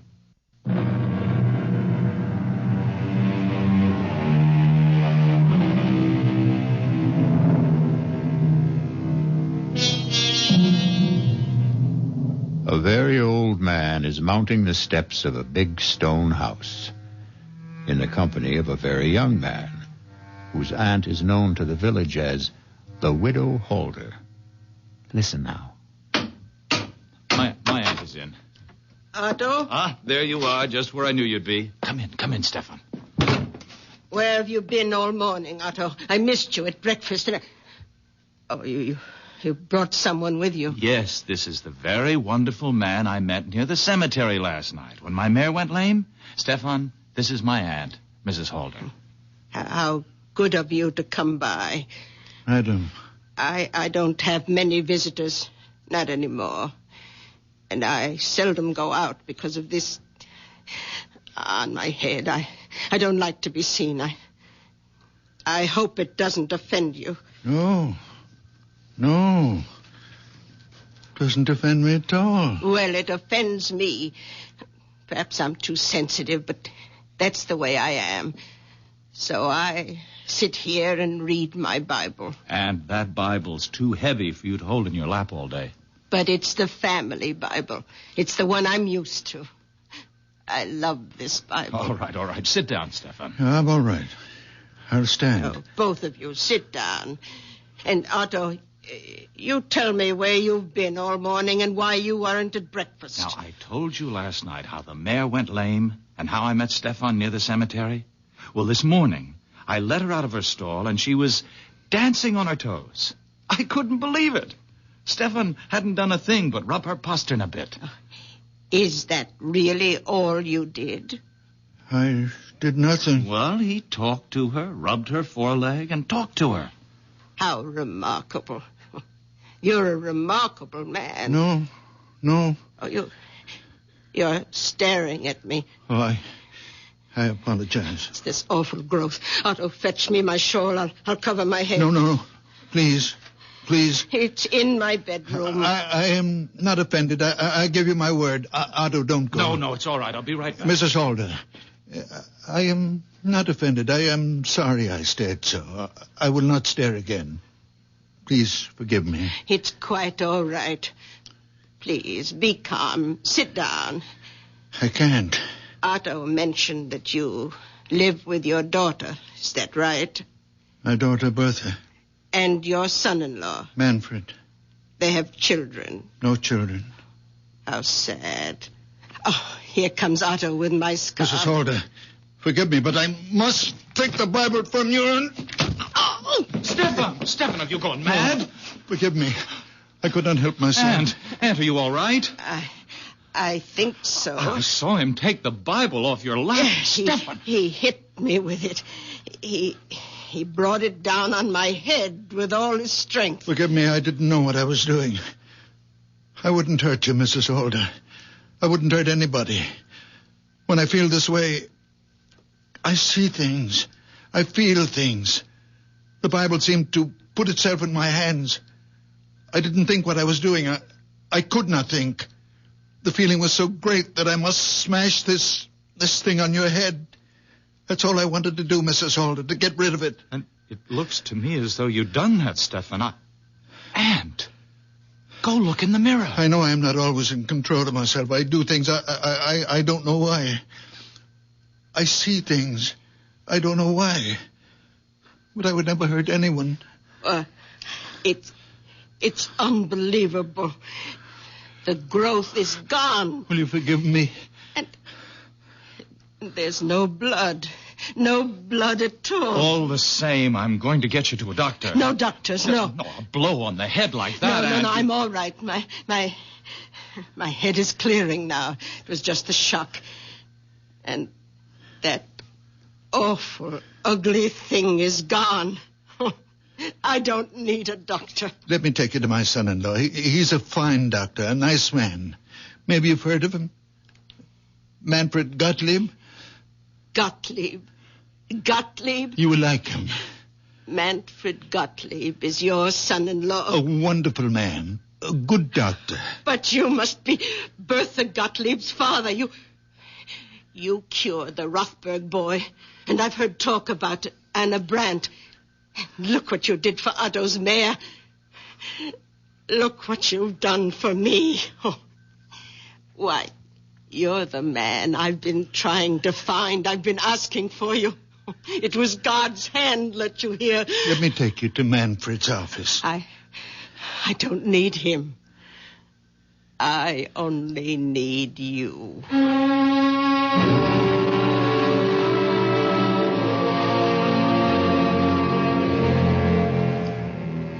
If I've hurt your aunt in any way... We'll soon know. Otto, I don't want these spells that I have. I don't ask for them. Only sometimes the pain gets so great. What pain? Well, the pain of living. And it seems more than I can bear. I go to the grave of my wife and my baby daughter, my Emily. And I call to her, my little one who only had 1 hour of life. And she comes to me and gives me comfort and courage and belief. I believe that even though I can do nothing about the great pain of living, there are other pains, and I can do something about them. I know I'm not quite myself when I'm like that. I know I'm not really strong or courageous. But when the spell is on me, the people in pain, they become transparent. You mean you can see through them? I do see through them. How do you explain your hands? Just hands? Oh, no. The night you massaged the mare, I took hold of your hands and they gave off a glow, a sort of radiating warmth. I know, I felt it. They burned like a steady flame. Perhaps I grow feverish when Emily is with me.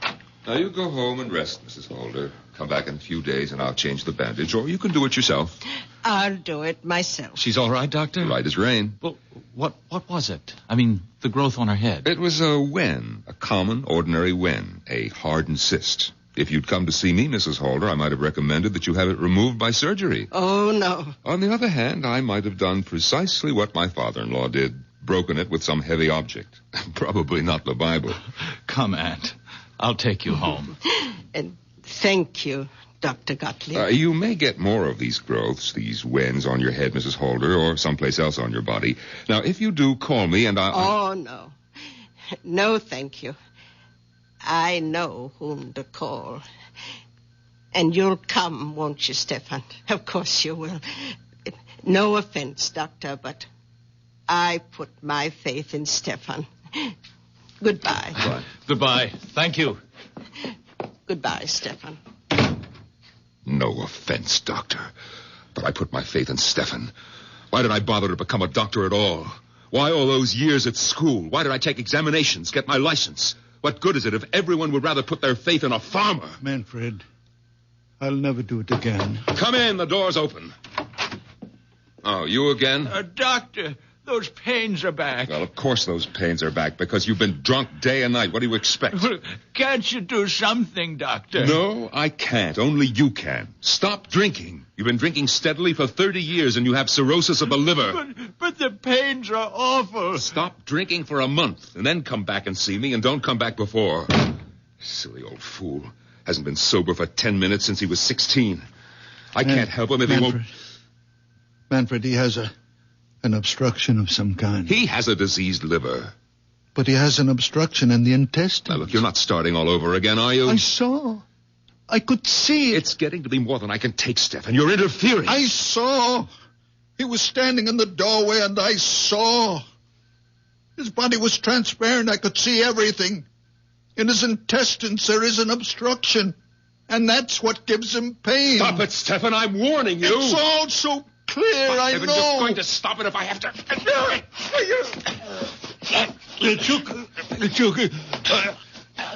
Manfred, take the hands on my throat.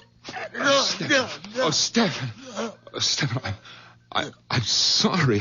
I didn't mean to do... Stefan. I'm all right. Give me like that. I'm all right. Let me loosen your shirt. Oh, Stefan, I don't know what possessed me. I lost control. It's all right. Stefan, look. Look at my hands. Look how they move. My fingers. No pain from the arthritis. What does it mean? It means... Well, it must mean the arthritis is better. It's gone, perhaps. Oh, Manfred. The way I unbuttoned your shirt. So fast. No trouble. No pain. Is it possible? It's true. Look. Look how I can move them, Stefan. The way you used to.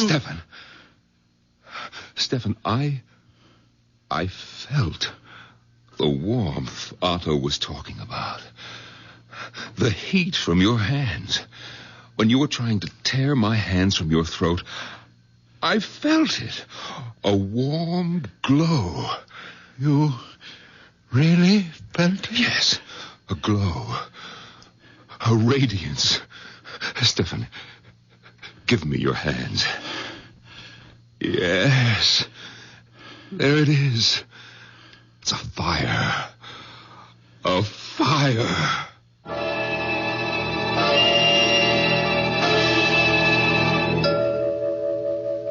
Bertha! Bertha! Manfred, please. I think you're wrong. No, how can I be wrong? Look at these fingers. Look how they move. Watch me unbutton my coat. Oh, Stefan, I had to lose my temper. Try to choke you in order to touch you. I might have killed you. Oh, you wouldn't Where's have. Bertha? Bertha! Manfred, you're excited. Excited? I'm delirious. I can go back to surgery. We'll be rich again. Our lives will change. Yours, too. I don't want my life changed, Manfred. If it means my daughter thinks me mad, deranged. Oh, she won't. It's only when my Amelie is with me, my little one, that I see him. It's Amelie who gives me the power. Bertha, where are you? Are you upstairs? I'm nothing without Amelie. It's her innocent soul that enters into me. What are you doing home at this hour? Bertha, where were you? Oh, I was taking a nap. Bertha, look. My hands. Look how my fingers move. What happened? Your father happened. His wonderful hands. Bertha, you remember the young man with the mare? How Stefan put his hands on the mare's foreleg and the mare got up and walked? We don't know that. It's true. You haven't seen the mare. It happened to me, believe me. I can't. I didn't believe it either, but then Mrs. Holder came to the office. Mrs. Holder? Yes, she's the aunt of the young man with the mare. Stefan went to see Mrs. Holder. He didn't. Her nephew took him there, Bertha. And Stefan broke the wen on her head with a big Bible. Oh, no. He did right, Bertha, right. It was only a wen, and he was right. He didn't know what he was doing, and he was right. Manfred, you must stop this talk. Bertha, after Mrs. Holder left, an old patient of mine came in. The man has been a drunk for years. I was sure his liver was enlarged, diseased. But I sent him away. And then your father said, Manfred, you are wrong. The man has an obstruction. His intestines are blocked. You believed him? No, I didn't believe him. I was out of my mind with rage that he would dare to tell me that I was wrong. But Bertha, I took him by the throat. He tried to tear my hands away, and it was then. Bertha, it was then that I felt the heat, the blessed heat from his hands entering into mine. And now look. Bertha, if he can use his hands, be happy. Father, how long will it last? How can I know? Your moods, your spells, they've bewitched us all. I never meant harm. Well, they've got to stop. I want you to stay away from the cemetery. I'll stay away. I'll watch you every minute. If you like. I won't let you out of my sight. I'll treat you like a child. As you will. Because you are a child. I am a very old man. From now on, you're my child. No. From now on, you will have your own child. A real child. Not me. What? I can see the child is growing inside you. Soon you'll know it yourself. Next spring, you will bear your child, and it will be beautiful. A little girl. And you will... I hope you will give her the beautiful name of Amelie. Father! Then my Amelie can rest. I won't have to call her anymore. She can rest.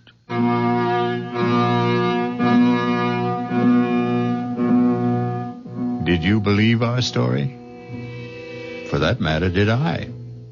Now, really, what difference does it make if you believe it or if I do? For the truth is that none of us knows what transpires in the mind and heart of a very old man. I'll be back shortly.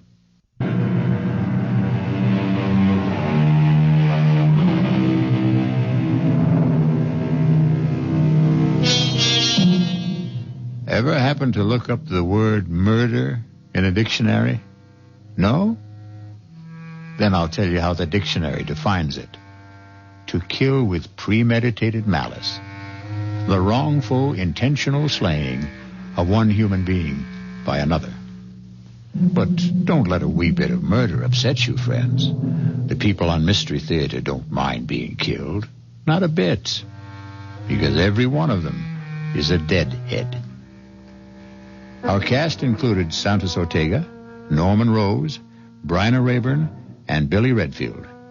The entire production was under the direction of Hyman Brown. This is E.G. Marshall inviting you to return to our Mystery Theater for another adventure in the macabre. Until next time, pleasant dreams.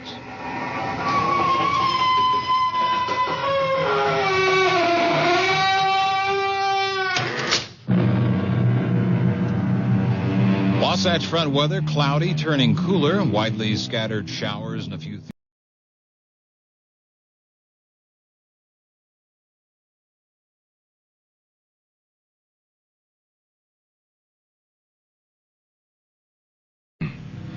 Of all the great killers of history, perhaps the deadliest and most terrifying is the automobile. Nero, Attila the Hun, Bluebeard, even artillery fire, and the ultimate, the atom bomb. At least they have a purpose, a reason, a rationale. But the automobile maims and kills mindlessly, senselessly. For example... This is old Long Jack here in the studio on a lonesome, wet, foggy night. Saying if you're on wheels, real careful tonight. It's heavy, man, heavy. Oh, shut up, you fool. If you just let Big Daddy help you out, only... You can't help me, Big Daddy. Oh, I must have hit something. Somebody. Split. I got a split.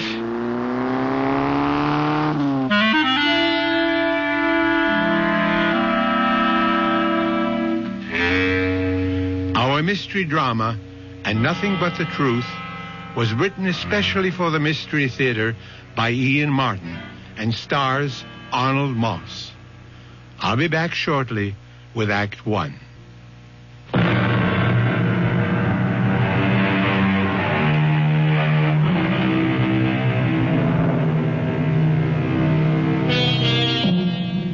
Was the accident we heard a few minutes ago another statistic of the road? An innocent victim, a careless driver, the victim's family broken and lost. A young man whose carelessness had blighted a bright new manhood and a promising career. Or was the driver lucky this time? Lucky in a way far beyond his hope or expectation.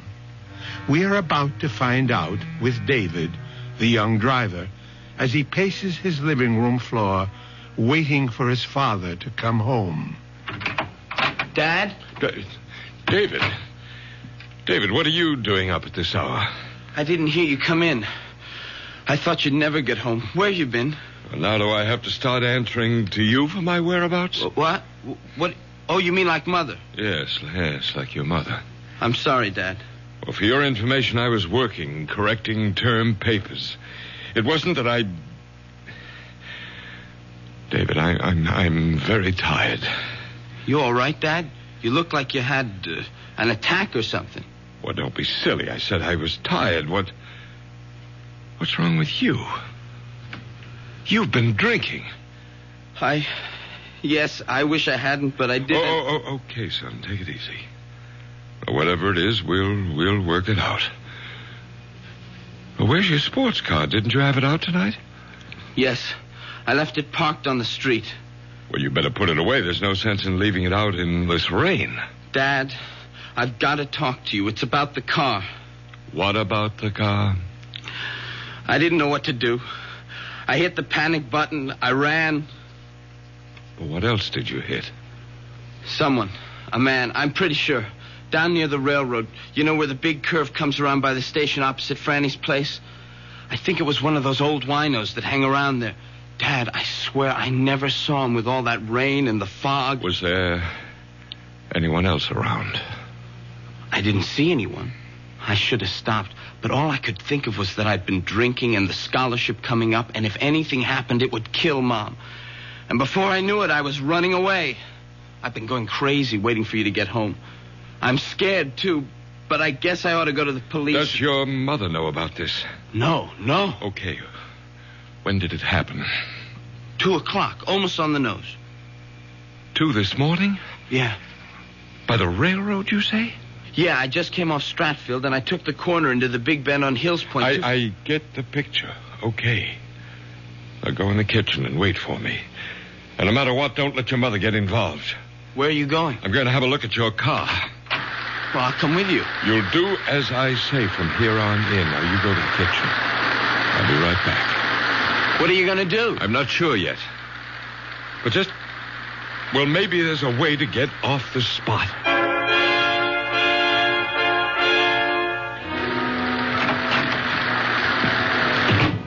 Is your mother still asleep? I guess so. She hasn't been down. There's a dent in your front right fender. Was that there before tonight? No. You sure? Yeah, I Simonized the car yesterday. Does it look bad? Well, not too... well, it must have been a glancing blow. You mean maybe it's going to be all right? Maybe. Oh, I don't think I could have hurt him too bad. And a night like tonight, who'd be hanging around? It isn't going to be all that easy, David. They might be able to trace the car. How? You're missing a front right hubcap. There aren't that many Harley 584s in this town. So I'll have to give myself up. No. Let's figure this out. Was your mother up when you went out tonight? I don't know if she was asleep, but she wasn't downstairs. Well, then she didn't see what car you took. No? Did she see me leave? I mean, did she look out of the window or anything? No. She was just sitting in the big chair by the fireplace, crying. Crying? The usual. That I was off once again to the arms of another woman, Like that. Well, you don't believe all that talk, do you? Look, Dad, we've been down this road before. I'm not making any judgments. I'm not asking you to sit in judgment on me. I asked for a simple reaction between a father and his son. I'm sorry, David. I didn't mean to blow up. I guess we're both a little shook tonight. But you ought to know by now where I stand. It's just, well, I know Mom gets a lot of screwy notions, but all the same, I'm sorry for her. She's so lost, and, well, I'm always afraid that any little thing might push her right over the edge. Like tonight. Oh, Dad, what am I going to do? That's what we're going to figure out right now. I got a few more questions. You say the accident happened at 2:00 or so, right? Just as I said, almost exactly. Now, how do you know that? I was listening to Long Jack, and he was just going into a last commercial before he went off the air. The disc he was spinning was just ending, and, well, when I hit the guy. What was the record? An oldie, Easy to Love. And you hit this man just after you turned off Stratfield into Hills Point. Yeah. He suddenly stepped off the curb. Like out of nowhere. How fast were you going? Gee, Dad, Now, come on. Don't pussyfoot with me. Too fast. I took the corner pretty wide. Did you skid? Yeah, it was pretty slick from the rain. And there was no one else around? No. You're sure? Yeah, I opened the door to look out. There was no one. That's why I lost my nerve and cut out. Well, I better get down and find out. You stay right where you are. It's after 4. The longer I wait, the worse it will be for me. You're not going to be involved in this at all, David. What do you mean? I mean, you were driving the station wagon tonight. I was the one who was driving the sports car, and I'm going to the precinct house right now to report that I hit a man and left the scene of the accident. Dad, I can't let you do that. Don't be a fool. I'm not on the verge of getting a full scholarship to Harvard. I haven't been drinking. I'm not a teenager with 2 strikes against him as a driver to begin with. I'm a full college professor with a distinguished record who was coming home on a foul night with visibility almost zero, dead tired, after correcting 200 term papers. I can stand the gaff, and you can't.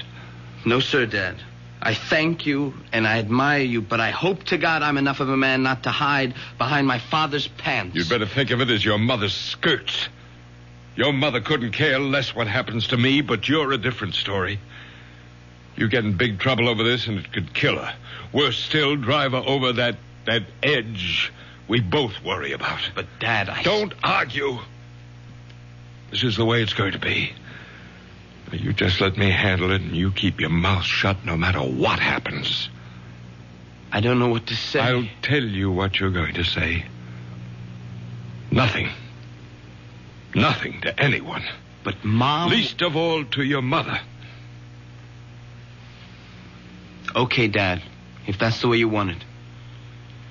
Oh, how can I thank you? You're some kind of a guy. No, David. Just the most sensible way out of a bad situation. I'd better get down to the police. Don't wait up. I may be a while. It's still raining. You got the keys? Sorry, right here. And thanks, Dad, for everything. This will all work out for the best. I think I hear your mother moving about. If she comes down, what do I say? What we've agreed on is the truth. And I've gone to the precinct house to report that I'm a hit-and-run driver, right? Right. I'll never forget what you're doing for me. And for your mother. For all of us. Grant, that you? No, Mom, it's me, David. Oh, I thought I heard your father come home a little while ago. What are you doing at the front door? Oh, I better come down. What's going on? I heard voices, angry voices. That was Dad and me. Not angry. We were just discussing something. Then where's Grant now? Yes, I heard a door slam. Did he go out again? Yes. Not another woman. Not two in one night. Why don't you give him a break once? He was at the college correcting papers. Then where's he off to now? Mom, it's kind of damp in the hall. Let's go into the living room and sit down. Don't tell me he's finally taken off for good with one of his bed partners. Oh, Mother, have a heart. Why can't you see what a right guy Dad is? Maybe I've known him too long. So what errand took him out of the house again at 4:20 in the morning?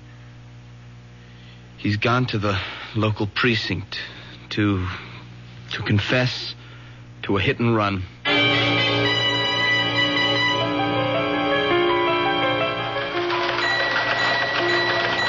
Yes, madam, I understand. I'll have some officers on the way immediately. Well, these are experts in the bomb squad.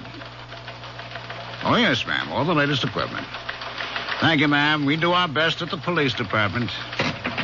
Full moon time again, huh, Lieutenant? Oh, yeah, so the crazies are out on the broom tonight. There was some dingaling just saw a UFO land in her backyard. How was your hit and run? Oh, no sweat. Some old wino stumbled off the curb, got his rear end creased. They took him to St. Elizabeth's. Anything on the general bulletin? Nah, it's small stuff. Muggy in the 2nd precinct. It's a gas station hold up in the 5th. I want to hear something new. That's a 12th. Nothing. A code 2C, the man. Some citizen reports a smell of gas in his apartment house, possible suicide. It's nothing worth our brains. What's that in your hand? Oh, it's a hubcap. Clue from the scene of the hit and run. Oh, let me have a look in. English make. Probably from a Harley. Or some sport car like that. Found on the scene? About 75 yards away. No proof it had anything to do with the hit and run. How's the victim? Condition fair. When the ambulance picked him up, he only got struck a glancing blow. That still don't make no never mind. The perpetrator cut out. I want him brought in. Oh, so do I. But it may be a little rough. Even if we find the car this belongs to, it doesn't prove it was lost hitting the victim. Could have been loose and just fallen off. So you think we don't make the guy, huh? My educated guess is that the odds are not so high. Yeah, Brady, what is it? You don't say. Right with you now, huh? Well, how about that? Yeah, bring him right in. Educated guess, huh? I was wrong. Couldn't be wronger. Guy named Williams just came to the desk and confessed to making the hit and run. He's on the way in. You and he should get on together just dandy. Guy's a college professor.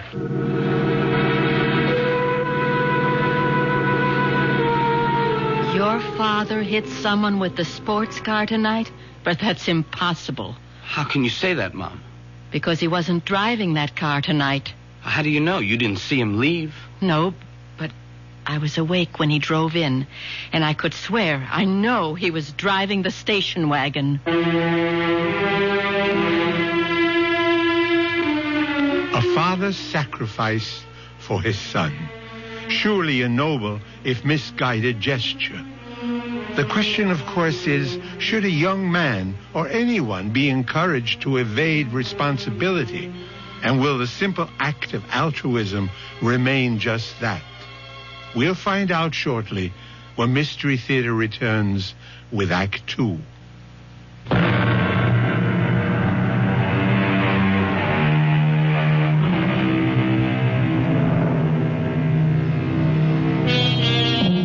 A precinct house in a large city, even at the best of times, is never the most prepossessing spot. In the dog hours of the morning, dusty, dingy, tired paint peeling from the walls, half-empty coffee containers with cigarette butts floating in them, it's certainly one of the most depressing times. Or so Grant feels as he dictates his full confession. It was only when I was putting the car away in the garage and I noticed a dent in the fender and found that one of the hubcaps was missing that I began to realize with horror that I might have hit an animal, an opossum or something. It never occurred to me that it might have been a human being. Well, I would have returned right away, but my wife, who has not been well recently, well, she was up. She was waiting for me, and I didn't want to alarm her. And so I coaxed her back to bed and to sleep, and I came here just as soon as I could. And this was what time, Professor? Almost exactly 2:00. And you could fix the time because you were listening to Long Jack on the car radio and he was signing off. You like acid rock, Mr. Williams? I beg your pardon? You know, the big hard beat, loud enough to blow your mind? Oh, no, I don't. Why? Well, that's Long Jack's bag. It's most of what he plays, you know. I didn't figure you'd dig his scene. Yeah, well, I didn't. I turned on the radio to keep me awake, not for music appreciation. Uh-huh. As a matter of fact, I remember the last number he was playing just before he signed off was Easy to Love, and I wouldn't call that exactly contemporary. The main point is that you made the turn at 2:00. You felt a jarring feeling, which jives with our information, right, Rizzo? Right, Lieutenant. I see. Victim left Franny's restaurant, 518 Hills Point Road, at approximately 2 minutes to 2 a.m. Because victim was discovered by George Bates, post office employee, some 2 minutes later. He heard a car drive away, but due to adverse weather conditions, could not see it or make any identification. Victim was Dominic Capello, unemployed, 61 years old. Well, I hope he's all right. He's at the hospital. We don't know the extent of the injuries yet. I feel terrible, that poor old man. Professor Williams, let me point out something. From your story and our evidence, there is no clear-cut evidence that you did hit this man. Now, if I were you, before I went any further, I'd get a lawyer. Oh, there's no need for a lawyer. I'm quite willing to face my responsibilities. If you'll prepare a statement for me, I'd be very glad to sign it. All right. I'll leave you here with Patrolman Foster, who'll type up a statement. You just check it over when he's finished, and then if you still want to, you can sign. I'll be right back. Lieutenant, see you a minute outside. Okay. All right, Rizzo, what's biting you? I think the guy's lying. About what, for Pete's sake? Why would he lie? To cover up. Cover up who? How do I know? His daughter, son, wife. Why would he want to take the rap for them? That's what'll take some digging to find out. Oh, boy. 15 precincts in this city, 4 detective divisions, and I have to get stuck with you. You want to make a federal case out of one sneaky little hit and run where the guy comes in like a good citizen and confesses, and just for once make the job easy? What do you got to do? Go looking for trouble? Now, Lieutenant, it isn't just the few small discrepancies. It's the whole psychology of the man. Psychology? That's all I need. The new breed.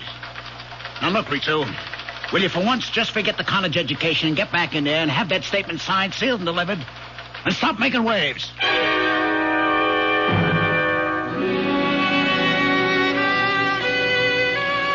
Mother, please, will you let well enough alone? I've kept quiet about too many things for far too long, but I can't let this go. I know your father wasn't driving the sports car tonight. Okay, so he wasn't. So you know what that means. Oh, my darling, You want to get me locked up? No, of course not. But why should it come to that? You don't know yet if you really hit anyone or hurt them. I'm not kidding myself. When I pulled away, I tried to tell myself nothing had happened. But now it's all on the table, and I know that guy got hurt. And I'm scared. I'm scared of what they could do to me. Darling, there's nothing to be scared of in being honest, owning up. It was an accident. David, please. Will you let me go? I'm only trying to help you. Oh, sure. Some help you are. I don't understand you, Mother. Look what Dad's willing to do for me, and all you want is for me to turn myself in. I want you to be honest. This is for laughs. Look, Dad went down there to take the blame so he could protect you as well as me. Protect me? Yes. He said it would kill you if anything happened to me. Grant was worried about me? Yes. Don't you ever believe it. Mom, how can you be so bitter? Look what he's done for me. He's got to have an angle. That's unfair. I know you and Dad have problems. I'm not going to try to make any judgments about... Oh, but you do. You make them every day in spite of yourself. And always against me. Mother, I've had just about as much of this as I can take. You know, the curious thing is that I know you love me in spite of everything. Just give me a moment. What is it? I don't stand much chance, do I? I spend so much time upstairs with myself. Very lonely with just yourself. I'm a woman not quite able to cope. A woman with hallucinations. It's something out of Dickens. Living among cobwebs of near insanity and the ghosts of what never was. Mother. Look, it's time I told you. Time I try to tell somebody. I'm a prisoner with a life sentence because I can't stop loving. To everyone else, I'm the ghost. But the truth is that the real corruption lies rotting in the very man we both love. David, I don't want to ever see you become like him. I would rather see you dead. That's why I want you to take your own troubles on your own shoulders. Mom, don't you think you ought to lie down? You're not... It's easy, isn't it, to find a scapegoat, to make someone else responsible. Poor, mad, wasted Marion Williams, married to that intelligent, handsome man, respected by his faculty, worshipped by his students, particularly the girls. Oh, yes, particularly the girls. Oh, Mother, for Pete's sake. No, this time you don't stop me. I loved him so much I forgave all those early affairs. The young children invaded, cheapened. I saved him. I went to those girls. I begged them off. And after you came, the pattern continued. I began to retreat farther and farther. I had the money. That's why I could always keep him. And I couldn't stop loving him. That was the saddest part, wasn't it, David? What? I was the one who ruined him. Without me to cover for him, he'd have been found out long ago. So you see... I don't know what you mean, Mom. I can't discuss what you've been talking about. But that has nothing to do with what Dad is doing at this moment. I'd been drinking. I couldn't have gone to the police. Dad can handle this. Please, leave it alone. And let you spoil yourself just as he did. The rot spread so fast, David.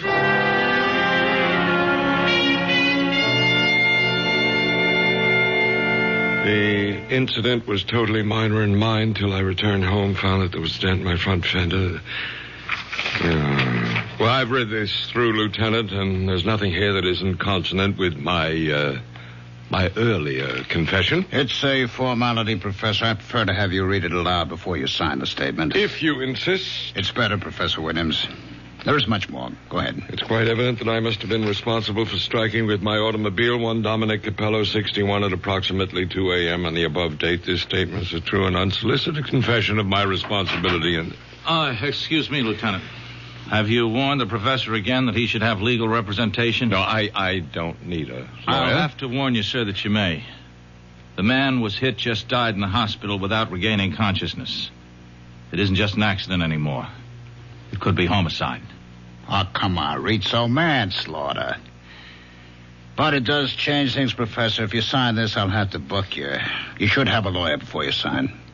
Well, nonsense. I want to sign. Let's not waste any more time, and then I'll call my lawyer. All right. Detective Rizzo, will you witness this? Yeah. You'll have to be fingerprinted, Professor. Whatever you say, Lieutenant. Foster will take you to a phone first to call your lawyer about bail. Thank you. And thank you, Detective Rizzo. Don't mention it. All right, now, Rizzo, don't say it. I've got to. Something's out of kilter. I never saw a man so anxious to get arrested in my life. He just wants to get it over with and get back to bed. Now, who doesn't? It's wrong, Lieutenant. It's wrong. A cool, collected individual like that doesn't go around hitting panic buttons and taking a powder out of a bad situation. Now, Joe, drop it. Lay off. Don't give me any more of the psychology. I'm just a plain flatfoot who came up through the ranks by sticking to one thing, facts. Let's give the guy a vote of thanks for coming in. My psychology is we leave it lay, huh? You got any other hunches? Save them for the ponies. Okay? Okay.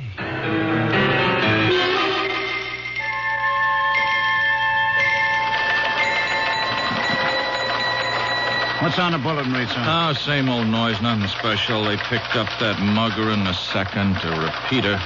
What's happening with Professor Williams? Huh? Williams, the professor. You remember the guy we spent most of the night with? Oh, yeah. Well, he got fingerprinted and his lawyer sprung him. He's going home. Hey, look at this, Lieutenant. What? That code 2. See the man in the 12th? That suicide was no false alarm. There was a DOA. Only now it looks like homicide. They figured the girl was strangled before the gas was turned. Oh, what do I care about some dame in the 12th? The 7th is my baby. Let the 12th worry about their headaches. I'm taking you off.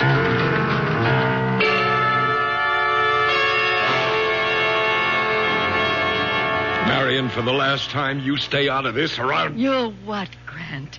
Kill me? You did that a long time ago. The only reason I clung to any shred of life was because of David. And a fine little mama's boy you made out of him. The moment my back is turned, he runs to you. He blurts out the whole thing. Oh, no, he didn't. I figured out what happened myself.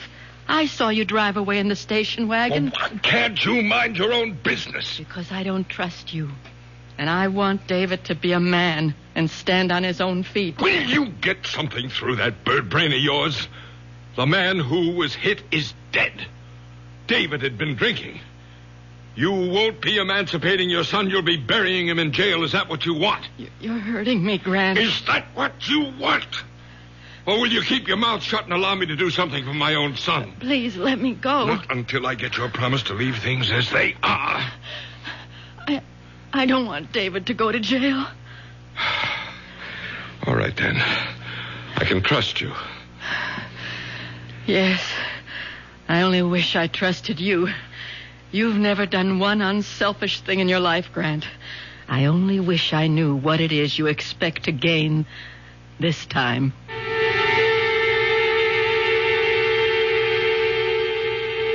A torturing dilemma for a mother and a father. Is the father right to protect his son, or the mother to feel it would be better for her son to take his medicine? So many other questions pose themselves. Questions which will be answered when Mystery Theater returns shortly with Act 3.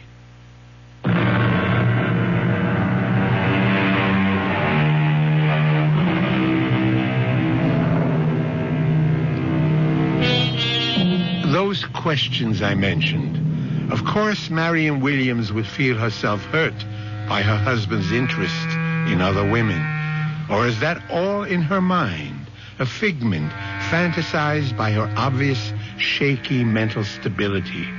But then there's also the doubt of Detective Sergeant Rizzo. Let's follow him for a moment.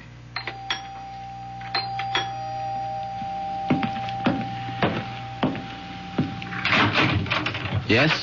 Is Professor Williams at home? No, he has classes this morning at the university. Oh, yeah, that's right.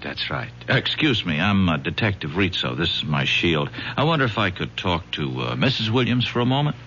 I'm sorry, but my mother, she's still asleep.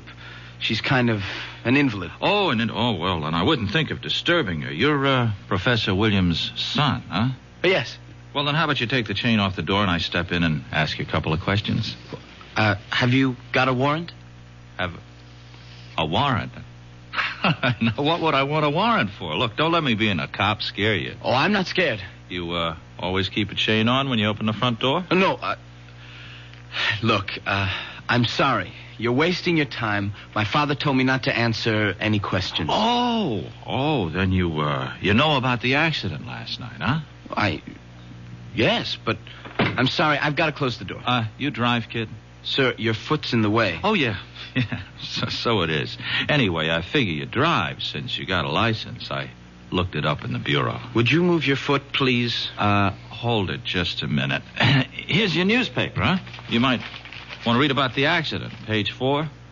Check out the details. Thanks for the paper. Sure. Here. Will you let it go, please? You, were not driving yourself last night, were you? I'll take the paper. Yeah. And now I know my hunch is right. Come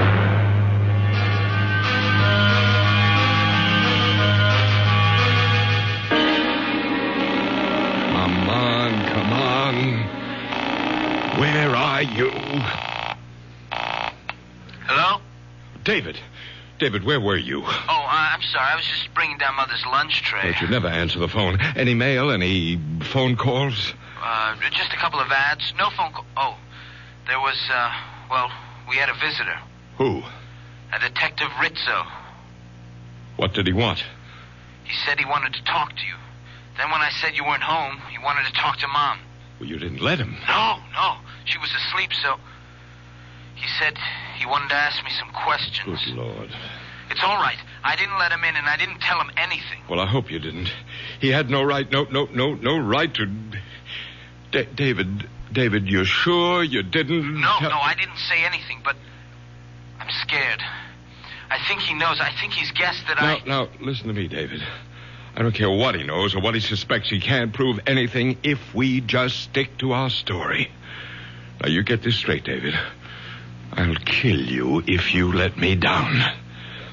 No, I didn't mean that. I'm just thinking about you. I don't want your life spoiled before it begins. Now, you just remember, a man has been killed. The real truth comes out, you're in trouble. Bad trouble. I know. Just so you remember, both you and your mother. Okay, but supposing that detective turns up again... He won't. You just leave that to me. Just leave everything to me. I will. And don't think I'm not grateful. Oh, I don't know how I can ever pay you back. You just sit tight and stick to our story. That's all the payment I need.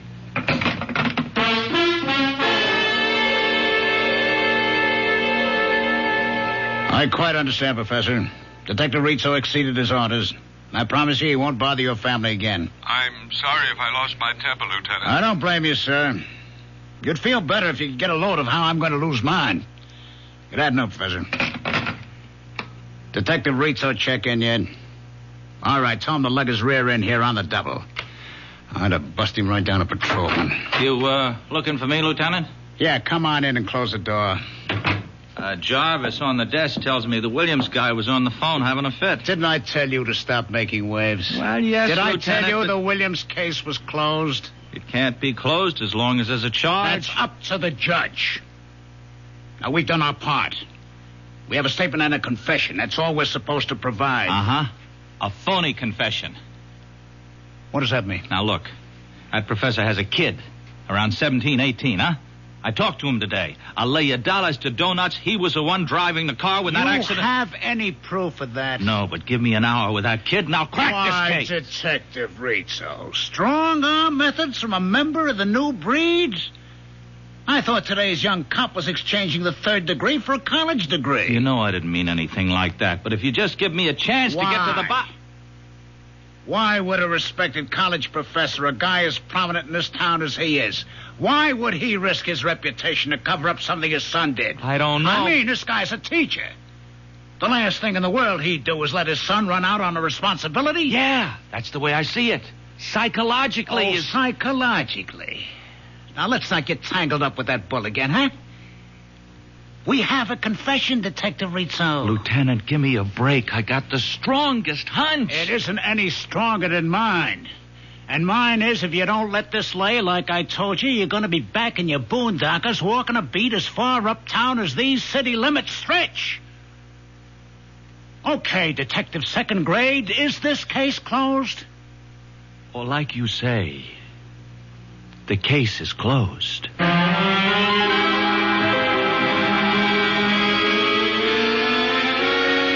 David? In the study, Mom. You all right? I just want to talk a minute. What are you doing? Just catching up on some homework. David, that man, that detective you said came here, are you sure all he asked you about was the accident? Look, Mom, I promised Dad I wasn't going to talk about it anymore. So did you. It's a closed book. We're going to have to open it again. Did he ask you about anything else than the accident? No, but... Look, David, you have got to go to the police and tell them the truth. Now, I promised Dad... David, don't make me go. You promised him, too. You don't understand. Everything's changed. He has to be stopped. There must be some justice. Mom, why don't you go upstairs? Look, don't treat me like an invalid, or worse, a half-wit. Have you read the newspaper that you brought up to me today? No. Do you know a girl named Susan Rowland? Susan? Yeah, kind of. I mean, she was a class ahead of me at school. I guess I rapped with her here and there, but we never dated or anything like that. That her picture? Yes. Front page. What happened? Read the story and find out. Carefully. Then you'll know why your father is so anxious to keep you quiet. David, you're going to find out why the truth has to be told.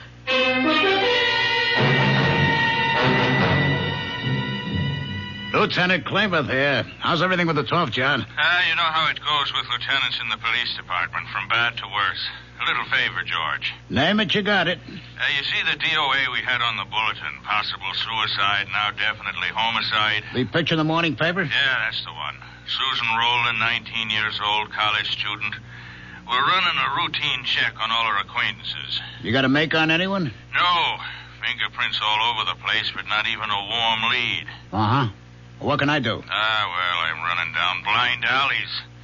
Like in her address book is the name of a guy, Grant Williams, domiciled your precinct. She seemed to have been in one of his classes at the university. Could you spare a man to check it out? John, I don't even have to. I'll close one lead for you. What time did your little student get strangled? Well, Emmy puts it at around 2 o'clock. At 1:55, she called her mother to say she was pregnant, and the guy who did it was with her. She started to give his name. The connection was broken. At 2:15, a prowl car responded to a code 2, suspicion of suicide by gas. They broke in, turned off the gas, but the girl had already been dead 10 or 15 minutes. So, 2 o'clock. 2 o'clock, eh? Well, that lets out Grant Williams. 2 o'clock, our side of town, 45 minutes away. He was involved in a traffic accident. He's already booked. One down, how many to go? Thanks, George. Sorry to bother you.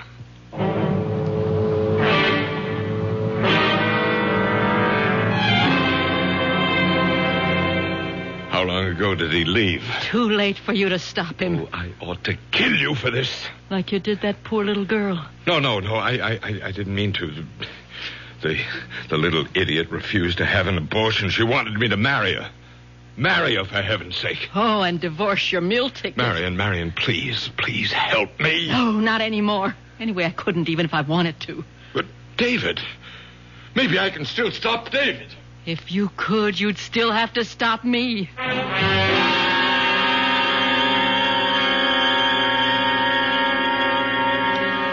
And everything my father testified to in his statement was true, except that it was Me who was driving the car, not my father. I hit that man, panicked, and drove off. Well, don't look at me, Lieutenant. I have nothing to say.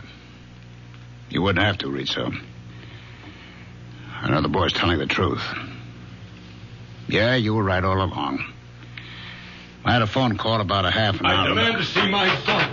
It's all right, Sergeant. Let him in.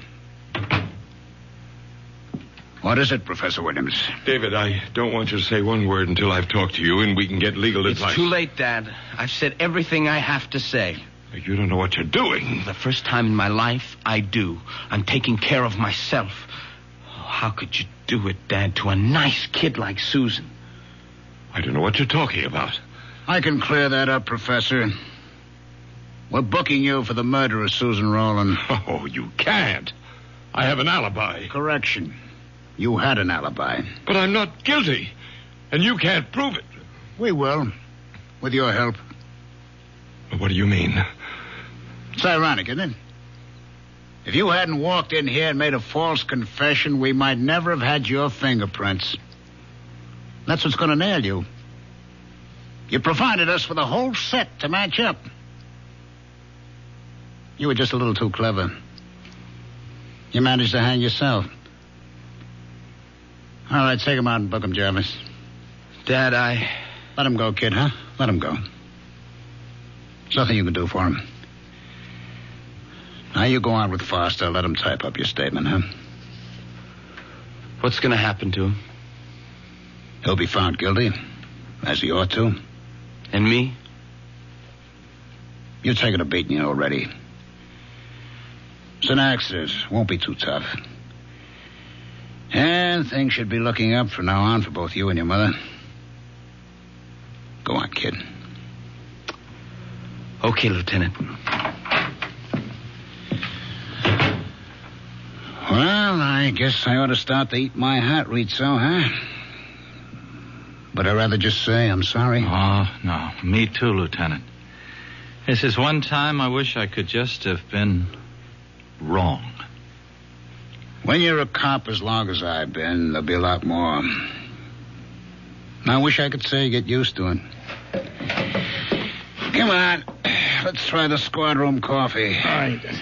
Bad as it is, it's better than the taste I got in my mouth right now.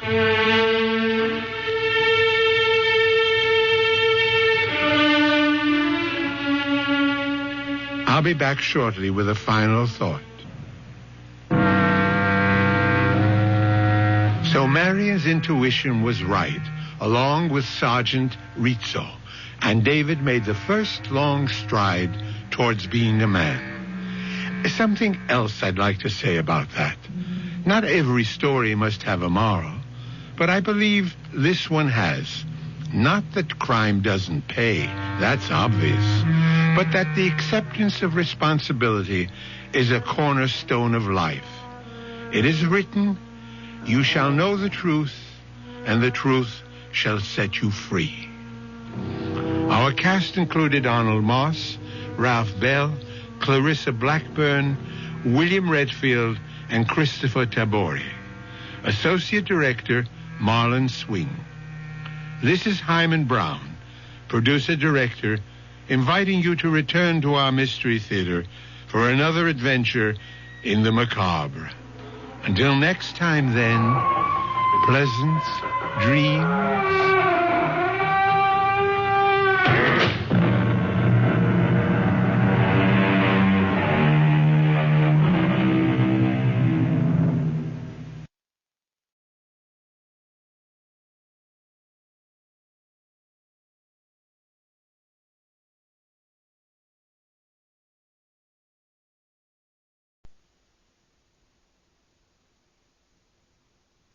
From the Mutual Studios in Washington, I'm Fulton Lewis, and that's the top of the news as it looks from here.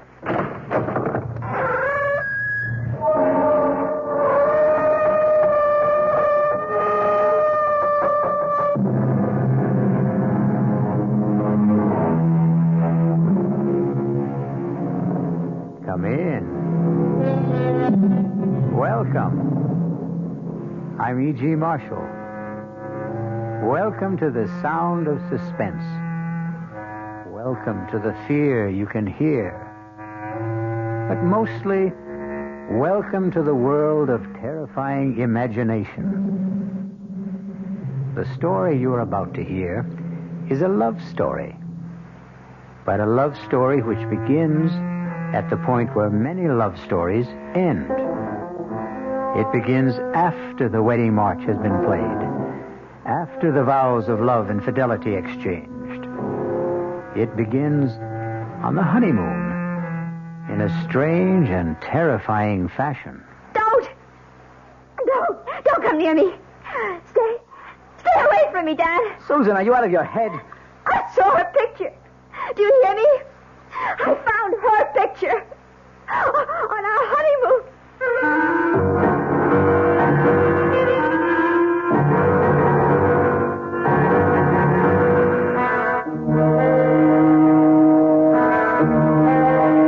Our mystery drama, Deadly Honeymoon, was written especially for the Mystery Theater by Henry Slessor and stars Betsy von Furstenberg and Michael Wager. It is sponsored in part by Anheuser-Busch Incorporated, brewers of Budweiser, and by the Kellogg Company, makers of Kellogg's Special K cereal.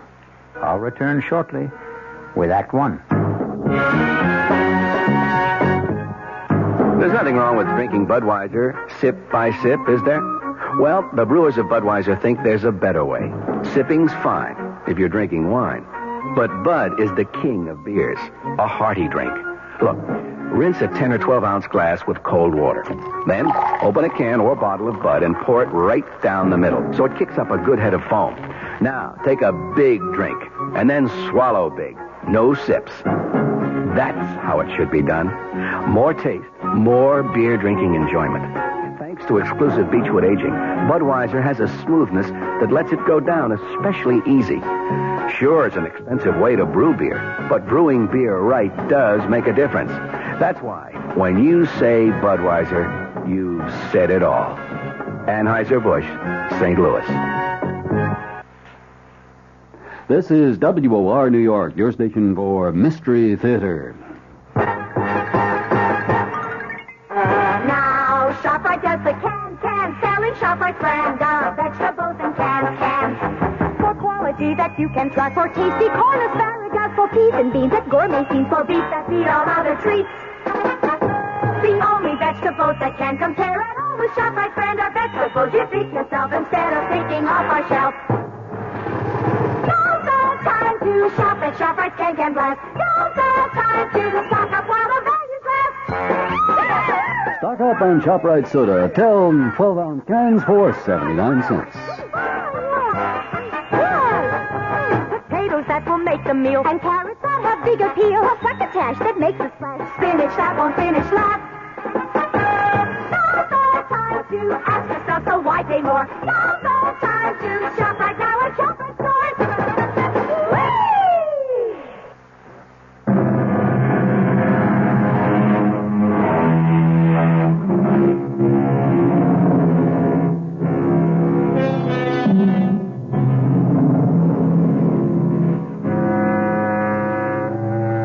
Our story begins 36,000 feet in the air on a flight which departed from New York's Kennedy Airport and in another hour will be touching down at O'Hare Airport in Chicago.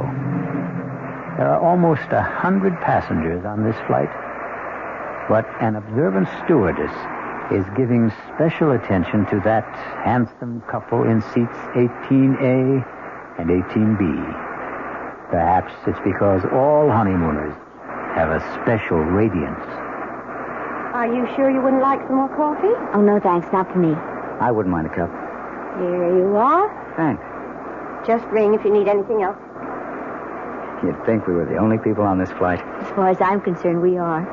Oh, Dan, I feel absolutely drunk with happiness. Is that a funny word for the way I feel? No. It's a great word, Susan. I was flying hours before we got on the plane. Oh, what time did you say we land in Chicago? About 2:30. Is it far from the airport to the hotel? No, actually, it's only about a half an hour from O'Hare to downtown. About 16 miles. Still, I don't think we'll have time to make Evanston today, do you? Well, it might be better to go in the morning. You can call your aunt from the hotel. Dan, you sure you don't mind going to Evanston? I mean, I just couldn't possibly be a few miles away and not see Aunt Clara. Besides, I want to show off my new husband to somebody, and she's all the family I have. Was she your mother's sister? No, my father's. She came east when my parents were killed in that crash. Stayed with me for a month or so. That was about the most that either one of us could stand. She sounds like a holy terror. Oh, no, she's just crotchety, that's all. But she'll only be more crotchety if she learns that I passed through Chicago and didn't even stop by.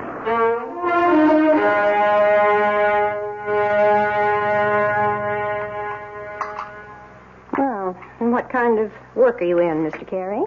Well, right now, we like to say we're management consultants, Mrs. Rowland.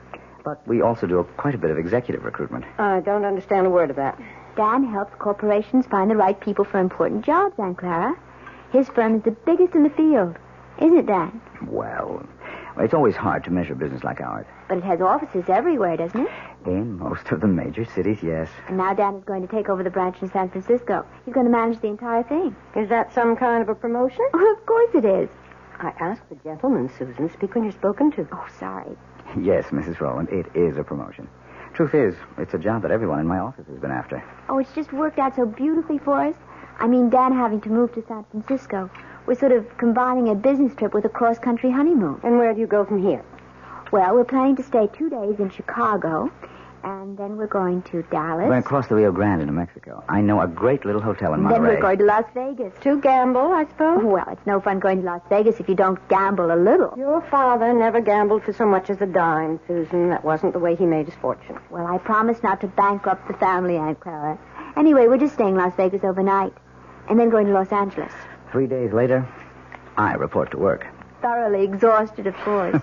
Well, that's your idea of a honeymoon. I hope you enjoy it. Susan, I suppose lunch is almost ready. You want to help me bring it out? Oh, yes, of course. Kitchen's this way in case you've forgotten. The truth is, I have. I'm glad to be able to talk to you alone for a minute, Susan. Did you like Dan, Aunt Clara? Isn't he good looking? Older than you, isn't he? What difference does that make? How long did you know him? Oh, we met at a party at the Williamsons. Do you remember my friend, Tracy Williamson? Didn't ask you where you met. I'm asking you when. Well, it was about 3 weeks ago. 3 weeks? Oh, for the love of heaven, Susan. Aunt Clara, the time you know somebody isn't always the most important thing. He's practically a stranger. How can you be sure of anything about a man you've known for 3 weeks? From the time we met, I saw Dan every single day. Susan, when a girl is all alone in the world, when she has independent means of her own... Please, Addie, don't start in about Dan being a fortune hunter. I don't have that much money, and it's all in trust anyway. And I assure you, Dan earns enough income to take care of us both very well. Well, I'm sorry, Susan. I know I don't have any control over what you do. You're too old for that. But I've seen something of the world, too, you know. And the most important lesson I've ever learned is never trust a stranger. Oh, Aunt Clara, that's ridiculous. Now, can we bring out the lunch?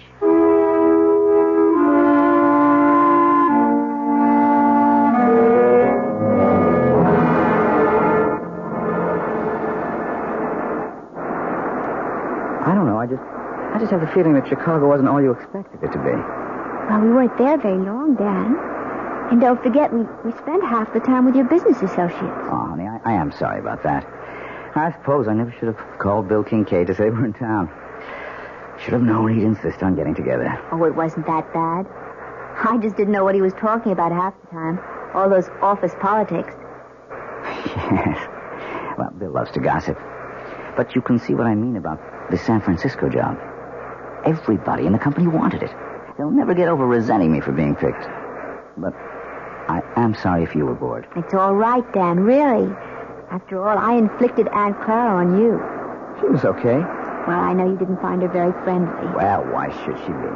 I think she's a very protective type. Anybody you married would get her jaundiced eye. Yes, I suppose that's true enough. Dan, how long did you know Terry Williamson? Who? Terry, my ex-roommate. We met each other at her house. Or have you forgotten that already? Tell you the truth, darling, I didn't know whose house I was at that night. Oh, so Terry wasn't the one who invited you? No. There's a man named Bob Chambers, one of the executive types. I got placed at General Utilities. Don't ask me who invited him, because I don't know. I see. So it was all sort of roundabout. What's the difference? Still turned out to be the best party I ever attended. Yeah. Hey, something the matter? Oh, no, of course not. Nothing at all. Dan, where did you say we were staying in Dallas? It's a little hotel called the Lazy Sea. It's kind of rustic, but I think you'll like it. Besides, we'll only be there one night. We'll rent a car in the morning and drive down to Monterey. You really know all the off-beat places, don't you? Well, when you travel around enough, I guess you begin looking for them. You haven't done that much traveling on the job, have you? Huh? Well, no, not that much. Say, do you know the name of the airport in Dallas? I forget. It's called Love Field. Isn't that a great name for honeymooners? Yes.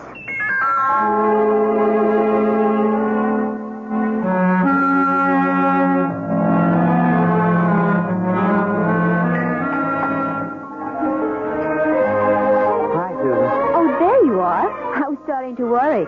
No, I had a little trouble with the phone lines back to New York, but I got through okay. Everything all right? Yeah, sure, everything's fine. Hey, you look a little strange, though. Oh, no, I'm all right. I had a drink while I was waiting for you. Say, you better watch that tequila. It sneaks up on you like a bandito. Actually, something sort of funny happened. What do you mean? Dan, when we were in Chicago in that restaurant, I forget the name of it. The place we went to with Bill? Yes, when you and your friend were talking about all the office politics back in New York, I saw this man looking at us. What man? Well, he was at the bar. I'm not even sure why I noticed him. He was wearing this plaid raincoat. I remember wondering if it had started to rain. I guess you were just bored with all our talk. Anyway, I saw him turn to look at us. Probably to look at you. Can't blame him for that. The funny thing is, as soon as you turned around, he got up very quickly and left. Susan, I don't remember seeing anyone in a plaid raincoat. And I'm afraid I don't see anything unusual about it. Well, I guess I didn't either. I probably wouldn't have given it another thought, but I think I saw that same man here again today. In Monterey? Oh, you're kidding. Well, I can't swear it was him. I didn't get a good look at his face the first time. All I really noticed was the coat. And you saw the coat again? Is that it? Yes. He was carrying it over his arm. Oh, darling. You know the story about the airport truck? Airport truck? No. Well, this guy on a plane looks out the window and sees one of those little red airport trucks. You know, fueling the plane, bringing food aboard, something like that. Anyway, the plane takes off from New York and lands in Chicago. Another little red truck comes out to meet it. The guy next to him says, "Hey, we made good time, didn't we?" And he says, "Yeah, but that little red truck really made time." Well, I can see that I didn't marry a great audience. Oh, I'm sorry, Dan. It's just, it bothered me a little. Oh, forget it. And speaking of airports, next up, the City of Angels.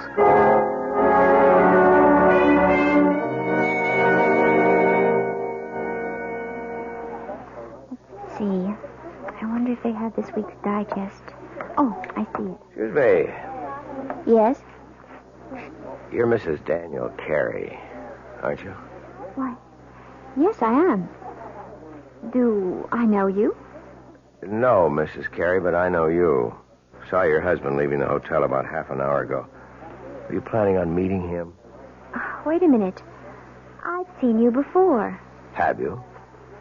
You're the man with the coat, the plaid raincoat. Well, you happen to be right. I do own a plaid raincoat, but with this nice sunny weather... Excuse me. Look, Mrs. Carey, I know it seems as if I'm following you. Yes, it does. Well, okay, it's true. But I've had a reason. Such as? Could we talk about it someplace? There's a coffee shop in the hotel. I'm sorry. I don't even know who you are. Maybe it would help if I introduced myself. My name is Harrington. Lieutenant Gale Harrington, attached to New York City Police Department. Police? That's right, Mrs. Carey. So you see, what I have to discuss with you is police business. But what have I done? It's nothing you've done. It concerns your husband and what he might do.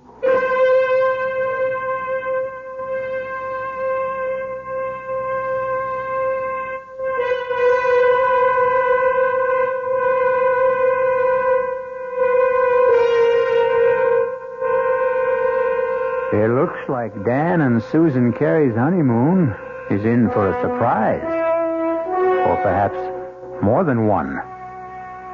Maybe Susan will soon wonder if her Aunt Clara wasn't right about a number of things, including her cynical advice about trusting no strangers. We'll find out about the new stranger in Susan's life when I return shortly with Act Two. And now another tale of the ball and chain. At Kellogg's Special K Presents Last Tango in Pittsburgh. There I was at Raoul's All Right Tango Lounge. My little orchid, will you tango with me? It was Raoul. You're a splendid dancer. But what was that? I was what? That sound effect. Oh, I'm a few pounds overweight, and this ball and chain points out how my extra weight can get in the way. I'm pointing you back to your chair. Our heroine decided to lose that extra weight. She exercised and ate smart at every meal, starting with a Special K breakfast. A bowl of Special K, skim milk, tomato juice, and coffee. It's less than 240 calories, 99% fat-free, and 100% delicious. After a while, she was rid of the ball and chain and back at Raoul's. Darling, you're looking fantastic. What a happy ending. What ending? We're just getting started. Raoul, get lost. Your happy ending could begin with the Kellogg's Special K breakfast. And that's another tale of the ball and chain. This is WOR New York, your Mystery Theater station.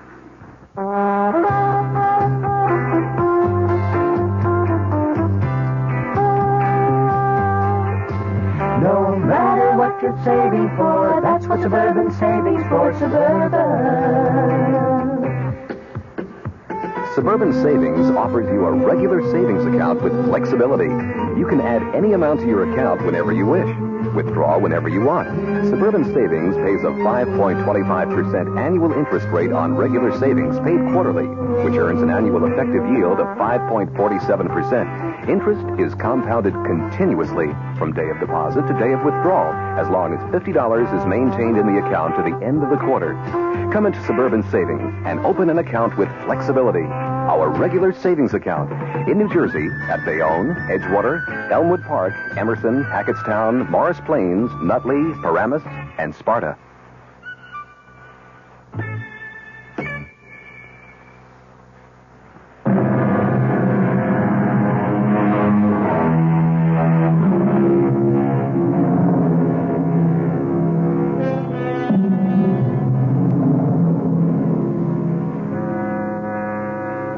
In the pleasant, cheerful atmosphere of a coffee shop in a large Los Angeles hotel, newlywed Susan Carey finds herself facing a man she has never seen before. A man whose solemn eyes look at her over a steaming cup of coffee and seem to warn her of nightmares to come. But so far, Lieutenant Gail Harrington of the New York Police Department is merely asking questions. How long have you been married now? Only about 10 days. Was it a long engagement? Did you know your husband for some time before? No, not very long. Well, could you be more specific? How long ago did you meet him? And where? Well, it's a month now. Just about that. A month. Then you really don't know much about him, do you? Oh, you and Aunt Clara. Beg pardon? Lieutenant, will you please tell me what this is about? Has my husband committed some crime? Is that what you're implying? Oh, I didn't say that, Mrs. Carey.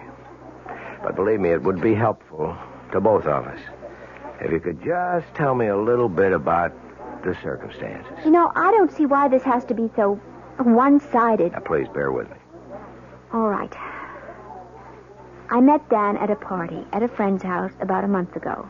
We talked a lot. We liked each other.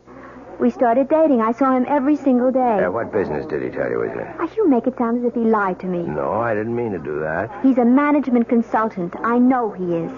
He's just gotten a very important job in San Francisco, head of the entire office. We're going there tomorrow. So that was the purpose of the trip? Yes. But since you've been married 10 days, I gather it's a honeymoon as well. Well, naturally it is. Yes, naturally. Lieutenant. Miss Carey, do you know if your husband was ever married before? Married? No. Are you really certain? It's police business. But tell me that Dan's a bigamist or something? No, Mrs. Carey, certainly not that. Then what is it? I've got to tell you, but you have to have to understand one thing. Now, I am not assigned to this case anymore. My interest is strictly unofficial. I may be completely mistaken, but you're the only one who can prove it one way or another. Prove what? About whether your husband ever called himself Don Crawford. And once, 4 years ago, David Chase. See? All the same initials, like Dan Carey. You are saying he's a criminal? Not just a criminal, Mrs. Carey. A wife killer. You're crazy. I hope so. Believe me, I do. Let me start at the beginning. If you still think I'm crazy by the time I'm finished, I'll be happy to buy you that coffee and go on my way. But if you think I'm not, if you have any doubts, then I want you to tell me so and let me help you. All right. Go on. I know you're wrong, but go on. I first heard of Don Crawford back in 1965 when I was attached to the homicide detail in the Los Angeles PD. Mrs. Crawford was the former Edith Burbank. She was the youngest daughter of a wealthy family in Baltimore. Only when I saw her, she was never going to enjoy her money anymore. She was dead. Her throat had been cut by one of those, quote, mysterious intruders, unquote, that the papers like to write about. Her husband, Don, was broken-hearted, naturally. They'd only been married 4 weeks. But her death also made him some money. Not a fortune, really. There was a mix-up about her will, and he ended up with nothing but a handsome payoff from the family. Mrs. Carey, you okay? I can't believe I'm sitting here listening to this. I won't be long, I promise. Anyway, I was assigned to the Crawford case, and I didn't exactly cover myself with glory. You mean you never found the mysterious intruder? That's right. So naturally, you decided that maybe there wasn't any. Let me go on, Mrs. Carey, okay? Yes, go on. Anyway, I ran into a similar case about 4 years ago. The murder of a young bride, fresh from her honeymoon. A broken-hearted groom named David Chase. I thought Chase and Crawford were one and the same man.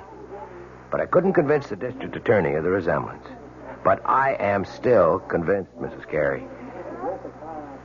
And you think Dan is the same person? Oh, he's changed again, of course. His hair is lighter than Chase's. He's thinner and paler. But there's something about the face I can't forget. And even if it's true, you still have no proof. Is that it? You couldn't solve your case, so you're holding on to your first solution. Wait, Mrs. Carey.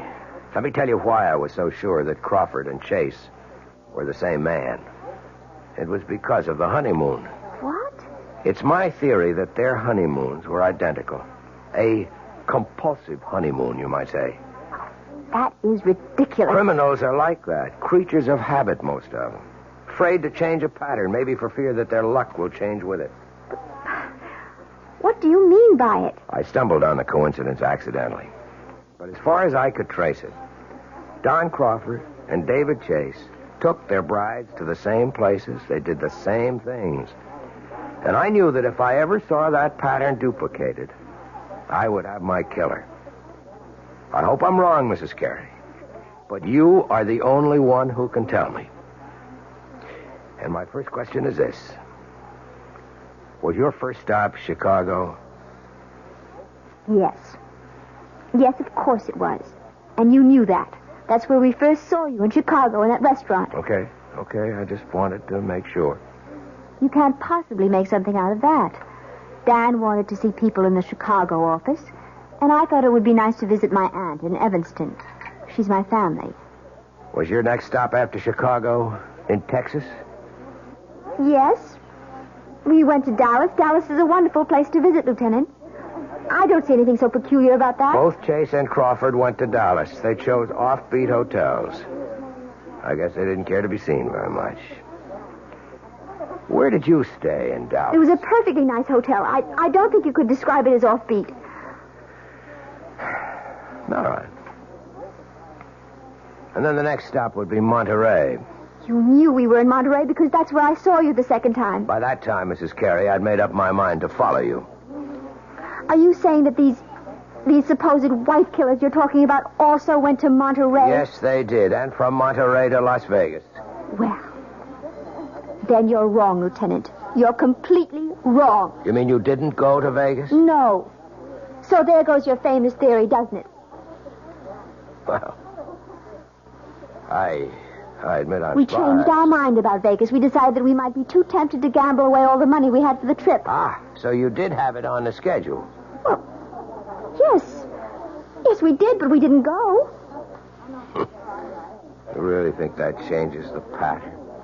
The fact that you didn't go? Oh, please, I can't stand any more of this.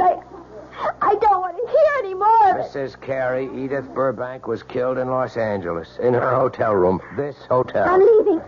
I'm leaving Mrs. right Carey, now. wait. You're wrong. You've got that mixed up with someone else. Let me finish, please. Just one more moment. Please, no, please let me go.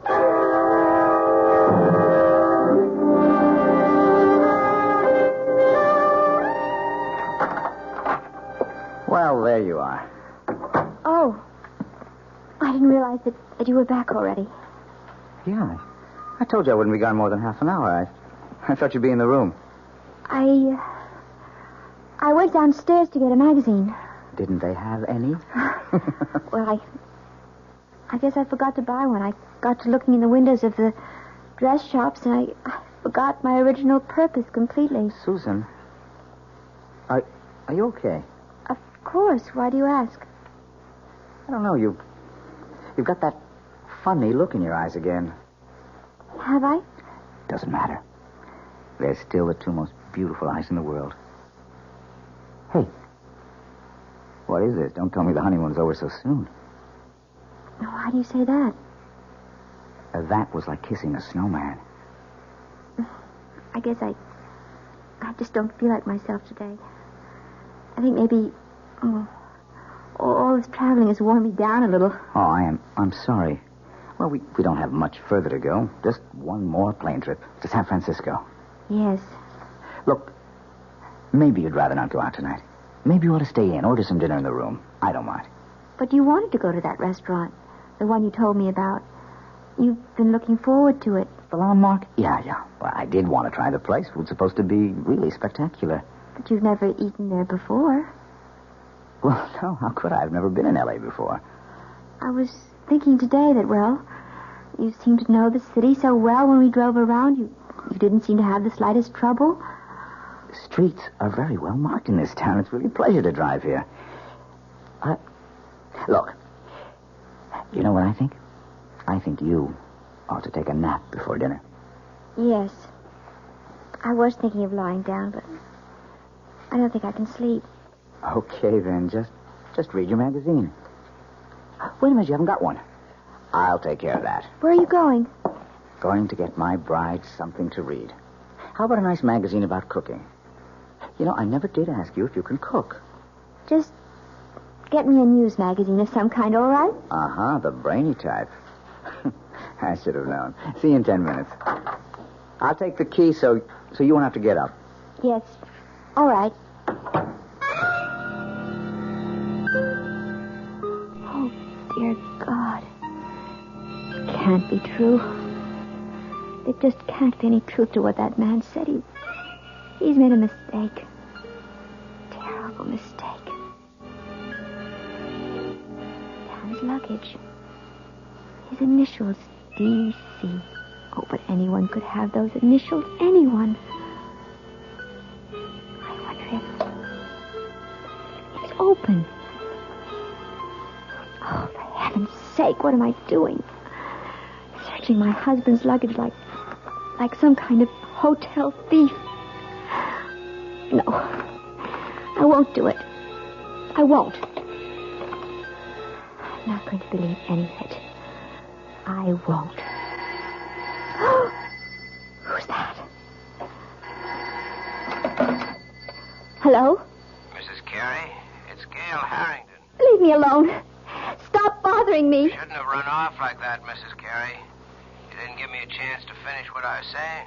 I told you, I don't want to hear any more. It isn't true. You've made a mistake, Lieutenant. Your husband is at the newsstand right now, Mrs. Carey. I can see him from where I'm standing at the house phones. And the more I look at him, the more sure I am that I'm right. No, you're wrong. I want you to hear the rest of the story about Crawford and David Chase and what they did on their honeymoon. Maybe what I told you before didn't convince you, but if you heard a few more things... I'm going to hang up, Lieutenant, right now. I wanted you to know where Don Crawford took his wife the night she was murdered in a room. He took her to a restaurant called The Landmark. You ever hear of it? Mrs. Carey? Hey, are you listening? No. No, I'm not listening. I won't listen.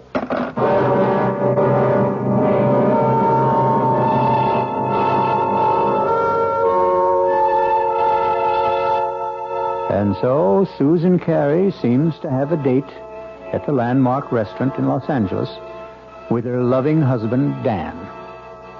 If she keeps the date, something tells me that she's not going to do their cuisine very much justice, because one needs peace of mind to enjoy good food.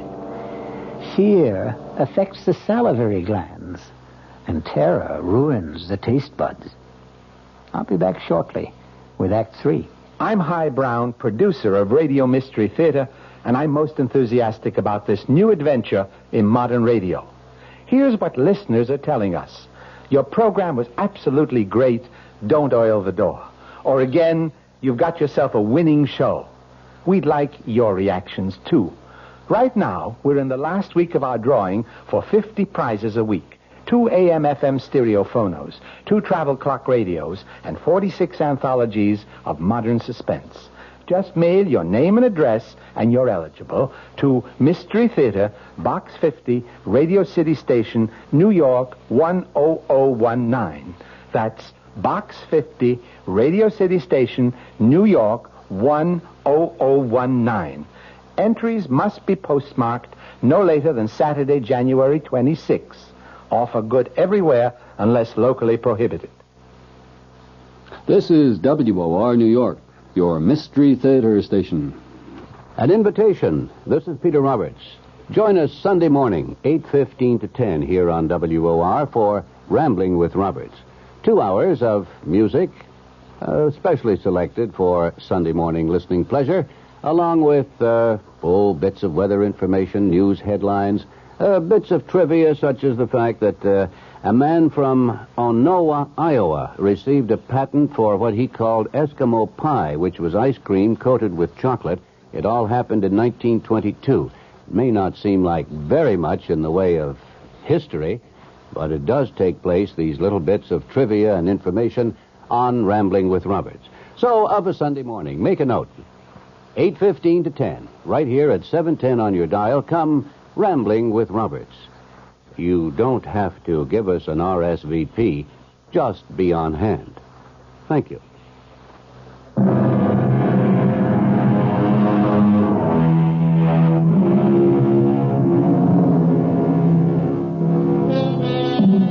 Well, what have we here?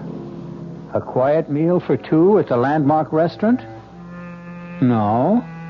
We seem to be in a hotel room. The same room in which we last saw our honeymooning couple, Susan and Dan Carey. Obviously, there's been a change of plan. Room service has provided the meal for the 2 lovers this evening. Can it be that Susan Carey has decided that if there is a pattern, it must be broken? Have some more wine, honey? No. I really don't think I want any. Hey, come on. You know what this bottle cost? You shouldn't have been so extravagant. Uh-oh. That sounds more like a wife than a bride. Well, $18 is an awful lot for a wine, Dan. Especially when I really can't drink that much of it. I just wanted to make up... Well, never mind. You mean for not taking me to the Landmark? No, it doesn't really matter. I told you, it's fun to eat in the room. It's very elegant. I'm sure you were disappointed at... No, I really wasn't. Look, we're not going to be very far from Los Angeles. We'll probably fly down from San Francisco a few times a year.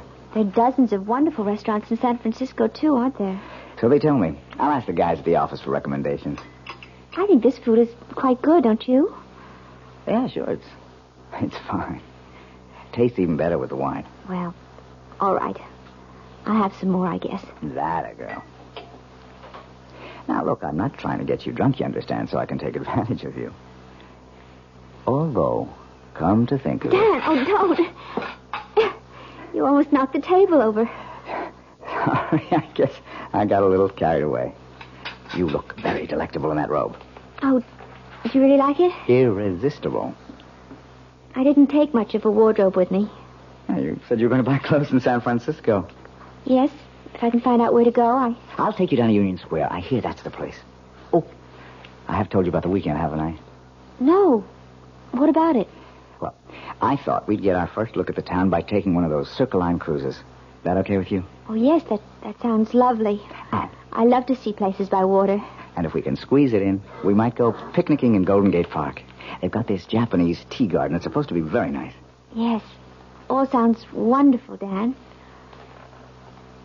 Susan, I just wish you felt better. Listen, maybe you ought to check with the hotel doctor in case you picked up a bug or something. Do I look that bad to you? No. You look just great to me, darling.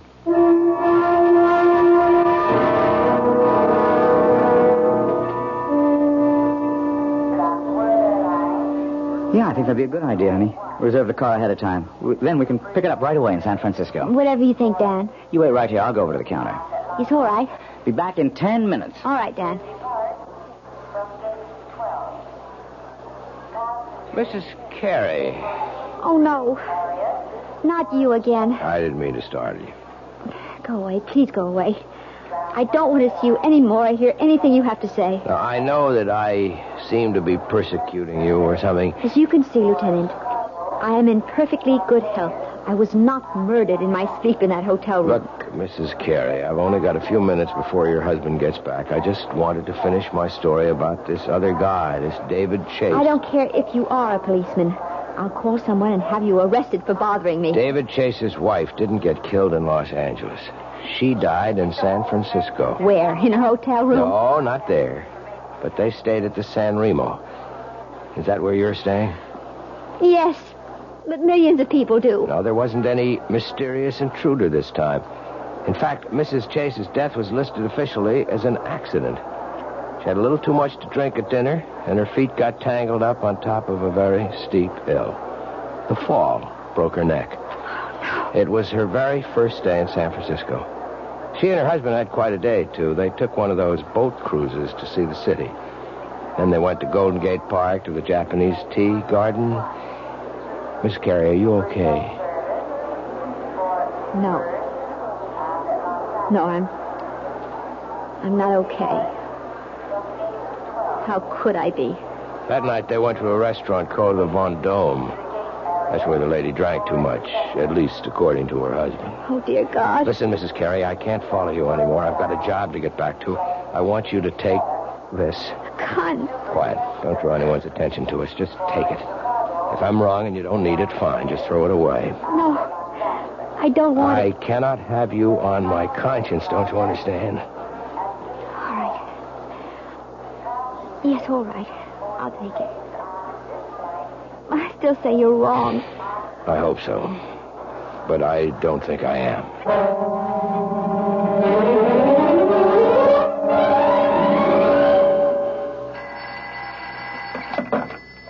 Hello? Mrs. Carey? Yes? This is the message desk. Your husband left a message here for you at 4 o'clock. Oh, I've been out until now. Would you like me to read it to you? Yes, please. It says, we'll be at the office until 6. Should be there no later than 6:30. Love, Dan. Oh, yes. Thank you very much. Welcome. Bye. Bye. $6:30. 6:20 now. Oh, God. Why do I keep staring at his luggage? Why can't I just forget about it? No. It isn't dishonest. It's just something I have to do. No, nothing in this one but clothing. This one has papers and things. All his documents. Birth certificate. Honorable discharge. U.S. Navy. Daniel Eldon Carey. That is his name. It is. That man Harrington was wrong. Doesn't this mean he was wrong? Or does it just mean that... No. I'm not going to start thinking that way. These look like photographs. Maybe his family... Oh, no, wait. This picture is signed. Such a pretty girl. To Dan. All my love forever, Edith. Edith. What was the name he said? That policeman, what was the name that man's wife was? Wasn't it Edith? Oh, no. Who is it? It's me, honey. Oh, 1 second. Hi, sweetheart. Sorry. I forgot to take my key. Hey, I'm not late, am I? I told him at the desk I'd be back at 6. Well, it's not even that. Hey, why is it so dark in here, Susan? Oh, I just got back myself. I didn't think of turning on all the lights. Susan, I have a confession to make. I wasn't at the office at all. My new staff thought they ought to christen the new boss. I tell you one thing about San Francisco. It's a hard-drinking town. Susan, what's the matter? Dad, I found her picture. What? I found her picture. Your first wife's. What are you talking about? I was never married. Then what's her picture doing in your luggage? Hey, what's going on here? You must be drunker Don't than I come am. near me. Stay away from me, Dan. Susan, are you out of your head? I saw her picture. Do you hear me? I found her picture. On our honeymoon. Now, wait a minute. Do you mean Edith? I know all about her. Yes, and about the other one. She drank too much, too, didn't she? She was drunk, too. Now, look, will you calm down? Is that what you were planning to do tonight? Get me drunk? At the restaurant? You were going to take me out to dinner tonight, weren't you? Of course I was. I asked one of the guys at the... I can tell you the restaurant he picked. Do you want me to tell you the name of the restaurant, Dan? It's the Von Dome, isn't it? What? Well, yes. I mean, it is. How did you know that? Because I know it all. I know everything. Oh! No, don't come here. I'll call the police. Now, Susan, look. I don't know what the trouble is, but you've got to be sick. You need help. No, don't come any closer. You've been acting funny ever since we left Chicago. I'm warning you. Look. My God. I've got a gun. Susan, put that down. I'm not going to end up like them. Give me that thing, Susan. Don't. Oh, don't, Susan. Daphne. Susan. I don't want to shoot you.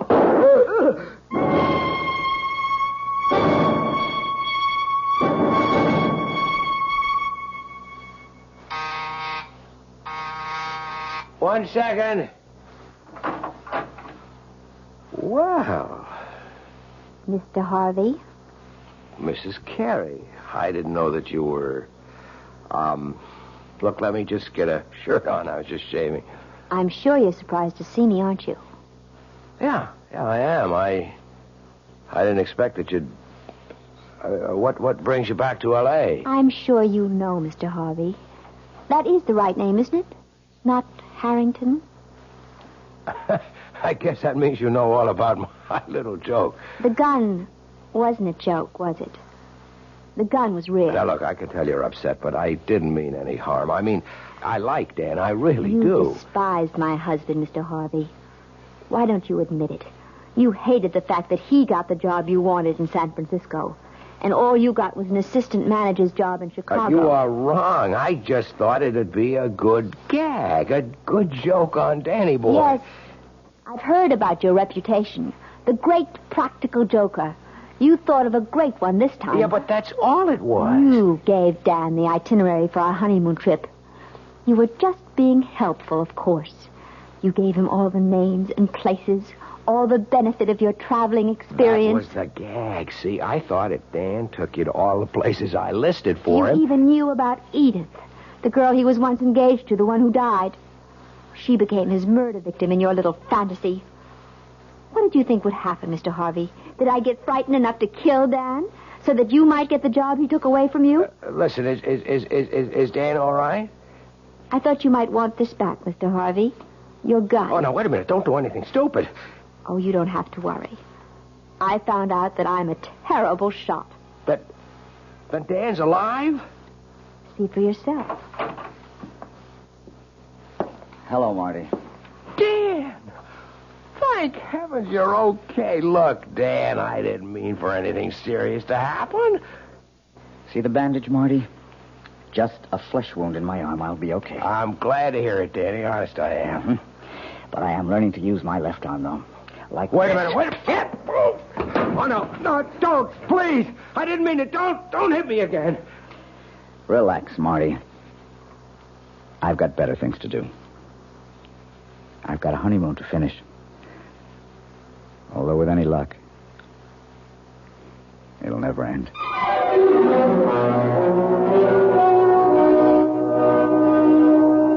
So you see, even murder stories can have a happy ending. Martin Harvey may have spoiled Susan and Dan's honeymoon, but that doesn't mean he managed to spoil their marriage. No. If that's going to happen, Susan and Dan will take care of that all by themselves. I'll be back shortly. Hello, this is Joe Franklin. Ladies and gentlemen and boys and girls, for the very latest in nostalgia, for the ultimate in remembering, please join with me on Saturday nights from 9:05 to 11 o'clock, where memories are truly happening right here over WOR Radio. It is my privilege to present radio's original Memory Lane program, but positively the original. And whether it's Al Jolson or Benny Goodman or Louis Armstrong or Eddie Cantor or Harry James or the Dorseys, Mario Lanza, Gene Krupa, the young Frank Sinatra, George M. Cohan, Bing Crosby, Bogart, Lombard, Cagney, and all those happy times of radio's comedy and drama and soap opera. We have it fascinatingly, and all the sounds are reproduced crystal clear Saturday nights from 9:05 till 11 over WOR Radio. Yours truly, Joe Franklin, hosting Memory Lane. Tune in. WOR New York, your station for Mystery Theater. This is Sherry Henry. All New York knows it lost its governor recently when Rockefeller resigned. And we all know he's concerned now with his new commission on critical choices for America. But not many of us really understand what that commission is all about. Well, we'll all know more tomorrow afternoon when Henry Diamond, the executive director of that commission, divulges goals and directions. It's on the Sherry Henry program at 2:15 on WOR Radio.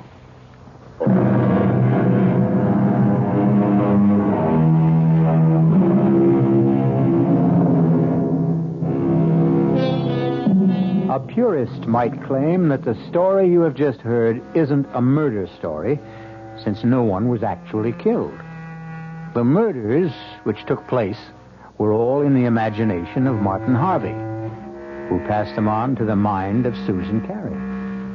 But it's a good demonstration of the point we've tried to make all along, that the most terrifying crimes can happen within the theater of the mind. Our cast included Betsy von Furstenberg, Michael Wager, Elspeth Eric, and Mason Adams. The entire production was under the direction of Hyman Brown. Now, a preview of our next tale. What are you thinking about, child? The day you said it was bad luck for us to see each other before the wedding. Nobody believes those old wives' tales. Nobody believes so many things that are outside the ordinary. Did you see Michael's body after? Don't talk about that, lass. I know they said the horse trampled him. I asked Dr. Ferguson about the hooves, and he wouldn't tell me. You'd tell me, wouldn't you, Jeannie? Oh, tell you what? Were they like horseshoes, or were they cleft in two? Were they cloven hooves? In the name of God, what are you saying? I'm not speaking of God. I'm speaking of the devil. This is E.G. Marshall inviting you to return to our Mystery Theater for another adventure in the macabre. Until next time, pleasant dreams.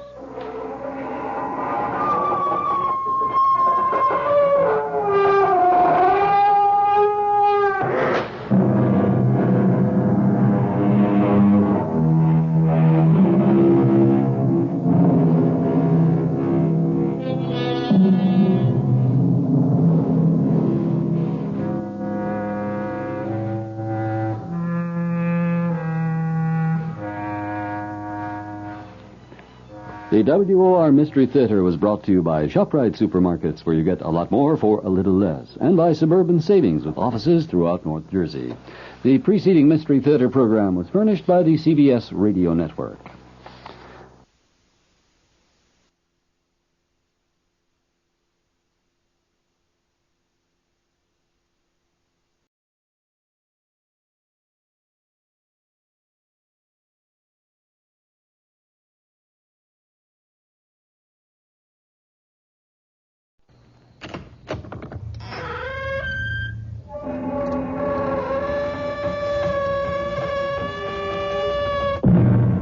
Come in. Welcome. Welcome to Mystery Theater.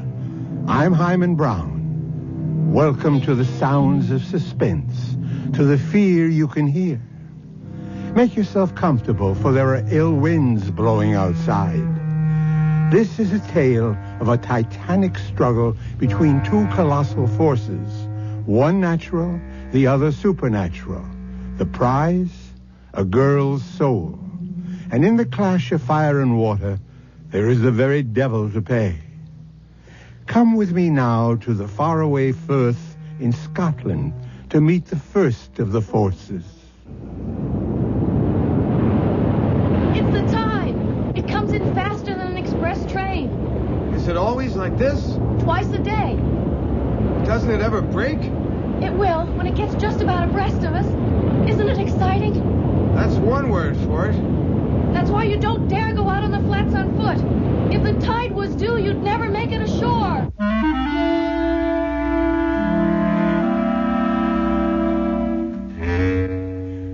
Our mystery drama, Speak of the Devil, was written especially for the Mystery Theater by Ian Martin and stars Jada Rowland and Nick Pryor. I'll be back shortly with Act 1.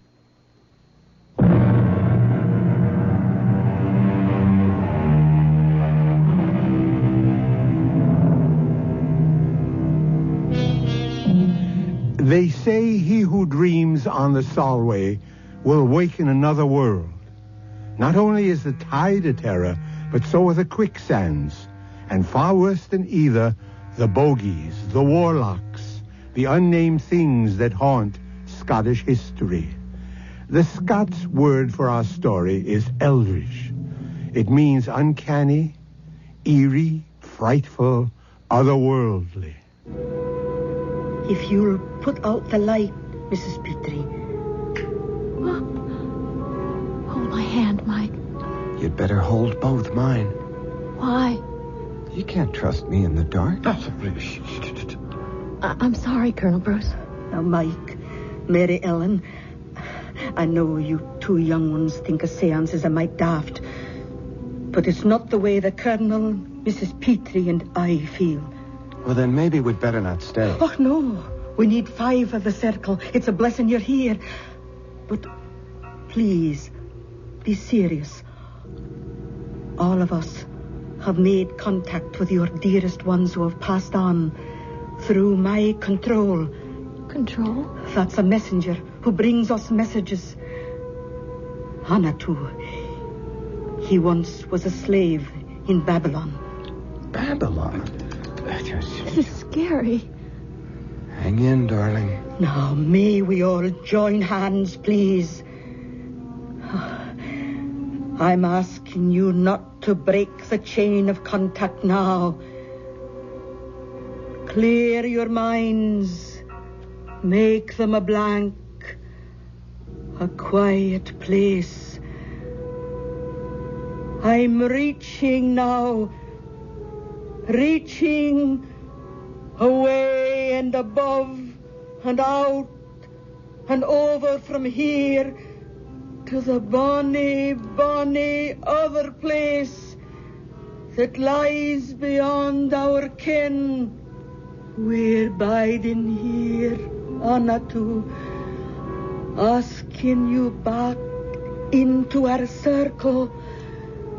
Will you not come back to us again?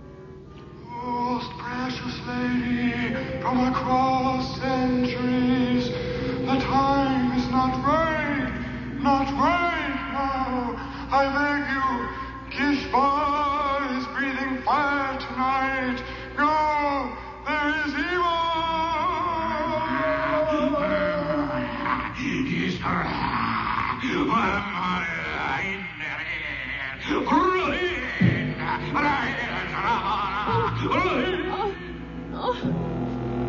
Stop it, in heaven's name. Someone get the light. Yes. It burned. Ellen, where's that damn light? Mary Ellen, are you all right? Yes, sir. What's all that smoke? Oh, that's just the incense we burn. I'm the one to blame for meddling in the business of the Lord. We'll not ever have a seance in this house again. I'm afraid that I loosed some devil out of hell this night.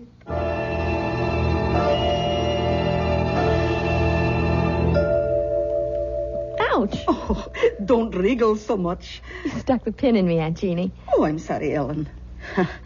Oh, but it'll take more than a pinprick to burst your happiness.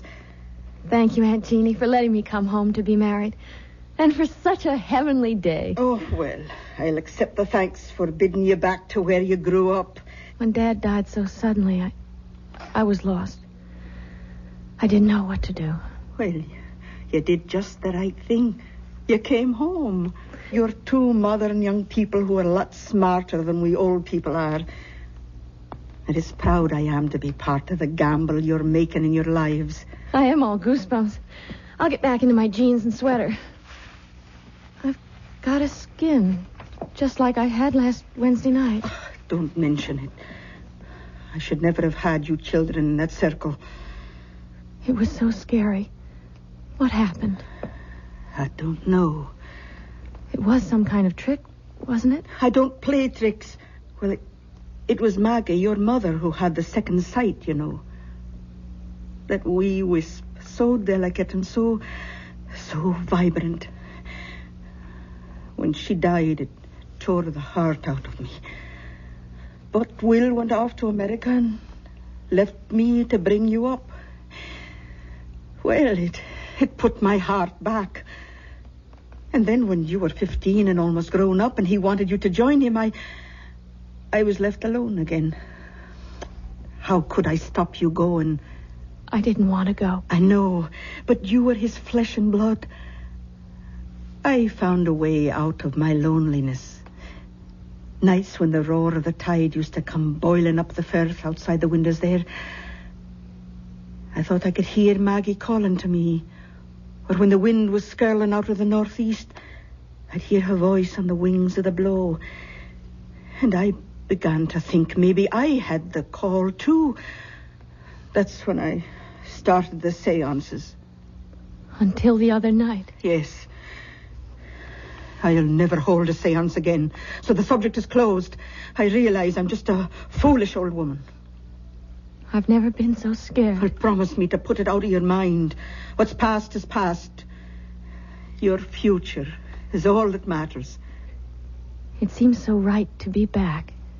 As if something were calling me. Oh, you're cold. I'll stir up the fire. No, don't bother. I just miss my American central heating. I think I'll go outside in the sun for a minute or two. Oh, go take a good brisk turn down the road while I finish this hem. That's a good idea. But don't go down the Firth road. Take the high road. Why? Well, I saw your Michael off this morning for the Solway. You don't want to run into the bridegroom on the wedding day. It's bad luck.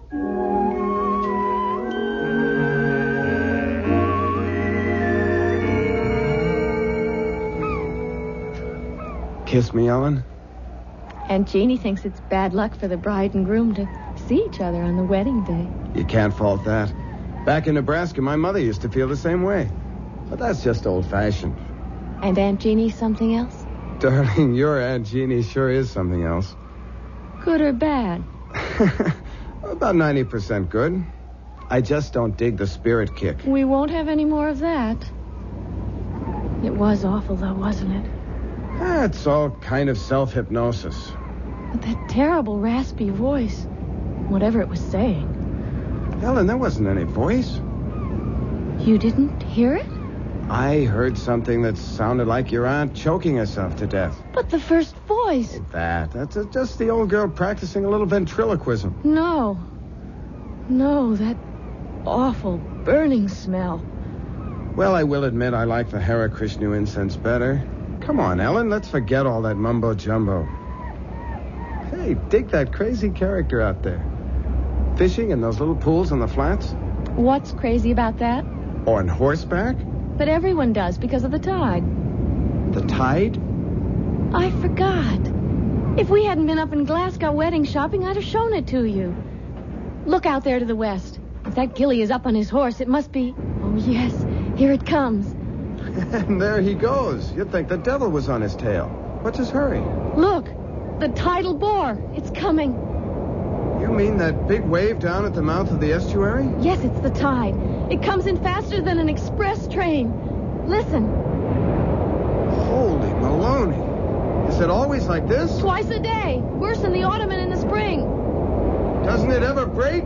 It will when it gets just about abreast of us. Isn't it exciting? That's one word for it. That's why you don't dare go out on the flats on foot. If the tide was due, you'd never make it ashore.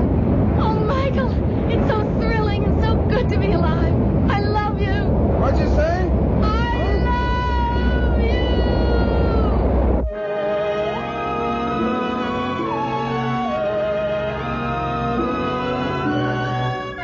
you. Mike? What, sir? Husband? Read that loud and clear. On my way. What's taking you so long? Just brushing my teeth. Please come to bed. Why didn't you say that in the first place? Will you come under the covers? I'm freezing. I'll put some more coal in the fire. I don't want coal. I want my brand new husband. You got him. Oh. What is it, darling? Nothing. It's just that funny smell. It's the coal smoke. Remember, you don't want coal to keep you warm. Just me. Oh, my darling. Yes. Yes, yes. My husband. My darling. My husband. You. No. No. Please. No. No. Don't touch me. Go away. No. Oh, no. Michael. Your breath. Oh, the hair. Oh, no. No. I cast you out.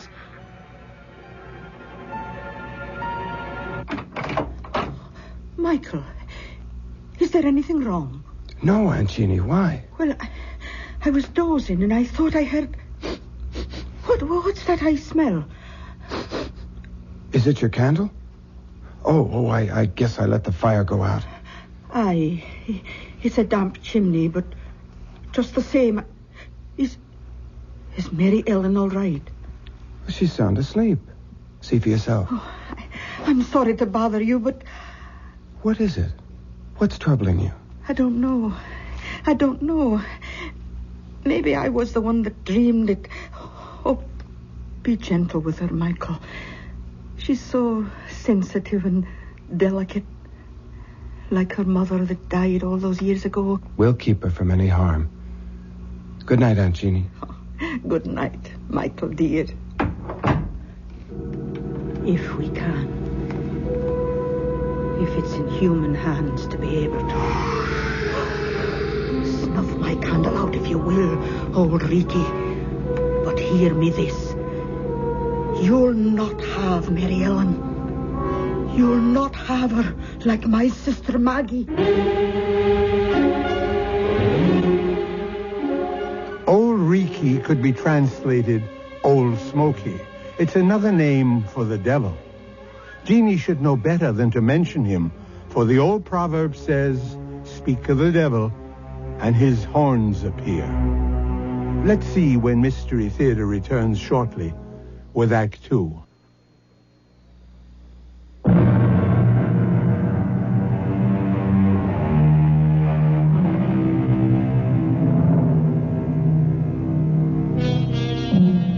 Dreams are made to die with the opening of day. and superstition fades and falters in the sunlight. So by the following morning, we could hope our bride and bridegroom would wake and rise on the right side of the bed. Let's find out as Michael comes downstairs. Oh, good morning, Michael. I'm in the kitchen. Come on out. Morning, Aunt Jeannie. Well, and how is the bridegroom today? Well, the bridegroom's first rate. It's the bride who's not. Oh, what's wrong with the wee lass? Oh, I don't know. I think now you were right last night. Huh? Right. About what? Oh, she had some kind of a bad dream. But if she did, she won't tell me about it. What do you think it might have been? Oh, I don't know. She's a sensitive wee thing. And she's back in the part of the house where her mother died. That was Maggie's room you're in. Maybe I should never have put you there. Anyway, I'll get her tea and go on up and have a wee chat.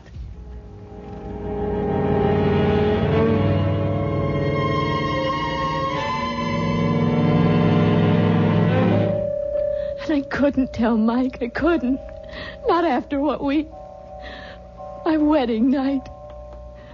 How could I dream anything so vile and hideous?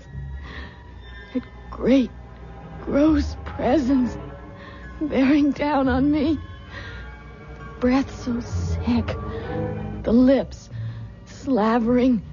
And that awful fur all over. Oh! And the fire burning me. That scorching smell.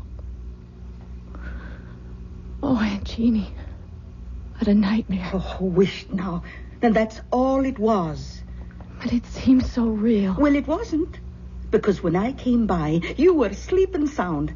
Oh, drink your tea now. Oh, it's a good thing you married that nice American boy with his head screwed good and tight. Mike. He'll blow all the cobwebs out of your head. And he's going to have a good chance, too. What do you mean? I mean, you two are going to have a nice honeymoon all alone for a big, long month. Where are you going? Oh, I've got an old girls' school chum who lives just outside Blackpool at St. Anne-on-Sea. For years, she's wanted me to visit. I'm not going to drive you out of your house. Oh, you're going to do more than that, Mary Ellen. You and your handsome, bonny husband are going to move downstairs to my room, away from this drafty old flue. And while I'm gone, I'm going to get it fixed so the fire will burn clean. And I'll not take no for an answer.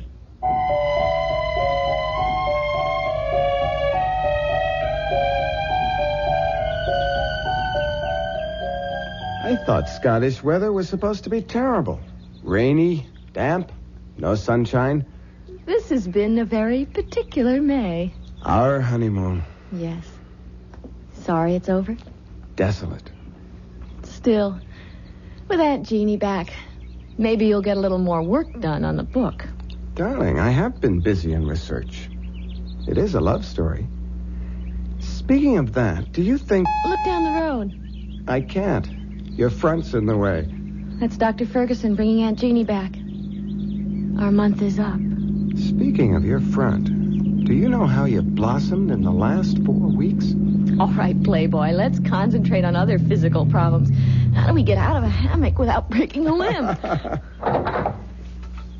Welcome home, Aunt Jeannie. Oh, Mary Ellen, precious. You've turned into a real Scots lassie. You've got the bloom on your cheeks. It's happiness. And those warm spring winds from the west. Hello, Dr. Ferguson. Hey, well, Mrs. Tilson. As a physician, I can only concur with your aunt's diagnosis. You're a picture of health. And how are you, Mr. Tilson? Never better, sir. Oh, I can believe that. Well, I really have to be back on rounds. Thank you for meeting Aunt Jeannie at the station. It should have been me. Without a car? Oh, you'd have had hard shrift getting me aboard Old Bess since the carriage broke its wheel. You know, Jeannie, you should put that old horse out to pasture now she's nothing left to pull. Oh, I couldn't do that. We're too used to each other, poor old soul. All right, Dr. Ferguson. Away you go. Right you are. See you soon. I'll take your bags up to the house, Aunt Jeannie. Oh, give me a hug first.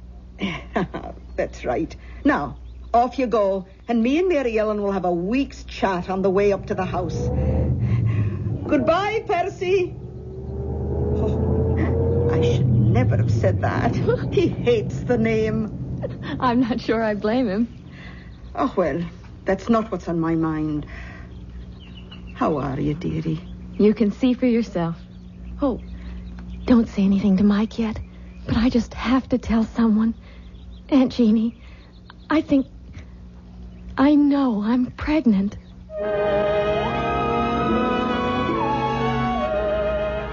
Well, Mrs. Stilson. Tell me, am I pregnant? Oh, the test will prove it, but I'll bet on it. And let me say that you're the loveliest expectant mother I've ever had under my care. Well,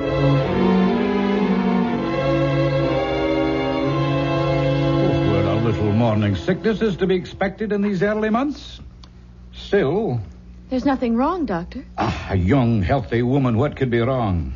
Still, we must take precautions. I'm writing out some medication for you that I want you to take each day.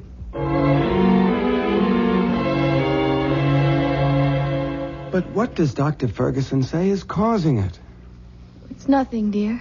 Just some little hitch. Honey, we both had thorough physical checkups before we came to Scotland. The RH factor is ruled out. Why should you... Lots of women have morning sickness. It isn't only in the morning, Helen. I'll talk to Dr. Ferguson. Maybe we should change the medication.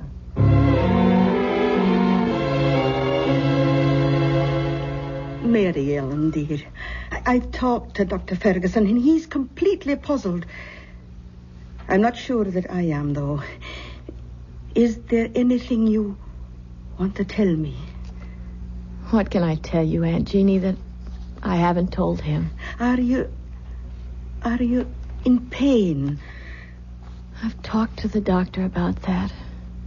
It isn't pain. I don't know. Ellen, are you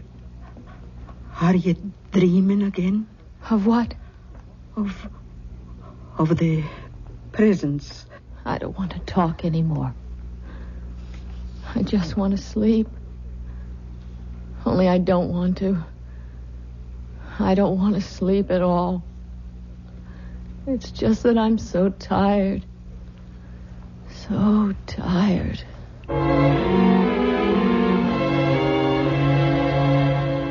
You have to help me, Aunt Jeannie. How, Michael? Dr. Ferguson says that physically Mellon should be all right. The baby seems to be thriving. It's her mental state that... Do you know she won't go to sleep at nights? She forces herself to stay awake? What is it she's afraid of dreaming about, Aunt Jeannie? It is that, isn't it? I can't tell you just what she's dreaming. I'm too far out of touch since I went away. But I do know one thing. The only way to stop it is to get her away from here.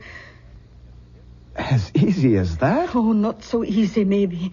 She's bound and determined on having you finish your book first. Ah, the devil take the book. Mellon comes first.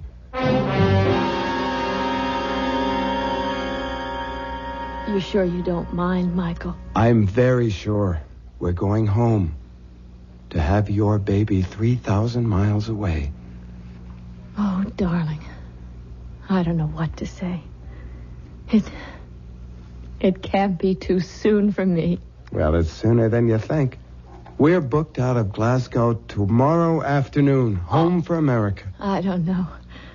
I should be feeling all sorts of things, I know, but the only one I can really feel is relief. Oh, such blessed relief.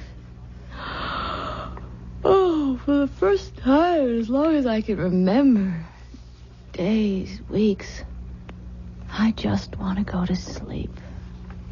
Good night, darling. Rest. Sweet dreams.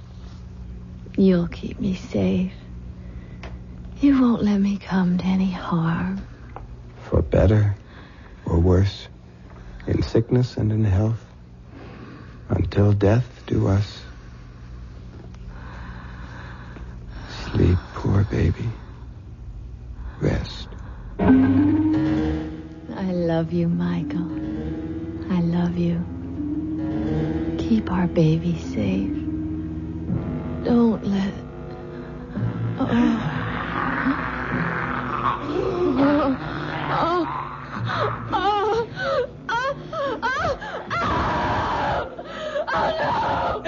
Ellen, what is it? Oh, I don't know. It's pain, like a knife. I think maybe I'm going to lose the baby. You're going to be all right, Ellen. Don't worry. Get Dr. Ferguson. I'm going to call him now. You'll be all right. I'm fine. Just get him. I'll send Aunt Jeannie up to you while I phone. Aunt Jeannie! What is it? What is it, Michael? Helen, maybe a miscarriage. What's Dr. Ferguson's number? Oh, you'll no get him by the phone. He's out of order again. Hello? Laddie, it's no use. It won't be fixed before morning. I'll go to the neighbors. It's a party line. If one's out, they're all out. Oh, God! How far to the doctors? A good 3 miles. Who's got a car? Only Colonel Pithy. And he's away up to Edinburgh for his regimental reunion. All right, then I'll go on foot. Aunt Jeannie, go up and help her. I'll make it as fast as I can. By the wheel, Michael. Can you ride a horse? Yes. Good. Then take old Bessie. There's a bridle and saddle by her in the barn. She'll get you there faster. Take care of her, Aunt Jeannie. Don't let anything happen to her. Right along the Firth Road till you come to town. He's the third house in on the right. And take care of yourself.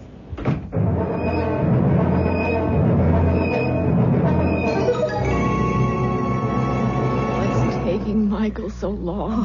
Oh, just lie still. Don't bring back the pain. It's funny. I thought it was going to tear me in two. And then within 10 minutes after Michael left the house, it just stopped suddenly. As if... What's that? Oh, there's a car. That'll be the doctor. I'll let him in. Bide quiet now. Oh dear. Oh, come on in, Doctor. What took you so long? Oh, I tried to phone you the moment I found out, and I got here as soon as... Yes. Oh, then you know. Of course I know. Who do you think's been taking care of Mary Ellen? Now you get on up to her and... What? Where's Michael? Oh, Jeannie, Michael is dead. Dead? How? Here, let me close the door. Oh.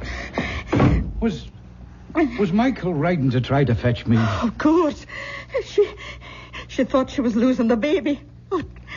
What happened to him? Bess must have thrown him. Oh, she never threw a body in her life. She was as gentle as... Something must have frightened her, driven her frantic. Jeannie, this is a terrible thing to tell you, but I examined the boy, and his body was covered with hoof marks. He was literally trampled to death.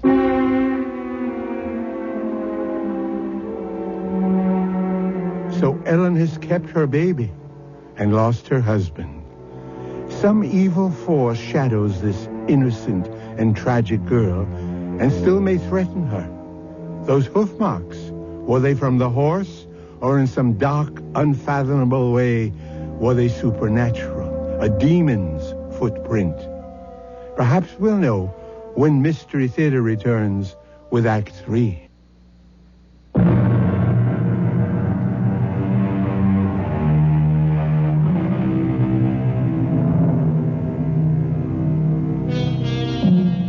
For 2 weeks, Ellen, after the first wild emotion when she heard of Mike's death, has retreated into herself, her face white and drawn, her eyes black and empty, like 2 holes burned in a blanket.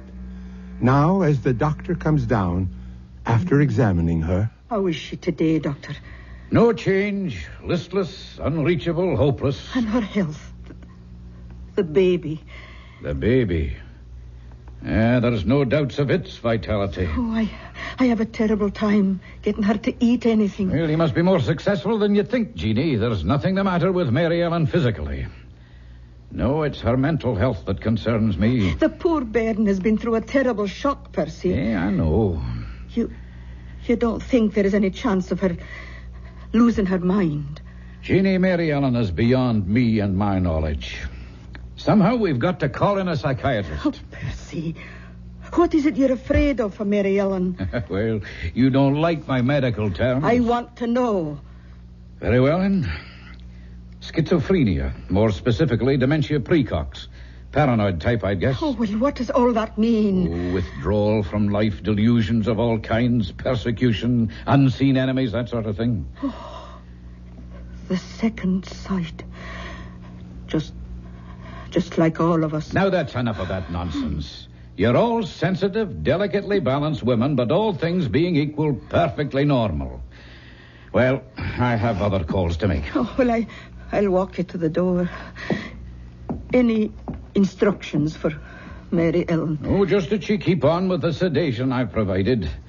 And Jeannie, try to persuade her to let me call in another doctor. I'll see what's best to do. Be very careful. I'll do what's right.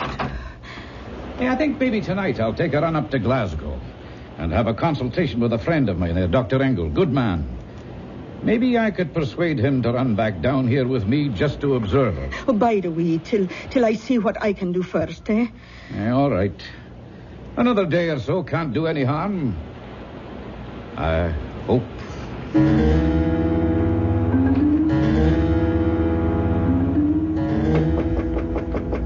Who is it?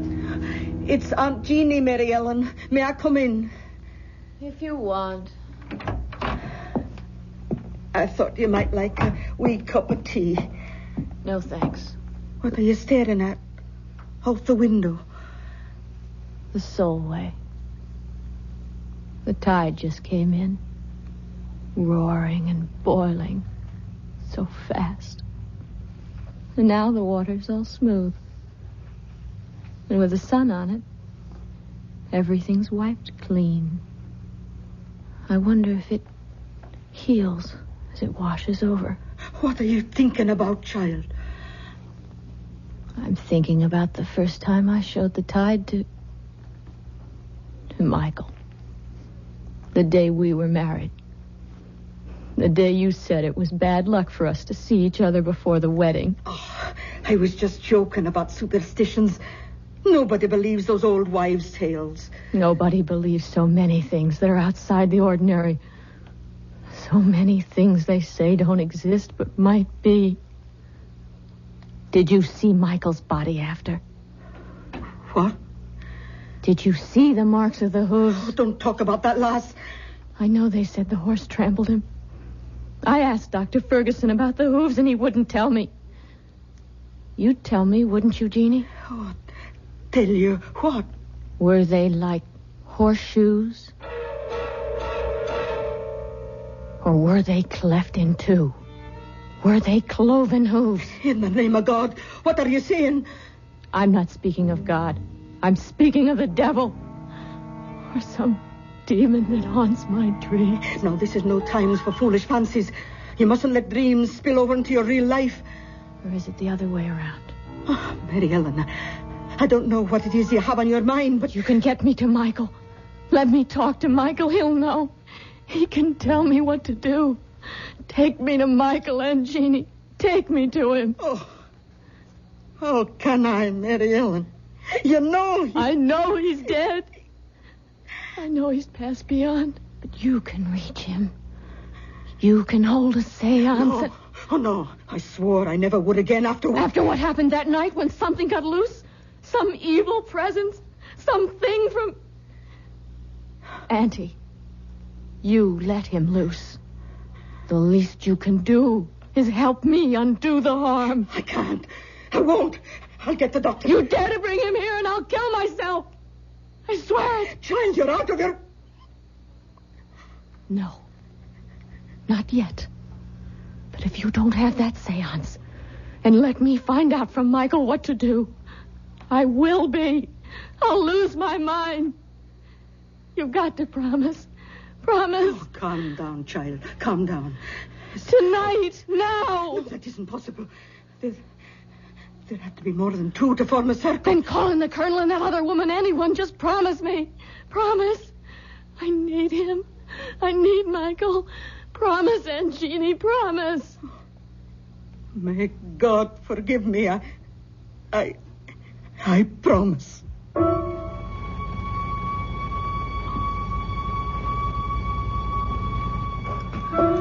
May we all join hands, please. clear your minds. Make them a blank, a quiet place, open and hushed. I'm reaching now, reaching away and above and out and over from here to the bonny, bonny other place that lies beyond our ken. Can you hear me, Anatu?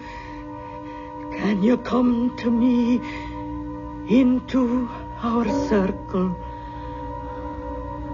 Anatu, we're reaching for you. Oh, I can't make contact. Ask for Michael. I have no way to him. Then let me. Oh, try it. Everyone, concentrate. Be still.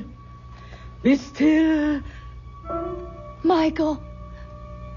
Michael, I need you. Come to me.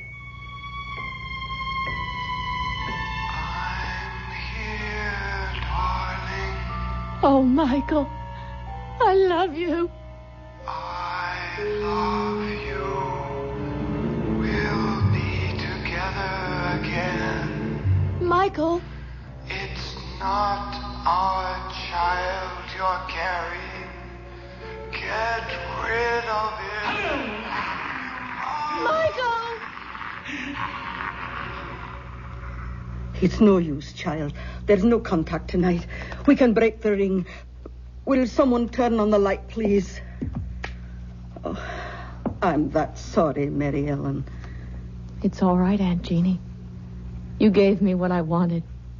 I found out what I needed to know.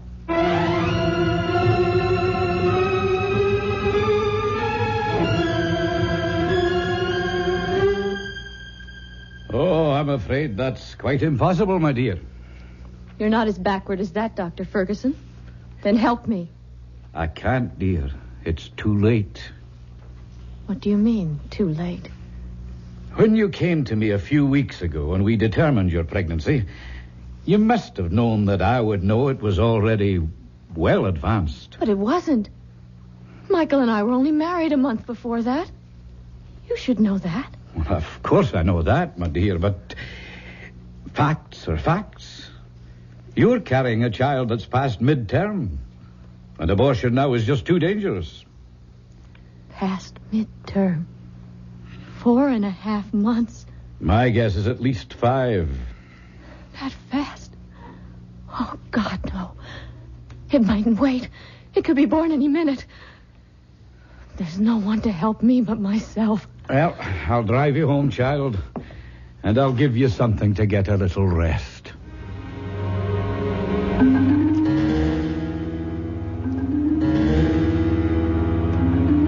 She's sound asleep now, Jeannie. Let's go downstairs and talk. Poor wee angel. So thin and pale and haunted. Hey, come away. Let her rest.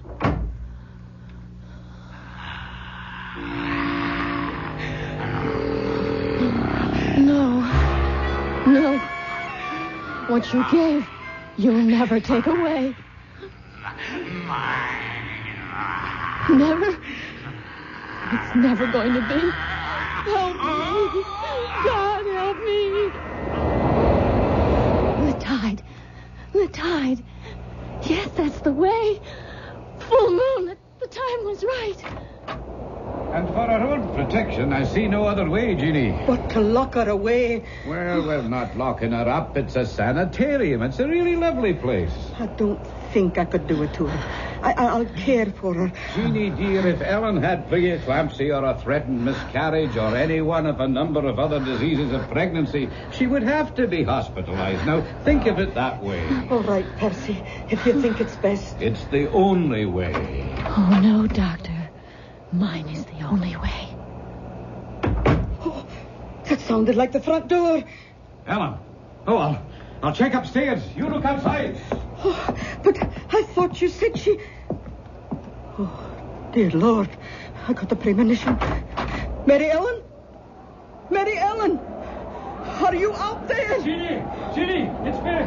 She's gone. No. I gave her enough sedation to knock her out, but she's gone. But where? She's out on the first. Come on, Ginny. We've got to catch her before the time.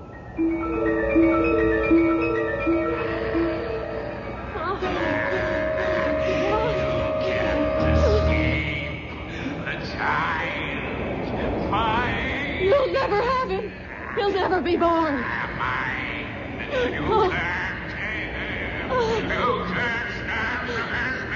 One way, you filth from hell. One thing you cannot stand against. The ancient enemy. Look, listen.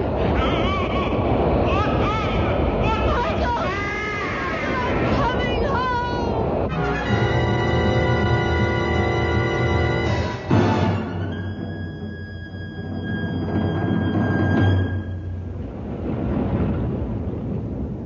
There wasn't a chance. We couldn't have saved her. My poor wee motherless lamb. It did not take her long to follow her poor husband. But the child... It hadn't been born, and she didn't want it. It wasn't Michael's, you know. Are you sure of that? Oh, yes. It was 5 months old at least from the size. A monster. No, I didn't say that. Still, I was thinking of x-rays. There was something strange about that embryo. I can't quite explain. It was nothing you could have understood, Doctor. So, at the last, it was all the Lord's will. And maybe for the best. At least Michael and my Mary Ellen are in God's pocket at last.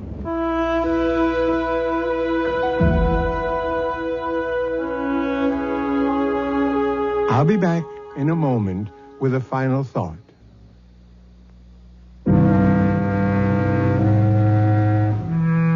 Who dreams on the Solway will wake in another world.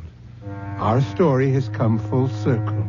For us, it's the end. Let's hope that for Ellen and Michael, it's only a beginning. If you believe some incubus possessed poor Ellen, driving her and her husband to their death, there's another explanation. Insanity did run in her family. So either way, even if there were the devil to pay, it was still all in the mind. Our cast included Jada Rowland, Nick Pryor, Bryna Rayburn, and Ian Martin. Associate Director, Marlon Swing. This is Hyman Brown, Producer-Director, inviting you to return to our Mystery Theater for another adventure in the macabre. Until next time, then, pleasant dreams.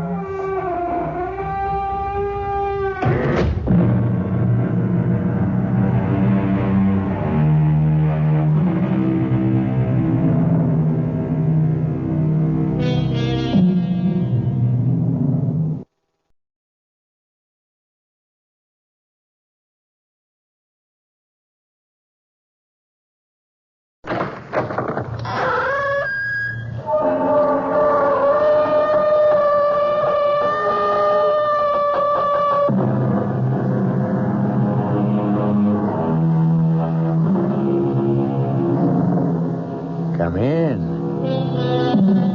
Welcome. I'm E.G. Marshall. Welcome to the sound of suspense. Welcome to the fear you can hear. But mostly to the world of terrifying imagination. In the next 52 minutes, you'll hear a story about truth. Everyone is in favor of truth, of course. It's a word which produces immediate reverence and respect. But sometimes the truth can be a terrible thing, even a shattering thing.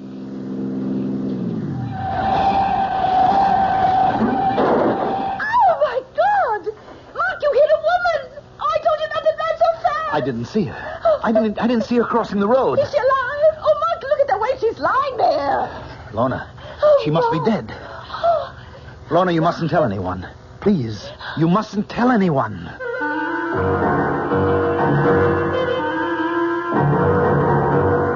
Our mystery drama, The Ring of Truth, was written especially for the Mystery Theater by Henry Slessor and stars Agnes Moorehead. It is sponsored in part by Anheuser-Busch Incorporated, brewers of Budweiser, and by the Kellogg Company, makers of Kellogg's Special K cereal. I'll be back shortly with Act One.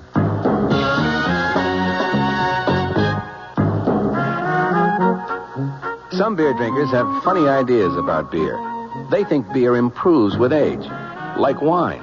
Well, find a brewmaster, though. You'll find a beer drinker who knows better. The Budweiser brewmaster says it all depends on how beer is aged. Just letting beer sit in lagering tanks makes it older, not necessarily better.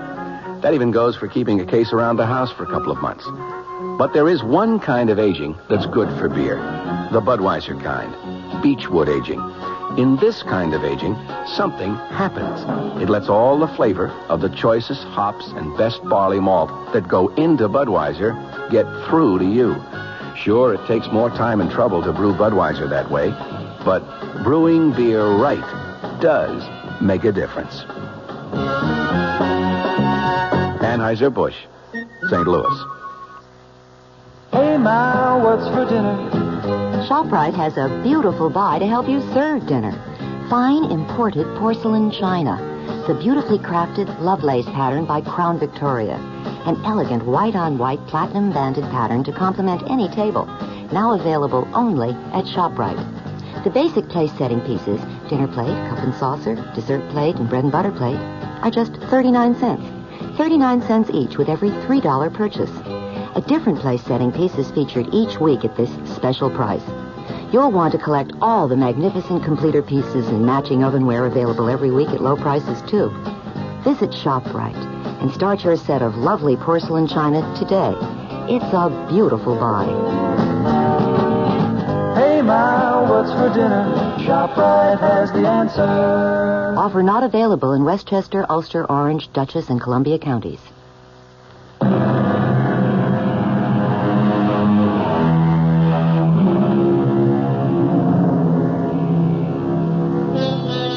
Now here's Act One of The Ring of Truth. The place, a charming college town in New England. The people you're about to meet, young Lorna Kittredge and the special man in her life, Mark Kramer. His driving speed, a comfortable 30 miles an hour. I'll tell you what I resent most about your father, Lorna. It's the fact that he deliberately keeps forgetting my name. Mark, don't be so silly. Daddy has a genuine problem about names. No, I'm sorry, darling. I just can't buy this absent-minded professor stuff. It's too corny. Corny or not, that's exactly what my father is sometimes. Absent-minded. His mind is always up in the stratosphere somewhere, communing with Socrates or Schopenhauer on the meaning of truth. You just don't like my father very much. I hardly know your father. Look, I want to get along with him, Lorna. After all, he's going to be my father-in-law, isn't he? You're almost home. What can I do to put you in a better mood? That's easy, darling. You can promise to tell him tonight. Oh, Mark. Tonight? Why not? But I told you that the Pryors are going to be at dinner tonight. Harold Pryor's Daddy's publisher. So? After they leave, you can tell him. Lorna, we've been engaged for almost 3 weeks now. Nobody knows about it except you and me. Well, isn't that enough? Not for me, it isn't. No. I'm the kind of guy who wants to shout it from the housetops. Yes, I do, too. I really do, Mark. I love you so much. All right, darling. And prove it. Tell him tonight, Lorna. Tell him you're going to marry what's-his-name.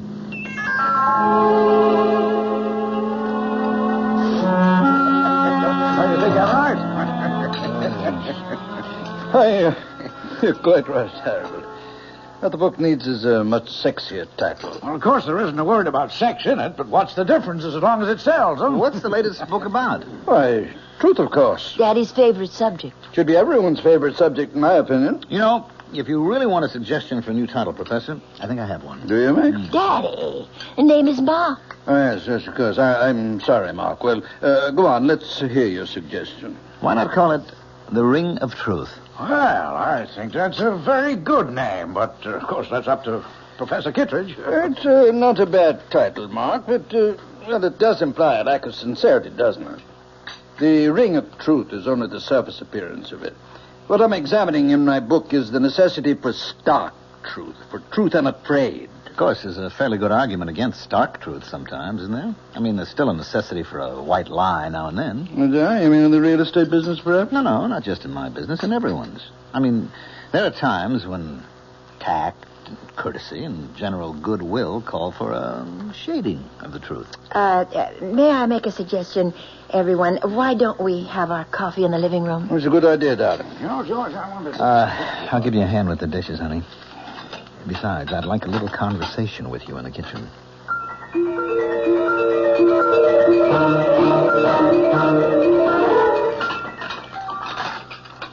All right, Mark. I know what you're going to say. Daddy was impossible tonight. Your father's a great scholar, man of ideals, the Albert Schweitzer of New England. I'm only a poor schnook of a real estate man, but I'm perfectly willing to put up with him for your sake. Put up with him? Won't be easy. A crass, materialistic guy like me marrying into all that saintliness. What can I do? I'm crazy about his daughter. You idiot. Oh, Mark, my hands are wet. Will you tell him tonight? Yes, the minute everyone leaves. He's not going to be happy about it, you know that. He won't be happy about losing you. Well, he knew it had to happen someday. All right, then tell him that day has come. Tell him the truth. I always tell Daddy the truth. Daddy, can I come in? Yes, darling, of course. I didn't want to interrupt your reading. Oh, I can't really read this book. I don't understand the language. Have you seen it, by the way? Still another edition, German, of the 7 Secrets of Shakespeare. It's lovely. What a beautiful binding. Yes, I'm pleased with it. I suppose an author never loses his affection for the first book he writes. Well, it's more than just that. This book made you famous. In very limited circles, yes. And I hope you've enjoyed the evening and that your friend did, too. The only thing Mark didn't like was being called Max. Oh, I'm sorry about that, Precious. I hope he wasn't offended. But you have to admit that you do bring home a lot of young men. Daddy, that may have been true once, but Mark Kramer is the only man I've seen for the last 6 months. That long? And the reason I've seen him so much is that, well, I'm in love with him. Well, that isn't an entirely new phenomenon either, is it? Daddy, Mark asked me to marry him. I said yes. Marriage? You know that word, don't you? It's English, not German. Yes, I know the word, but, well, it's just that I never supposed you'd want to marry now. I mean, before your doctorate, before you've done all those things we plan to do together. Marriage wouldn't put an end to our plans. And as for your lecture tour, but you don't really need me along. I don't know if I'd want to go without you. I'm getting a little old to gallivant around Europe by myself. Well, it's the first time I've heard you complain about being old. For some reason, the last 10 seconds, I began to feel old. Of course, Mark and I could go with you to Europe as a sort of honeymoon. No, Lorna, he's not going to want that, I'm sure. In fact, my guess is that your young man is going to want to see as little of me as he possibly can. No, Daddy, that isn't so. He knows that I won't just abandon you. I couldn't be that heartless. That's the last word I'd use about you, Precious. I know your heart only too well. I know what a tender, beating little thing it is. I've always been afraid of the man who would trap it someday. I just wish you knew Mark better. He's not a I'm not saying anything against Mark. I'd feel this way about any man. I'm like the tired old king of the fairy tale, darling, forced by the condition of kingdom to give the hand of his princess to a commoner. Oh, Daddy.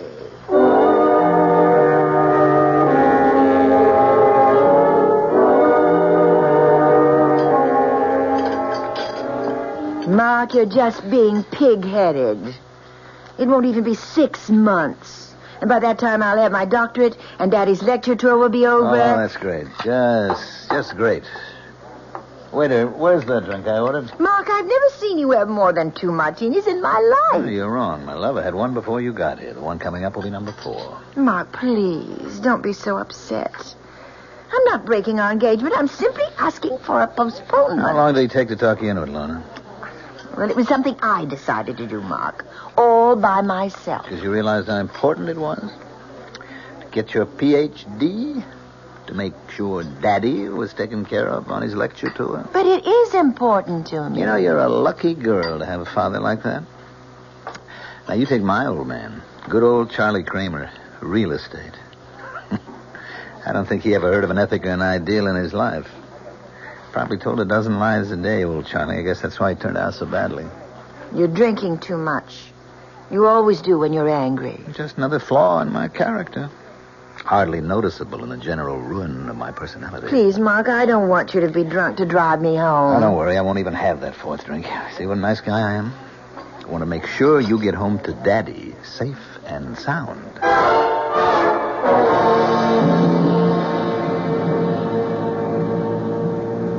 Mark, are you sure you don't want me to drive? No, you just leave the driving to us. It's starting to rain. I think you should turn your wipers on. That isn't rain, precious. Those are tears in front of your eyes. Please, Mark. All right, all right. Do you have to drive so fast? I know there isn't any traffic, but these roads are so dark. That's what the headlights are for. How far these little candles throw their beams, so shines a good deed in a naughty world. Hey, you see, your father isn't the only one who can quote you. No! What? Look out! That woman! Where? Oh! You hit her! Oh, Lord! I didn't see her. I didn't see her crossing the road, so help me. Is she dead? Oh, Mark, look at the way she's lying there. She's dead, Lorna. Oh. The woman's dead. Oh, no. Oh, how horrible. I told you not to drive so fast.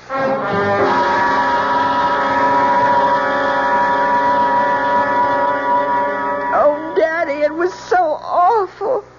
And it was my fault. My fault that Mark drank so much. He really doesn't like whiskey very much, but when I told him about what we decided about postponing the wedding... You mean what you decided, darling? It was your decision. He was driving so recklessly. He must have been going 60 miles an hour on that road. The speed limit there was only about 30. They haven't arrested him, have they? No. But the police were called, weren't they? Yes, yes.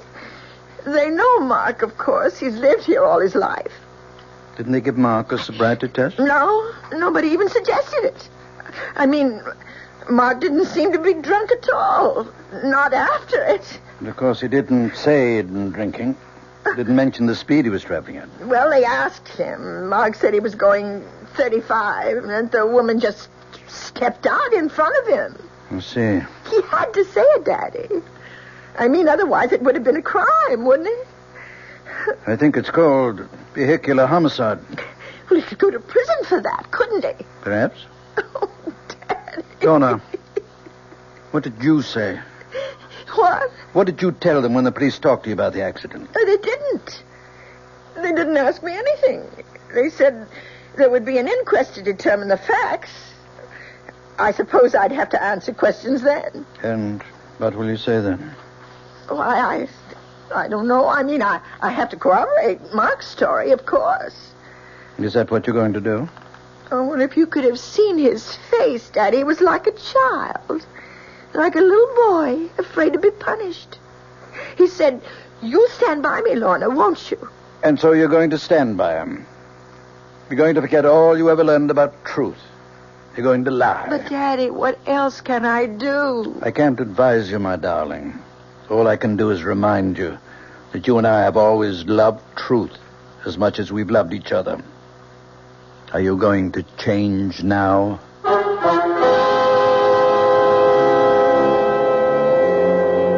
And so Lorna finds herself in the corner of a triangle. The man she loves on one side, the father she loves on the other. But the invisible corner of the triangle is that mysterious thing called truth. We'll find out what Lorna Kittredge does when I return shortly with Act 2. And now another tale of the ball and chain. At Kellogg's Special K presents Overweight on an overnight train. Is the seat taken? Please, sit down. You have exceptional legs. Oh. But why is one of them attached to a ball and chain? This ball and chain? It's a symbol. Funny, I would have sworn it was a ball and chain. I mean symbolic. Because carrying around a few extra pounds can be just like lugging around this ball and chain. I see. May I suggest something? Uh-huh. Try a bowl of Special K skim milk, orange juice, and coffee. It's the Special K breakfast. Will it make me lose weight? No. Oh. You must also exercise and eat smart at every meal. I see. Do you know the Special K breakfast is less than 240 calories, 99% fat-free, and delicious? No, but if you hum a few bars... And that's another tale of the ball and chain. Your happy ending could begin with the Kellogg's Special K breakfast. That's Kellogg's Special K. Good night. This is WOR New York, your Mystery Theater station.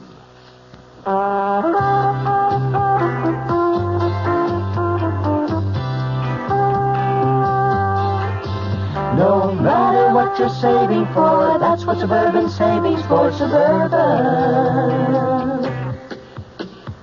Suburban Savings offers you a regular savings account with flexibility.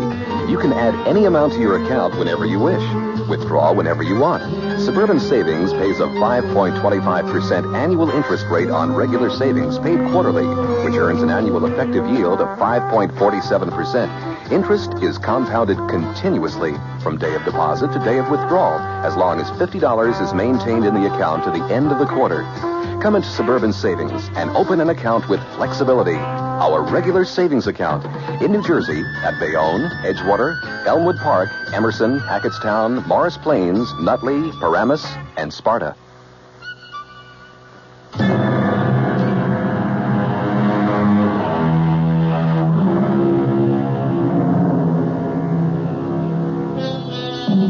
Ye shall know the truth, and the truth will set you free.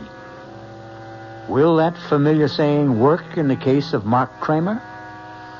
It may all depend on the outcome of the next conversation you hear in the home of Professor John Kitteridge and his daughter. Lorna, may I come in? Yes, Daddy. All dressed already? Yes. I know I don't have to leave for the county courthouse for another hour, but I was too nervous to just lie in bed. Why don't you come downstairs and have some breakfast with me? No, I couldn't. I feel too sick.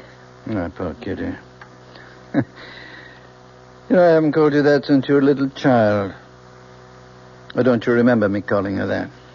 No, not really. You see, before you were born, I wanted to name you Catherine.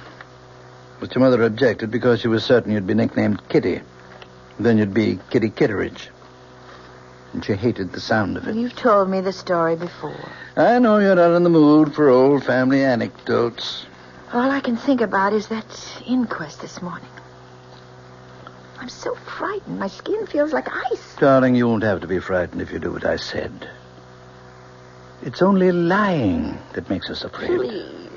Please don't talk about it. I have to lie for Mark. I love him. I'm going to marry him. Do you think the others will lie? The bartender at that restaurant? What was the name of that again? Bruno's? Yes. He'll defend Mark. I'm sure he will. They don't like trouble. They had some license problem last year. They won't want to admit that they served Mark so many drinks that he was hardly able to walk. To say nothing of drive. Sure. So you're the only one who has to lie. Daddy, the woman is dead. Nothing will bring her back. Lies, truth, nothing. Who does it help if Mark goes to prison? Yes. You're right, precious. There's no profit in truth. None at all. Then you agree with me? No profit, Lorna. Only loss, maybe. But that's something you'll have to judge for yourself. You know my feeling about truth. You know what I've always taught you about it. Yes. Dare to be true. Nothing can need a lie. The fault which needs it most grows too thereby. You used to like that poem. Now you're quoting it with contempt. Oh, Daddy, why can't you understand? Why do you have to be so demanding?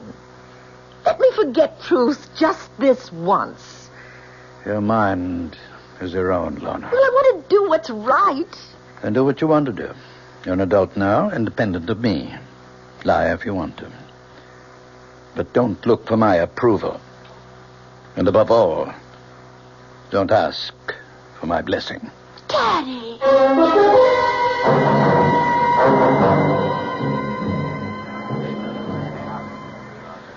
Let's have some quiet. The coroner's jury has to hear the testimony if they're going to judge it.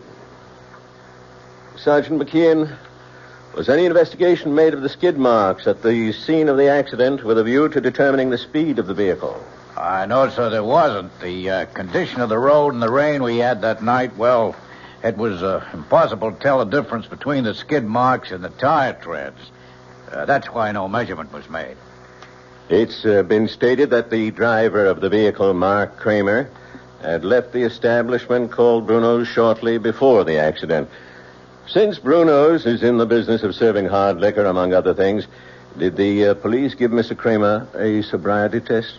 No, sir, we didn't. You see, sir, we didn't know at the time where Mr. Kramer had been. All we knew was that Mrs. Moger was dead, and Mr. Kramer didn't appear like he'd been drinking.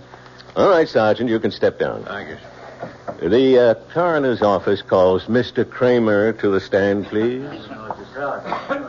Mr. Kramer, this inquest isn't a trial. Our duty here is simply to determine the cause of death. But you must give your testimony under oath. Please raise your hand on the Bible. Yes, sir. Do you solemnly swear to tell the truth, the whole truth, and nothing but the truth, so help you God? I do. All right, Mr. Kramer. Just tell us your story of what happened the night of the accident. Well, Miss Kittredge and I left Bruno's about 9 that evening, about a half hour before the accident. I'd had one drink, vodka martini. You can ask Mr. Bruno about that because he served me.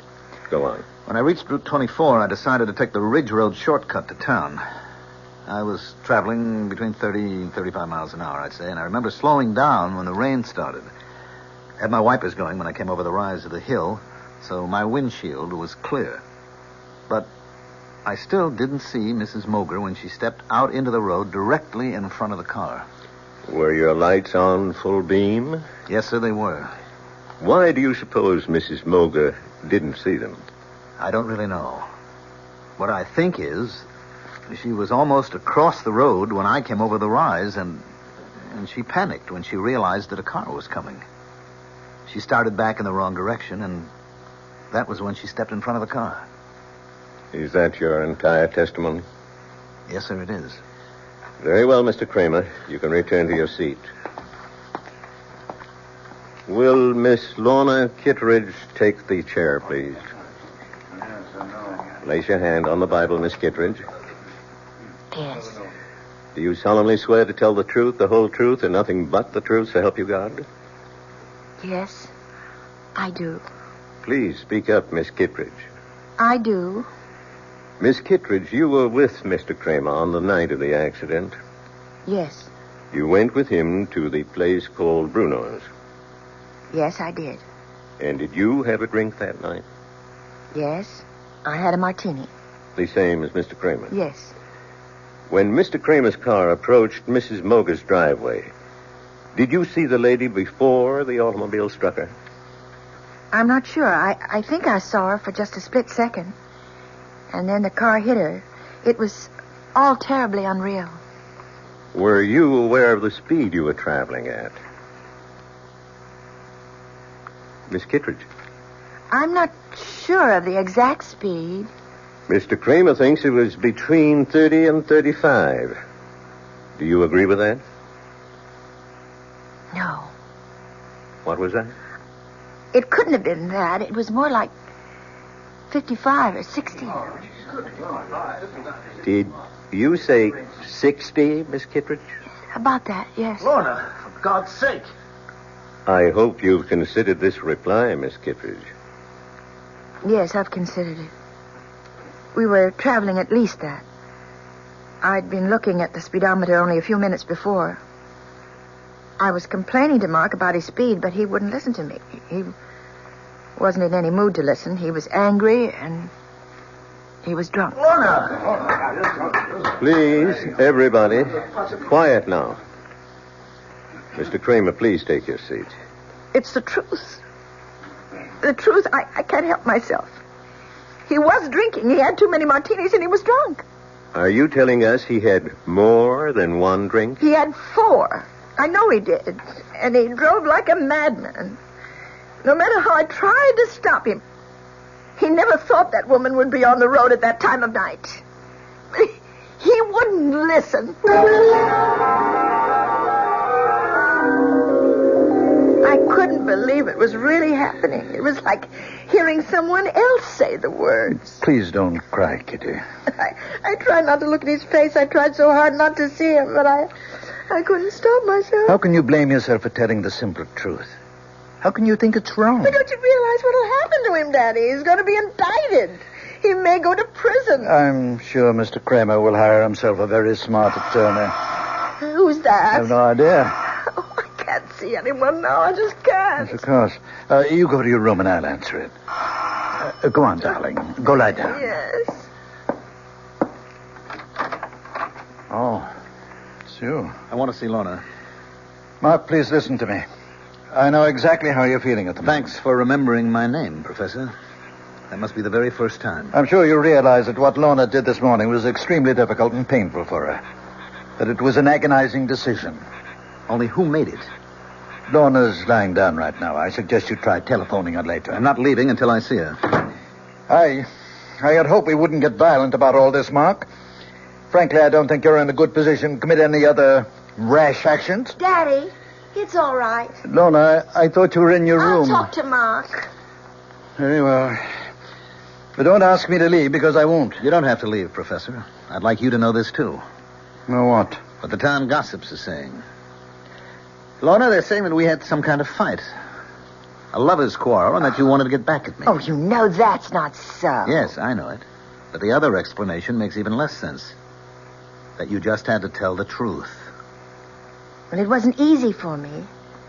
Lies would have been easier. One small lie, Lorna. That was all you had to say. You're so afraid of hell that you wouldn't lie for me? I can't expect you to understand. But I do understand. Better than you do, maybe. It was your father's idea. Now, just a moment, Kramer. Well, you remember my last name, too. I think I made more of an impression on you than you were willing to admit. There's no need to be nasty. Lorna, you're so stuck on the truth. Tell it now. He told you what to do in that courtroom. Professor Kittredge's little girl always listens to Daddy, and she never lies. Please, Mark. He insisted that you tell the truth, didn't he? He gave you a lot of high-flown ethical reasons for telling the truth. Nothing but the truth. Every reason but the real one. You're wrong. I made up my own mind. Your father knew what would happen. It would split us apart, and that's what he really wanted, Lorna. That's the truth that he didn't mention. I think that's quite enough. If you don't leave right now, I'm calling the police. Don't bother, Professor. You've done a very good job. On Lorna and on me.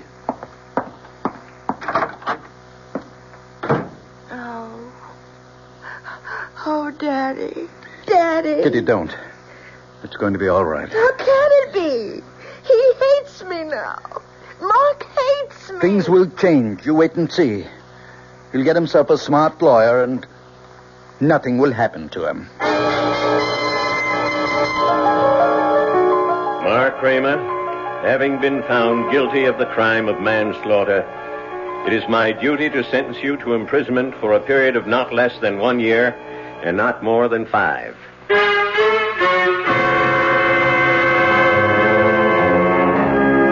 And so the truth has not set Mark Kramer free.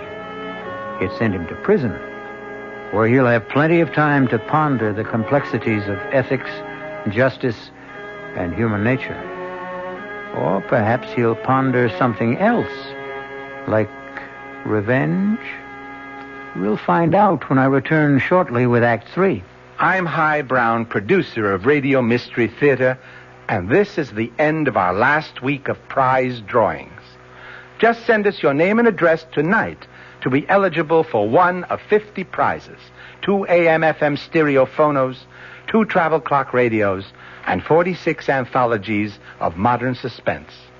We've been most gratified by the program comments so far. So, if you have a chance to write, we hope you will. And let us know a bit about you, who you are, what you do, how old you are. But your name and address are enough to to Mystery Theater, Box 50, Radio City Station, New York 10019. That's Box 50, Radio City Station, New York 10019. Entries must be postmarked no later than tonight, the 26th. Offer good everywhere unless locally prohibited. This is WOR New York, your station for the Mystery Theater. An invitation. This is Peter Roberts. Join us Sunday morning, 8:15 to 10 here on WOR for Rambling with Roberts. 2 hours of music, specially selected for Sunday morning listening pleasure, along with, bits of weather information, news headlines, bits of trivia, such as the fact that a man from Onowa, Iowa, received a patent for what he called Eskimo pie, which was ice cream coated with chocolate. It all happened in 1922. It may not seem like very much in the way of history, but it does take place, these little bits of trivia and information, on Rambling with Roberts. So, of a Sunday morning, make a note. 8:15 to 10, right here at 710 on your dial, come Rambling with Roberts. You don't have to give us an RSVP. Just be on hand. Thank you.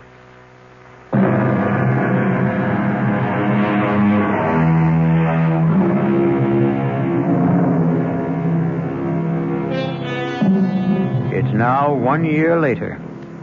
Sad to say, Mark Kramer is still wearing prison gray. As for Professor Kitteridge, he's had problems too. A bad case of the gout caused cancellation of his European lecture tour. Even more disappointing, his daughter Lorna lost interest in working on her thesis and abandoned the idea of obtaining her doctorate. In fact, Lorna Kitteridge seems to have lost interest in life itself. Lorna, you awake? Yes, Daddy. I'm up.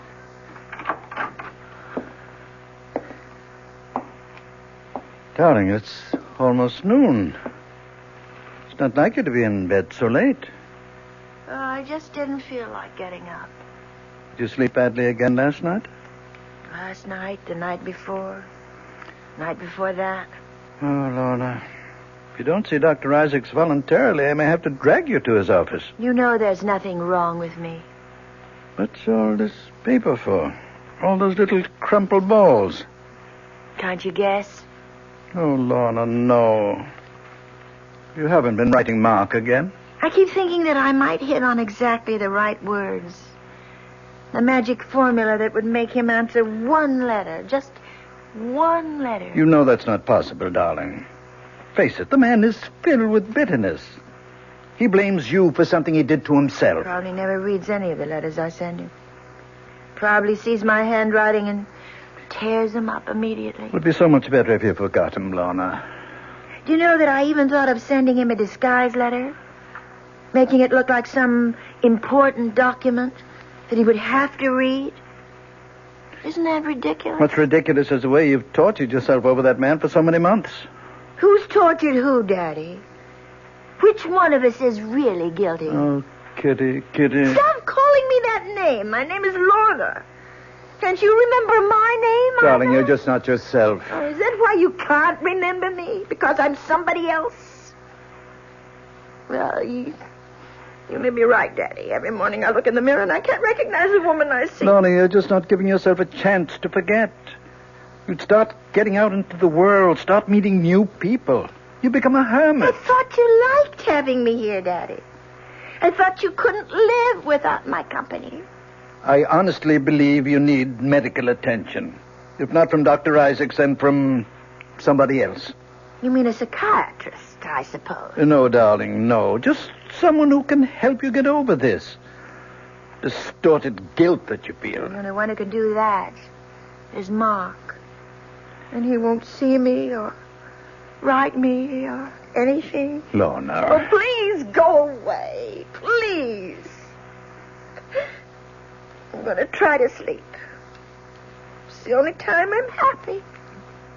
When I'm asleep. All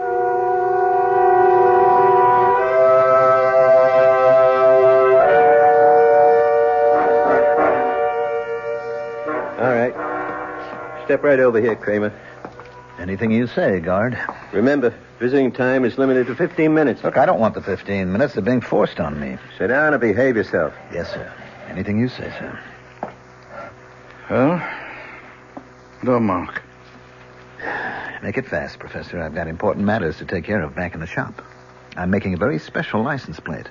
Mark, I know you resent the fact that I've forced this encounter.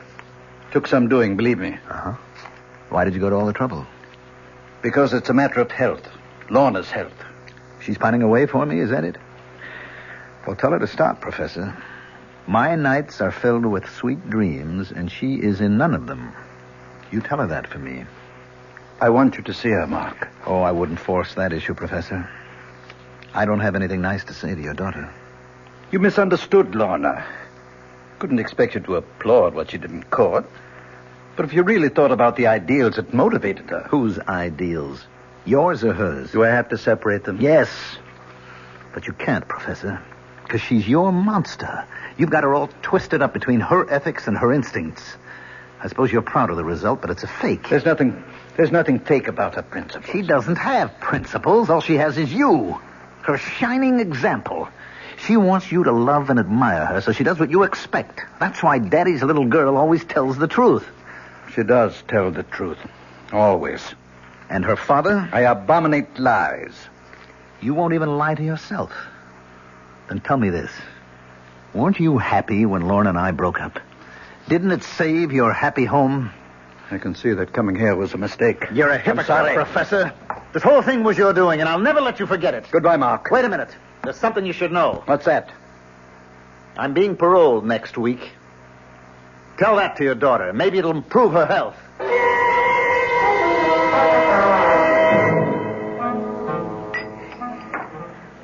Of course I'm pleased, Harold. It's just that I'd much rather see a new book of mine published than a new edition of an old book. Well, you can't argue with success. People never seem to tire of the 7 Secrets of Shakespeare. I suppose I shouldn't complain. It does buy the groceries. Just cash the royalty checks and be happy. Now, tell me how Lorna's doing. Feeling any better? Oh, still a bit run down, I guess. Well, that's too bad. I suppose you know that young man, Kramer, that he's out of prison. For about 2 months now, I gather. He, hasn't been in touch with Lorna? No, and I don't think he will be. Funny thing is, he's been in touch with us. With you? What's that before? Well, actually, it seems he went to Merritt Bob's first. My first publishers? Yes, talked to everyone who would talk to him. Then he approached members of my own staff. He even tried to get an appointment with me, but I put him off. What do you suppose he wants? He's an embittered young man, you know. Well, I spoke to George Merritt. He didn't know about Lorna and this fella Kramer. He thought Kramer was an article writer looking for biographical material. George said that he seemed to know an awful lot about you already. I don't much like the idea of someone like that snooping into my life. Why do you suppose he's doing it? Hard to say. Rancor, I suppose. Hopes he can find something unpleasant in my past.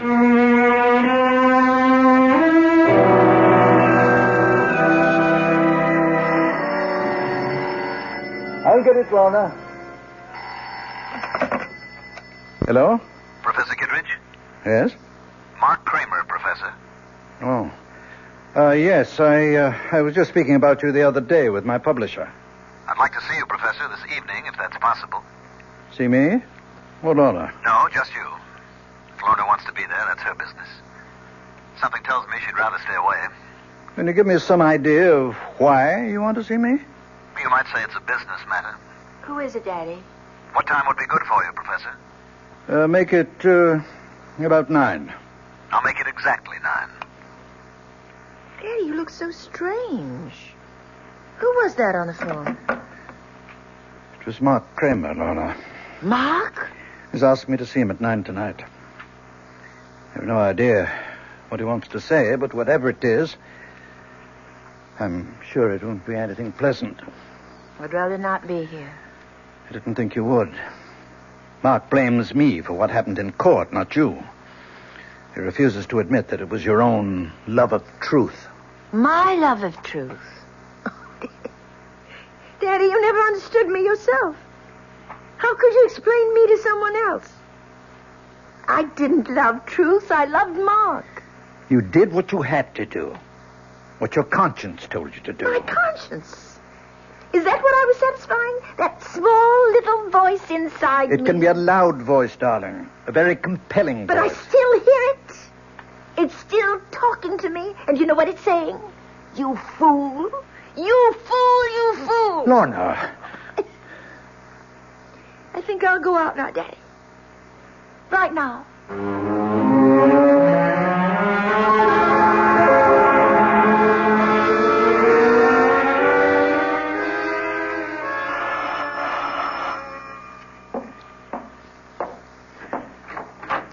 Good evening, Professor.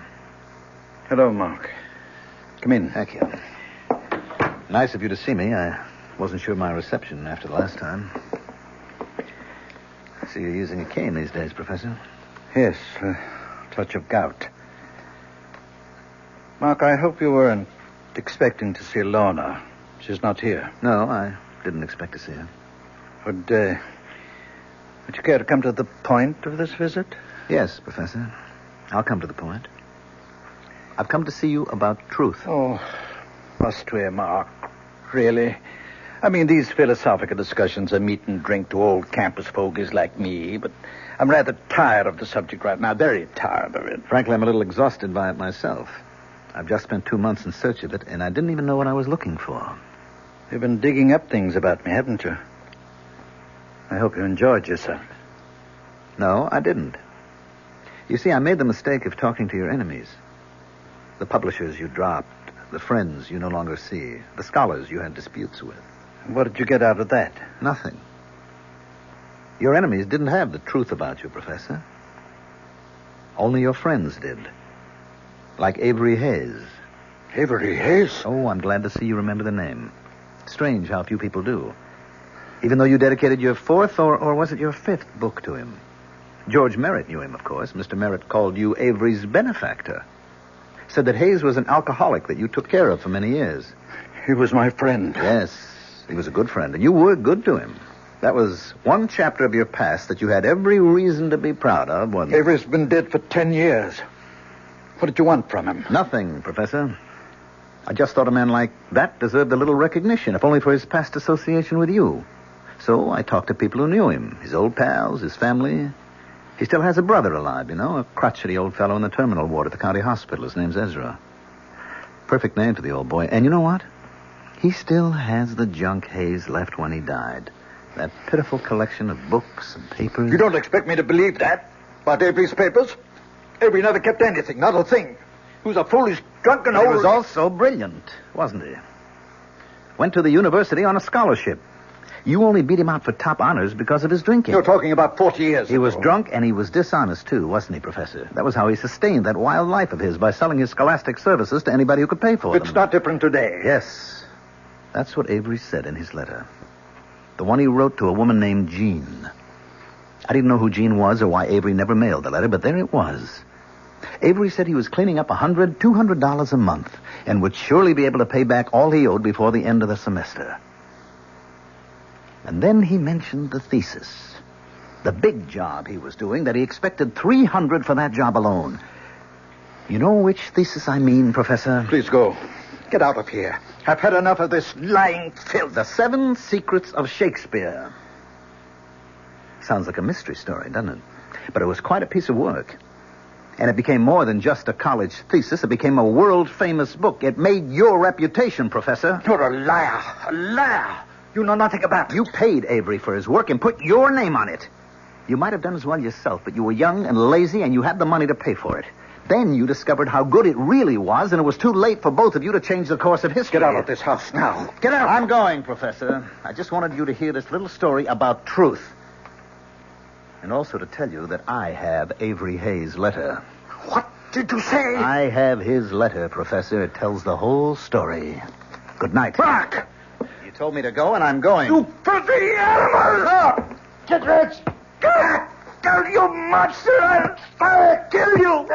Kill you, you animal! Kill you!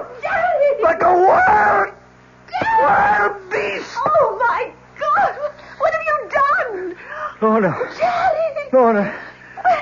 Oh, thank heaven you're here. Oh, thank heaven. Look at his head. Oh, dear Lord. You saw what happened. Oh. What the crazy fool did, he attacked me. You killed him with your cane. He attacked me, Lorna. You know how much he hated me? I had to defend myself. No, I saw what happened. I saw you strike him from behind. No, Kitty, no.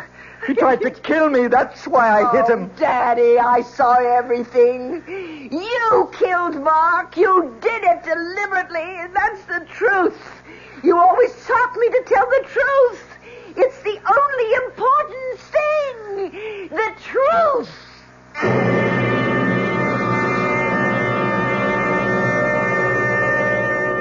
Oliver Wendell Holmes, Jr. said, "All I mean by truth is the road I can't help traveling." Well, Professor Kitteridge traveled his road, and despite his good intentions, it turned out to be the road to hell. I'll be back shortly. Hello, this is Joe Franklin. Ladies and gentlemen and boys and girls, for the very latest in nostalgia, for the ultimate in remembering, please join with me on Saturday nights from 9:05 to 11 o'clock, where memories are truly happening right here over WOR Radio. It is my privilege to present radio's original Memory Lane program, but positively the original. And whether it's Al Jolson or Benny Goodman or Louis Armstrong or Eddie Cantor or Harry James or the Dorseys, Mario Lanza, Gene Krupa, the young Frank Sinatra, George M. Cohan, Bing Crosby, Bogart, Lombard, Cagney, and all those happy times of radio's comedy and drama and soap opera. We have it fascinatingly, and all the sounds are reproduced crystal clear Saturday nights from 9:05 till 11 over WOR Radio. Yours truly, Joe Franklin, hosting Memory Lane. Tune in.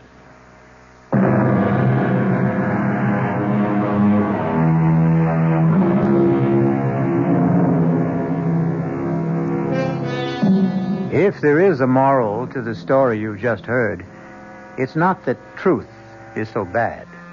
But Samuel Butler said, truth should not be absolutely lost sight of, but it should not be talked about. And we promise that's our last word on the subject. Our cast included Agnes Moorehead, Mandel Kramer, Sandus Ortega, Ian Martin, and Dan Arco. The entire production was under the direction of Hyman Brown.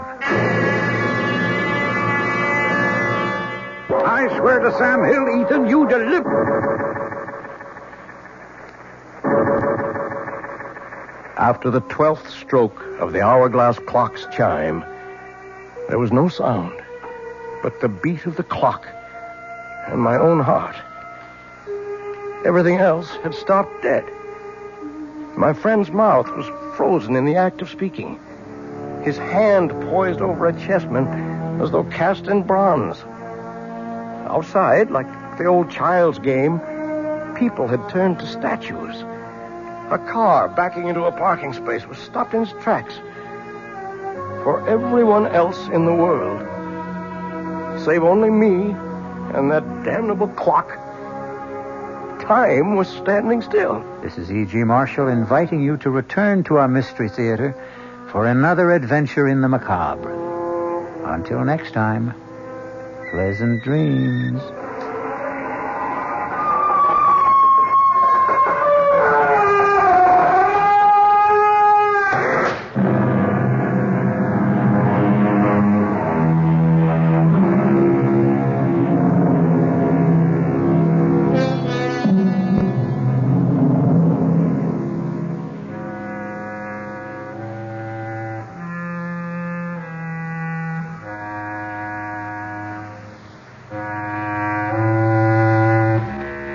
WOR Mystery Theater was brought to you by ShopRite Supermarkets, where you get a lot more for a little less, and by Suburban Savings, with offices throughout North Jersey. The preceding Mystery Theater program was furnished by the CBS Radio Network. The late news is next at 9, followed by Joe Franklin and Memory Lane here on WOR New York, an RKO General station. Good evening. News at 9 from the WOR newsroom. This is Bill Maher reporting. The fast-paced Secretary of State is in New York for the weekend. He'll be meeting tomorrow with UN Secretary General Kurt Waldheim to fill him in on the diplomatic goings-on that brought about a settlement between Israel and Egypt. Just what the Secretary's plans for today and this evening are, nobody's saying. One of the Secretary's favorite companions, Nancy McGinnis, lives in New York, but all aides will say about Kissinger's plans is he has personal business. President Nixon can be impeached for abuses of political power, even though he may not have violated criminal law. This, according to a study just released by the New York Bar Association. The U.S. Constitution says the president can be impeached for, quote, high crimes and misdemeanors. According to the Bar Association's report, this phrase comes from English law and refers to acts which undermine the integrity of the government, as well as purely criminal acts. Among those activities designated by the report as impeachable were corruption or flagrant abuse of power, acts which undermine the public trust, and acts performed by presidential appointees that constitute high crimes and misdemeanors if unchecked by the president. The upcoming trial of two former cabinet members has prompted the Senate Watergate Committee to postpone its public hearing scheduled to begin Tuesday. Committee Chairman Sam Ervin says the panel is putting off the hearings to avoid possibly prejudicing the trial of former Attorney General John Mitchell and former Commerce Secretary Maurice Stans. No new date for the hearing has been set. A spokesman for the Capitol Hill leadership has said the Democrats in Congress will cooperate with President Nixon in meeting the energy crisis. But, said California Democrat John McFaul, the White House must reciprocate.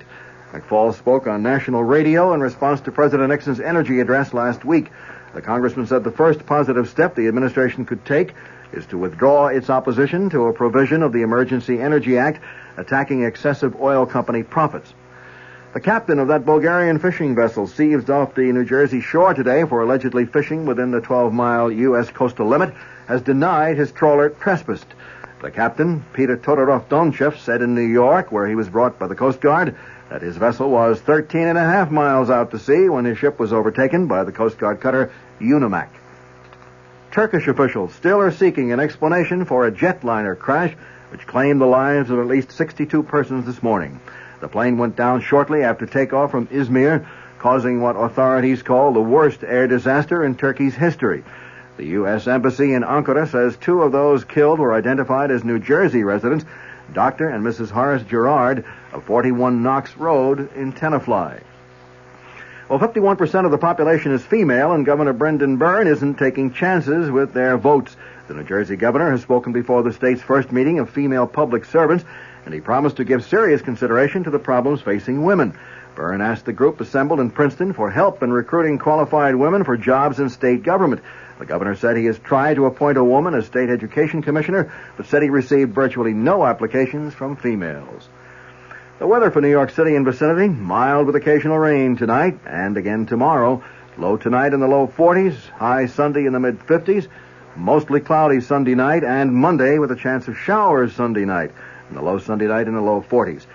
At the moment in cloudy Midtown Manhattan with some very light rain falling, the temperature at 44 degrees, humidity 86%, wind southeast at 4 miles per hour, the barometer 30.21 and falling. That's the news at 9. Bill Maher in the WOR newsroom.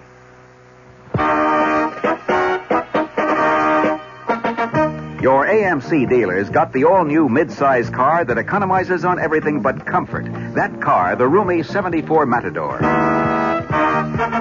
And another important advantage. Our 74 Matador comes with an economical 6-cylinder engine as standard equipment. And consider this. Matador is the only new mid-size car backed by all the benefits of the exclusive AMC Buyer Protection Plan, which means that under normal usage and accepting tires, if anything AMC did goes wrong with your new 74 Matador in the first 12 months or 12,000 miles, we'll fix or replace it free. Come in today. Meet the unbeatable combination. 74 Matador backed by the AMC Buyer Protection Plan. See your AMC dealer where you get a good deal and a good deal more. And stay tuned for Joe Franklin's Memory Lane next on WOR New York, an RKO General station.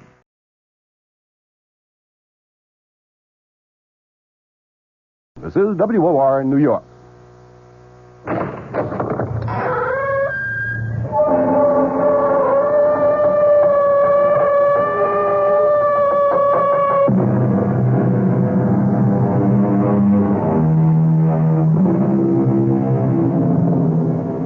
Come in.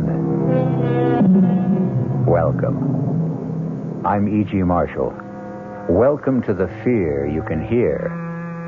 Welcome to the sounds of suspense. It was the ill-fated Prince of Denmark, Hamlet, who lamented, "The time is out of joint. Oh, cursed spite, that ever I was born to set it right." Many people before and since have echoed the same cry of despair, but none with more compelling justice and reason than Ethan Vigil, clockmaker and destroyer. Ethan Vigil, for whom a special clock struck a magic and an evil hour. You got your box in. Your move, Jake. No, don't rush me. I'm thinking. God in heaven, Ethan, how can you stand that infernal racket? What racket? Oh, you mean the clock striking? I don't even notice it anymore. Well, go ahead. What do you want to give up? No. Who can think of a chess move with all hell breaking loose? From now on, start our games after midnight. Have to drive a man stark, staring mad. I swear to Sam Hill, Ethan, you deliver.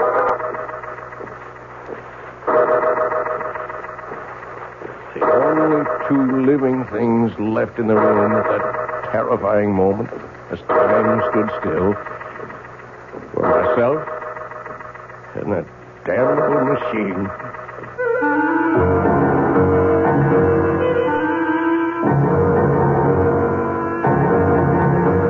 Our mystery drama, Time and Again, was written especially for the Mystery Theater by Ian Martin and stars John Beal.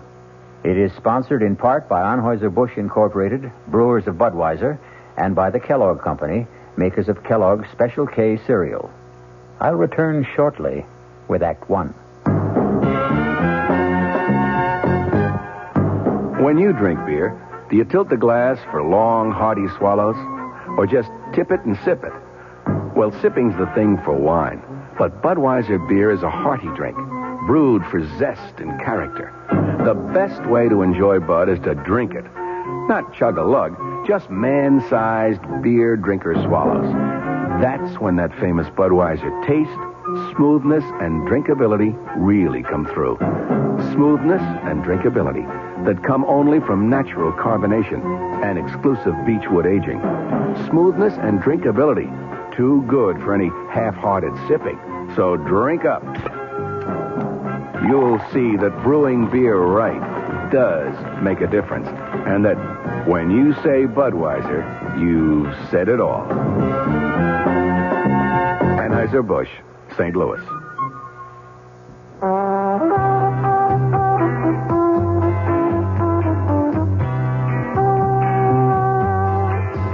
No matter what you're saving for, that's what Suburban Savings for Suburban.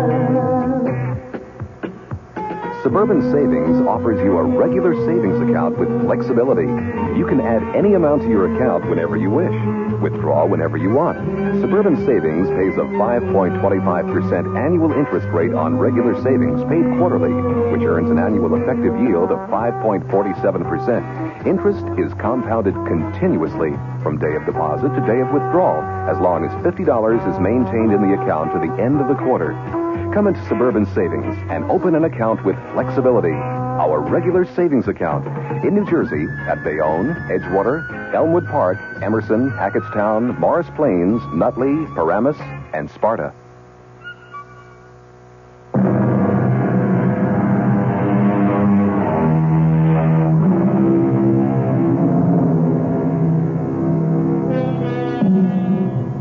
Few of us can resist the fascination of an auction, and I'm no different than most, which is how and why I happen to possess this curious document, which reveals a bone-chilling account of how many lives were lost so uncannily and eerily to the inhuman demands of what Ethan Vigil called that damnable machine. The tale I'm about to tell... No, wait. If you can manage to decipher his cramped longhand, let Ethan Vigil confess for himself. I, Ethan Vigil, clockmaker by trade, am writing this in case, when the moment comes, I fail to destroy the hourglass clock. For if I fail, someone must destroy it. Kill it. End its ghastly existence before God knows how many innocent people will die to satisfy its insatiable thirst. The clock itself came into my possession more or less by accident. I was working late at my shop one night about a year ago, and I heard a tapping on the closed glass door. Nation, some people can't read signs. Darn fools like to break that glass. Stop that! Can't you see I'm closed? Hey, Governor, please. Let me in. No, get on with you. You won't be sorry. Give me a chance. I'll give you the chance of a lifetime. Look. It was raining heavily, the water streaming down the glass, but the object he had drawn from the cover of his pea jacket drew my eyes like a magnet. It was a clock, the like of which I'd never seen. It was shaped like an hourglass, with a strange appearing pendulum hanging in the lower half and the face in the upper half. And in the place of the figure 12, at the top of the face, was the numeral 13. I had to see that clock more closely. Oh, bless you, Governor. You're a lifesaver, you are. What do you want? Oh, I want you to have a look at this here clock. The clock is the only reason I let you in. I'd like to have a look at it myself. Let's take it over to the bench. You want this clock repaired? I want to sell it to you, is what I want. I hope I don't regret this, but come on to my place in the back. Huh? There's a fire in there to dry you up a bit. You better back up to that fire. Where'd you get this clock? Why, it came into my possession when its owner died. Does it run? Well, now, that there clock, it doesn't run. I'd be the first to admit it. I'll give you $20. Oh, now, look here. $20. Take it or leave it. Well, I may be down and out, but I know a good thing when I see it, and I don't intend to be taken advantage of by somebody else. There doesn't seem to be any question of who's being taken advantage of. Harriet. Ethan, who is this person? He's a customer, more or less. This is my sister-in-law. It's near on to midnight, and my poor sick sister is pining upstairs for her husband to bring her a little faith and consolation. Oh, now, Mom, I certainly am sorry to intrude on family problems. Then don't. Ethan, get rid of this man. You better go. Yeah, but what about our business and the clock? Well, $20 is all I have to my name. I'll take it. Don't you do it, Ethan. Oh, mind your own business for once, Harriet. I had little doubt my sailor, who called himself Harry Stubbs, had dubious title to that strange clock. But like all collectors, to own something totally and unreservedly unique is an overriding obsession. Is he gone? Yes. Oh, just look at this place after you had that derelict in here. Lights on all over the place, eating up money. To say nothing of good hard cash thrown away on that piece of junk on the table. It was my own money. What own money? Oh, you and Henrietta wouldn't even have a roof over your heads, let alone a piece of business if it weren't for me. Oh, no, it's my money that keeps you going, and don't you forget it. Now, you lock the door to the shop. I still have some repairs left to do. You'll have to get up early tomorrow and do them. I just wanted to have another look at this clock. You'll waste no more time or light or fuel down here tonight. If it wasn't for good money paid out, I'd take that piece of junk on the table and dump it in the rubbish. How I wish she'd done just that. Let the city collect it with the morning trash and bury it forever. But fate hadn't planned it that way. So I went upstairs from Harriet to face another problem I didn't know how to solve.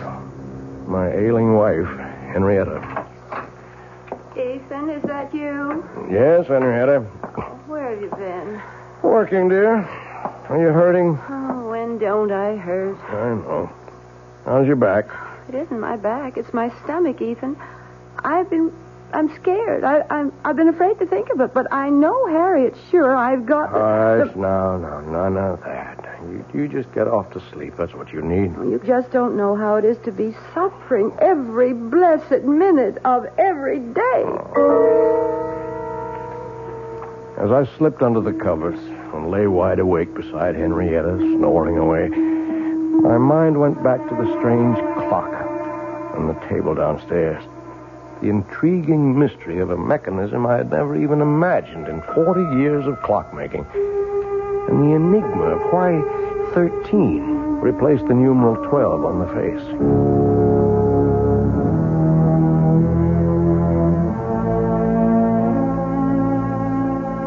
All the next morning, between my infrequent customers, I puzzled and poked and pried to reveal the workings of this bizarre clock. But by 1 o'clock in the afternoon, when I was completely stymied, my wife surprised me by coming out to the bench in her bathrobe. Henrietta, what's wrong? I've been calling for someone. Where's Harriet? Well, she went to market. I'm sorry, I didn't hear you. Oh, I've got those blinding headaches again. Could we send for Dr. Royce? Is that the old clock that Harriet told me you threw away hard-earned money on? It's a very valuable antique, an original. And it was my money. Does it run? No. And what good is it? It's worth $20 as it is, at least. In working condition, it could be priceless. Oh, can you fix it? Oh, I don't know. Why not?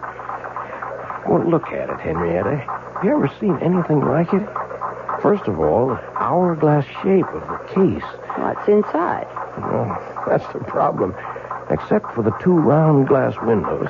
And they're not even glass. I don't know what they are. What window? And the one for the clock face in the upper cup, if you want to call it that, and the one in the lower inverted cup, where you can see what looks like a pendulum. Oh, can't you shake it and get that to swing? That doesn't seem to be the way it's activated. It's quite stationary. Funny lopsided shape. Maybe it melted or something. Can't you get into the works? Well, only through this lid on the top. Now, look. There's all you can see of the works. Very old. Wooden gears, wooden pinions, wooden axles. No way to lift it out. I can't even get my hand in there to try. Well, let me. It's so silly. There must be some way to... Ow! What is it? Look what your silly old clock has done. What's the matter? My finger is bleeding. It felt like something bit me. Oh, come on, let me see. Why, it's just a scratch. Scarcely drew blood. Just the same, I'm not taking any chances with that dirty old clock. I could end up with blood poisoning. I'm going to run this underwater. Now, you get me a bandage and some disinfectant. Right with you. I was suddenly aware that the clock was running. And its beat was the sound of the human heart. But Ethan didn't follow his wife right away, because suddenly he had become conscious that the dead clock had come to life, that it had started to record time again, and that the sound of its beat was very different from all other clocks. It was a sound akin, if not completely similar, to the beat of the human heart. I shall return shortly with Act 2.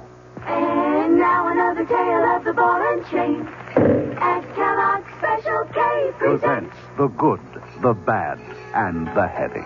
Why is that cowboy wearing a ball and chain? Because carrying around extra pounds can be just like carrying around a ball and chain. How symbolic. What will it be, senor? Give me the Special K breakfast. Here you go. For a Special K, skim milk, orange juice, and coffee. Say, don't I know you from someplace? You probably don't recognize me with my ball and chain. I used to be 10 pounds lighter, but I'm getting back that way by exercising and eating smart at every meal. Starting with this here Special K breakfast. What's so special? It's less than 240 calories, 99% fat-free, and delicious. It's going to help me get rid of this here ball and chain. I bet your horse will be glad to hear that. Another ball and chain fights the dust. Your happy ending could begin with the Kellogg's Special K breakfast. That's Kellogg's Special K. That's right. Good night. This is WOR New York, your Mystery Theater station.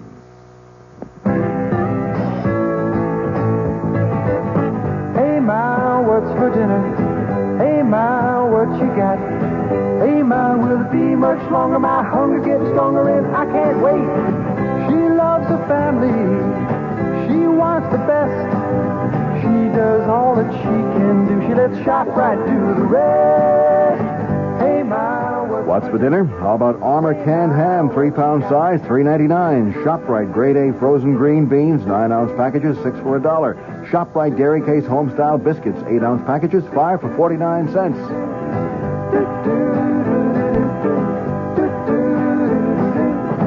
She loves the family. She wants the best. She does all that she can do. She lets ShopRite do the rest. Hey, Ma, what's for dinner? ShopRite has the answer.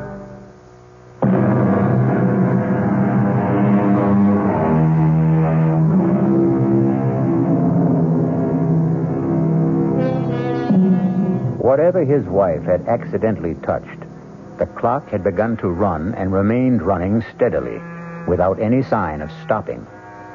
Ethan checked that Henrietta's wound was little more than a surface scratch, and returned to observe...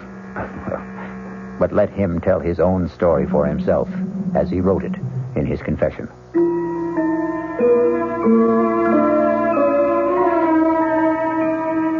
My examination of the clock as it ran made it even more of an enigma. Behind the face, beneath the lid, the gears I saw engage, second by second, operated the hands that told the time. What motivated them was obvious, the strange mass that I had supposed a pendulum weight, but which now, quite clearly, was a diaphragm or pump, opening and closing to create energy, in a motion like a human fist, or... Yes, suddenly I knew why the irregular shape was familiar, like the human heart. But what, in turn, motivated that, or fueled it, was the ultimate mystery. Everything about this clock was different, exotic, strange. Even its chime for the hours, plangent, plaintive, almost the sound of a human voice. I watched it irresistibly all day, all during the night, while I waited for Dr. Jacob Royce to come and examine my wife. Even while I waited for the result of that examination. What the devil are you doing out here, Ethan? Oh, I'm sorry, Jake. Just observing this clock. It's got me mesmerized. How's Henrietta? Oh, what am I going to tell you, Ethan? Same thing as usual. Yep. Not a trace of any physiological problem. Never is. Oh, there's a name for it if it's of any help. Chronic inadequate. Someone who just can't handle the simple process of life and has to make excuses for it. I'd better go up to her. Oh, there's no need. I gave her a sedative. Won't hurt her, but it might do you some good. Come on now. Let's play chess. If I set us up out here, all right? With all those clocks rattling away? I want to keep my eye on this baby here. If you can't sit up with one sick friend, you gotta sit up with another. And for the next 10 or 15 minutes, I did forget the clock that was to haunt the rest of my days. Inexorably, as we concentrated on the chessboard, all of the clocks ticked on towards 12 o'clock. And the moment when the explanation of that substitute number 13 was about to be made by the clock itself. Don't think much of your king's pawn variation, Jake. Got you boxed in. Your move. Don't rush me. Don't rush me. I'm thinking. Good Lord, Ethan. How can you stand that infernal racket? Huh? What racket? Oh, you mean the clock striking? I don't even notice them anymore. Huh? Go ahead. Or do you want to give up? No. But who can think of a chess move with all hell breaking loose? From now on, we start our games after midnight. Enough to drive a man stark, staring mad. I swear to Sam Hill, Ethan, you deliver. After the 12th stroke of the hourglass clock's chime, there was no sound but the beat of the clock and my own heart. Everything else had stopped dead. My friend's mouth was frozen in the act of speaking. His hand poised over a chessman as though cast in bronze. Outside, like the old child's game, people had turned to statues. A car backing into a parking space was stopped in its tracks. The very raindrops hung motionless in the air like a spangled curtain. For everyone else in the world, save only me and that damnable clock, time was standing still.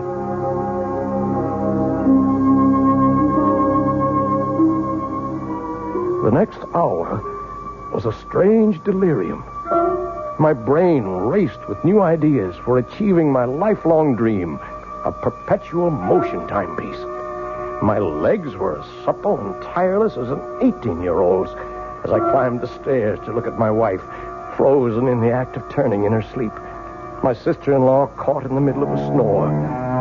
Towards the end of the hour, I returned to the shop. A quick stab of terror prodding at me. Was this to be forever? Poor Jake still sat in the middle of the move he had started almost an hour ago. The hands of all the clocks pointed to exactly 12, except the hourglass. There, the small hand stood directly at 13, while the minute hand swept closer and closer to join it. With a sense of mounting excitement, I waited for their junction. Like the other clocks, my strange new one had only struck 12 before. Now I felt I knew the reason for 13. The extra magic hour of precious time that twice a day it offered to its owner. With bated breath, I waited for the proof. The missing chime. And then it came. Directly set us up here tonight to get me off my game. I concede. Don't you want some more time to think it over? Oh, it wouldn't matter if you gave me an hour to consider it. Tonight I'm too bushed to think. It's just 1 minute after 12. We've only been at the game 10 minutes or so, and I feel as if I've been here for 70. Is it really only 10 minutes? You're the clockmaker, Ethan. Look all around you at your little markers. Yes, you're right. So it's true. You feeling all right? Never better. Why? Well, you look a little strange for a minute. Matter of fact, Ethan, I've been meaning to mention it. I'd like to have you drop around to the office someday soon. What for? Well, you're not as young as you were, you know. And you've been pushing yourself pretty hard lately. Want to make a date now? No, I'll call you. No, don't forget. Now, there's something I wish all my patients were as healthy as. Yeah, 20 years since I started that old avocado tree in the window. And like Topsy, it just grew. Don't you believe it? Oh, that took a lot of tender, loving care. Watered just right, pinching it back, bringing it along to grow up right. Just like the child. I love that old tree. Well, listen, man's got to have something to love. Yeah, I reckon. Oh, you don't think there's anything really wrong with Henny, do you? No, I don't. Just another of her eternal spells. Well, night, old friend. Rain stop. Good night, Jake.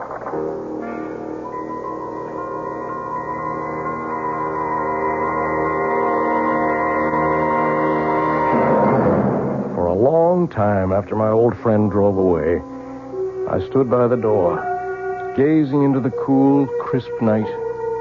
I didn't notice the cold. I was too full of a kind of welling excitement inside me. What a gift that clock had brought me. The dreams were building like castles in my head. Why, I was richer and more powerful than a king. Well, now I knew, no matter what, that for 2 blessed hours every day, from now on, I was a free man.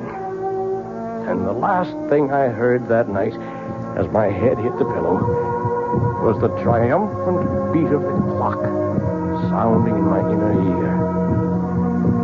Or was it the sound of my own heart?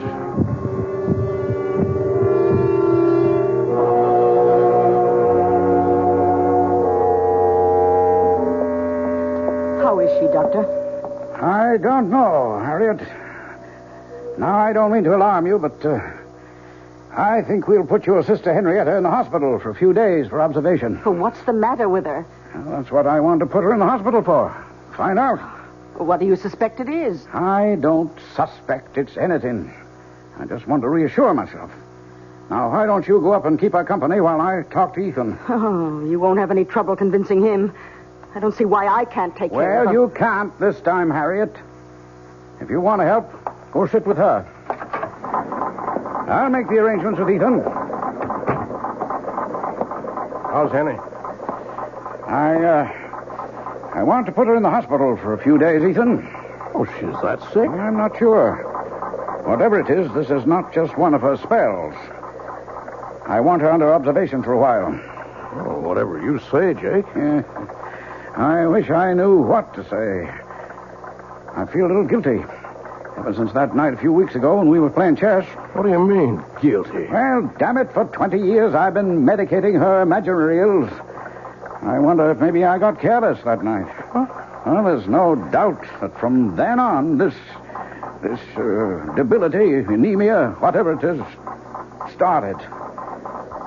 Well, I'll get along and make all the arrangements. I'll phone you when to expect the ambulance.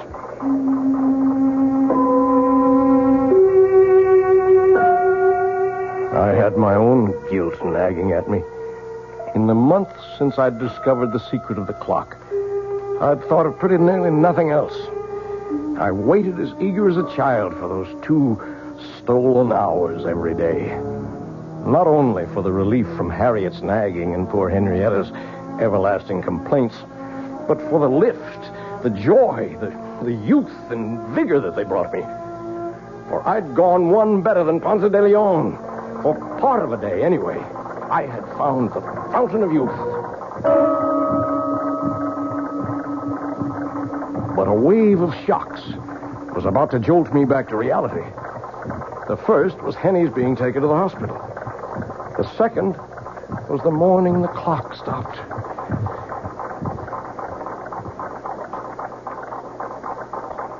Oh, no. No. What is it, No, Ethan? you can't stop. What is it, Ethan? What's wrong? The clock, it stopped. Oh, is that all? I've got to get it started. Oh, you shake it like that, it'll end up in pieces. Good riddance. I told you it was a waste of money. Get out of here. How dare you talk to me like get that? out! Oh, I certainly will. Nobody's going to talk to me like that, particularly not you. I was frantic. My golden hours of solitude gone. My extra gift of precious time and the rebirth of youth. I couldn't let them go.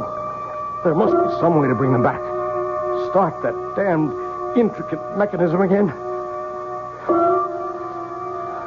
clock was dead. Its lifeblood somehow drained. Blood. But that's what started it in the first place. Maybe... Oh, damnation. Oh, let it ring. I've got to find something to... Oh, all right. Hello? Ethan, it's Jake. Oh, Jake.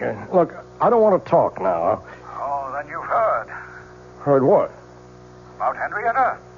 Oh, she's not... I just got back to my office and got a message from the hospital. I'm afraid she's passed away. Oh, are you sure? Well, I'm on my way to the hospital now, just on the outside chance. Better meet me there. I'm on my way.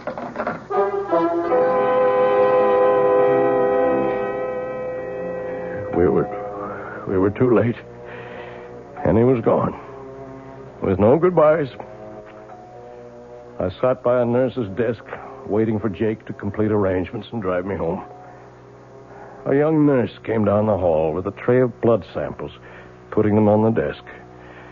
She came towards me. Mr. Vigil, Yes, nurse? Dr. Royce asked me to tell you he'll only be a minute or two. Oh, thank you, nurse. As she walked away, my eyes following her blindly, then I was looking at that tray of blood samples. Blood. It was Henny's cutting her finger that started the clock. Would that be the answer? I acted without thinking. In a moment, I had slipped one of the tubes into my pocket. And I was back in my seat before Jake came striding down the hall.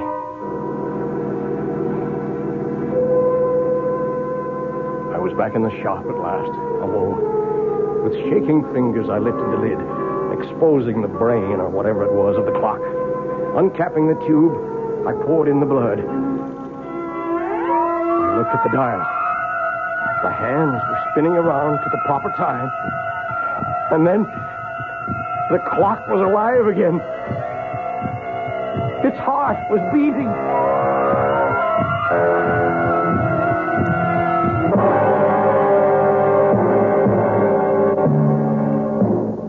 It would have been better, far better, had Ethan left it for dead, as we shall see when we return shortly with Act 3.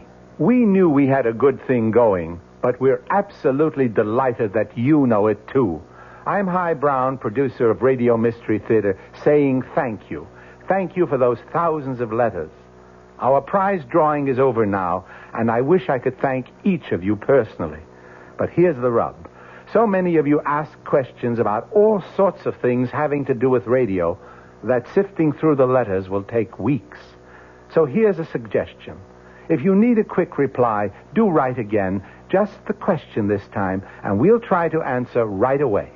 Send it to Mystery Theater, Box 5152, Radio City Station, New York 10019. That's Mystery Theater, Box 5152, Radio City Station, New York 10019. And again, thanks so very much for your fabulous encouragement. This is WOR New York, your station for the Mystery Theater. Hello, this is Joe Franklin.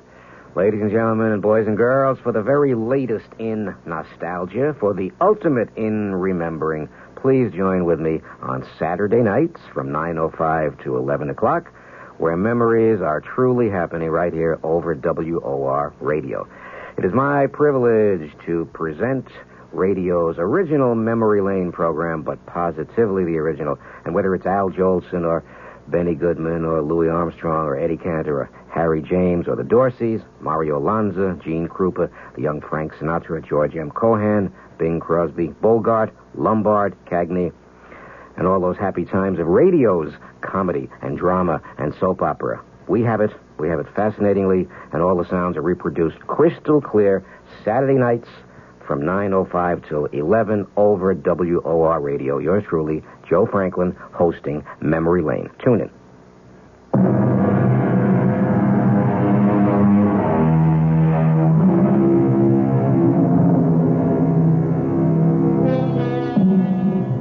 Which of us could resist the temptation of perpetual youth? Or short of that, any extension of life? 2 extra hours a day is 730 a year, almost exactly an extra month. In a lifetime, 6 whole more years. But what Ethan Vigil forgot is that for every action, there is a reaction. For every gift, a recompense. The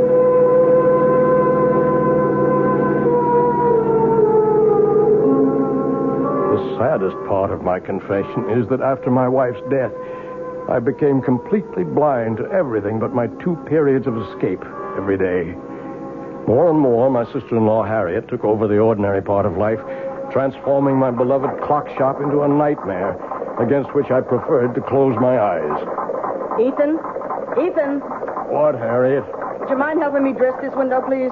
Well, what's the matter with it as it is? If you just get away from that bench of yours for a moment and come here, perhaps I can show you. All right, Harriet. You know how I'm branching out now that I'm the active partner in the store. Oh, Igor and Jim Cracks. Well, you might know you'd lag a mile behind the times. This is novelty jewelry, and to sell it, we must display it. Cheap claptrap. Now, first off, I want you to get this cheap, silly rubber plant out of the window. Rubber plant? That's my avocado tree that I grew with my own hands. Well, whatever it is, it takes up the whole window. I want it out of here. No, sir, not my tree. It needs the sunshine it gets. But what use is it? Does everything have to have a function? It's beautiful. It's balm to my soul. That's enough reason for its existence. Besides, it don't cost nothing, so you leave it alone. Oh, very well. but I must have somewhere to display my costume jewelry. Oh, let's move that ugly old hourglass clock somewhere else. Why does it have to be right beside your bench where every customer comes... Harriet, I'm warning you. You leave that clock where it is. Don't you ever dare lay a hand on it, you hear me? Oh, my, aren't we touchy? Well, just let me remind you of something, Ethan. With Henrietta gone, her share goes to me, so I am 2/3 of this store. I can have it any way I want to. Over my dead body. You can do what you want with all your cheap, tinselly stuff, but you keep your hands off that clock. Oh, heaven's sake, all right. Don't you have an appointment with Dr. Royce? Oh, no, I forgot. Gotta get right over to his office.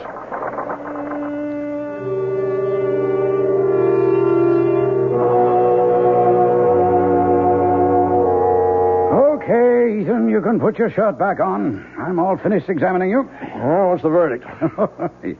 I couldn't be more pleased. You approve of the shape I'm in, huh? Well, before Henrietta died, I don't mind telling you I was plumb worried about you. Oh. Your heart was acting up. I didn't like your blood pressure. And there was a lump in your belly I could palpate big as a grapefruit. And now? Now I don't even need the x-rays I took. Know it before I see him. It's practically noon. Now go on. You don't need a doctor. Get out of here. Let me get around to the sick people outside who do.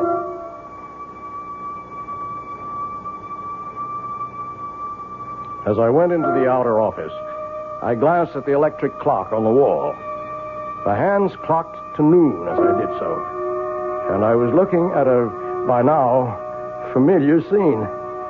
The nurse who had risen to escort the next patient in was suddenly transfixed, halfway up from her chair.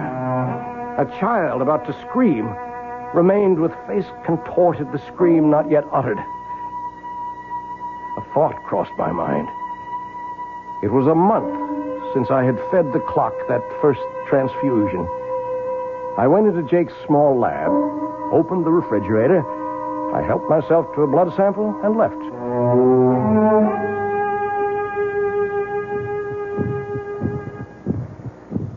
Back at the store, the only sound was the beat of my clock. It seemed a little labored to me, but for the moment I was too furious to see what Harriet had been at since I left.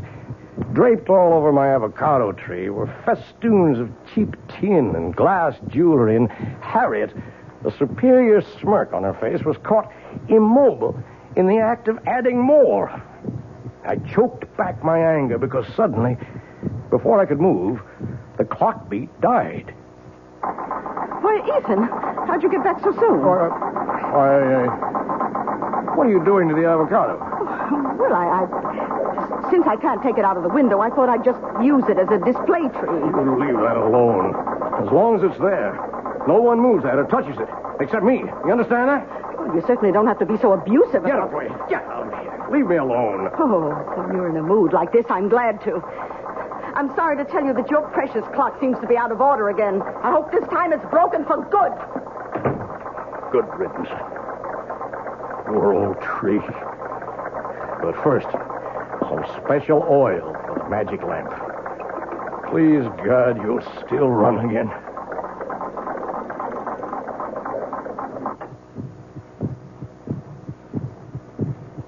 And time stood still again. The pattern for the next months of my life was set. The part of it in my waking moments was only a necessary bridge between the long hours of infinite relief and accomplishment my clock brought me each noon and midnight. My designs for my perpetual motion mechanism were completed. I had already started to build it. That was my real life. Although I found to my dismay that the clock seemed to demand more and more frequent transfusions to stay running. But these were easy to steal from Jake's office in the hours when time stood still. Then once again, events caught up with me. Oh, Jake, just a moment. What are you doing here this time of night? Well, the evening's young. I thought a chess game might get some things off my mind. What were you frowning at in the window when I passed? My plant there. Avocado? Oh, yeah. Looks a mite peaked. I can't understand it. It's been wilting and drooping day by day. No reason. Are you any good at diagnosing vegetable life, Jake? Nope. I'm beginning to think I'm not much better with humans. I wish I knew the secret of your spurt of youth. Think I'm getting old. You're not yourself, Jake. What's wrong? I don't know. In a way, it goes back to Henrietta's death, or seems to. What does? Well, I never said too much about the way she died at the time, Ethan. Congestive heart failure, you said? Oh, that's true enough. That's a condition that produces an end to living. But what caused it? Are you asking me? No, I'm asking myself. And I have no answer. Oh, tests were run and the pathological evidence was clear enough. But in spite of massive transfusions, we couldn't stop Henrietta's blood from simply disintegrating. Quite literally turn into water. And that's unusual. Abnormal. Never seen a case like it before. In the last 3 months, I've lost 3 of my patients to the same sort of, what shall I say, same sort of malady. I might have seen it developing, except for a strange thing. What? Well, all of them had been to my office and had routine blood samples drawn for physical checkup. And the samples didn't warn you? There weren't any samples to examine. Unaccountably, they disappeared from my office. And one other strange coincidence. The night your wife died, a blood sample for a patient in the hospital disappeared. And that patient died later? Yep, about 4 weeks later. But I don't know why I'm worrying you with all this. It's none of your business. But it is. Huh? Oh, you mean as far as Henrietta is concerned? No, I mean much more than that. Ethan, what is it? I didn't mean to upset you like this. I'm not upset. I mean, I just want you to understand. Understand what? That I'm sorry. Oh, I'm so sorry. Well, you're a good friend, Ethan. And I guess I don't feel like any chess tonight now. I'll run along. Jake. Yeah?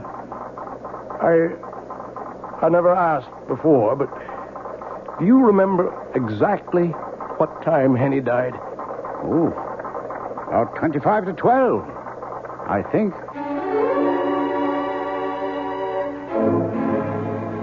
I didn't have to think. I knew it all now. That was the precise moment that evil clock first stopped. So it was a monster, insatiable, that once having tasted blood, continued to suck on its victim till it had drained all life away. And I was no better, no less evil. I had been feeding this mechanical vampire at the cost of other human lives. In a daze, unable to explain to him, I saw my old friend Jake out and turned to face what I had to face.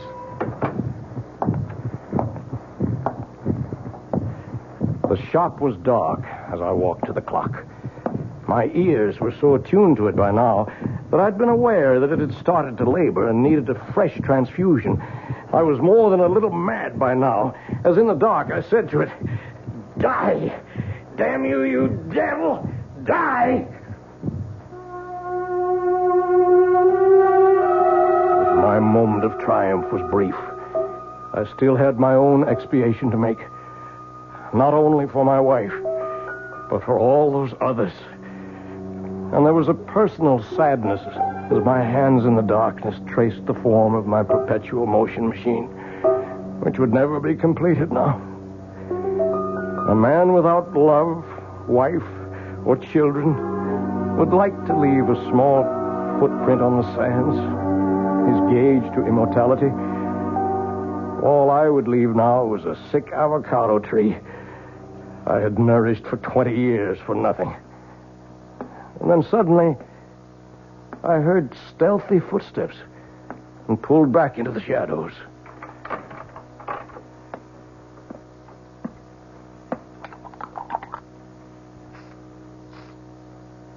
Harry. Oh, I thought you'd gone to bed. What are you doing to the plant? Oh, why, it's just some food to make Let me see. It's a weed killer. You've been poisoning my tree. Why, you... Don't you touch me. Get away from me. Get away. Look what you've done. I've cut my hand. It's your fault. But finally you've smashed up this ugly old clock for good. It's dead. Just as dead as your precious avocado tree is going to be. And don't think you can save it. I knew you'd never agree to take it out of the window, so I've been poisoning it for weeks. It's as good as dead right now. And so were you, Harriet. So were you. Her blood had started the damn thing again. But this was to be the last time. What is there left to say? I have to watch another human being die. Slowly, inexorably, unable to arrest the inevitable. And even though it is someone I despise, my guilt is in no way lessened. The only pleasure I can take is that as Harriet sinks, so does that remorseless, evil, damnable machine. And once its heart is stilled, I shall destroy it forever. The one element I have not tried against it is the enemy of the devil. I shall take it, chained to my body, when we go to our grave in the river, to share it for eternity.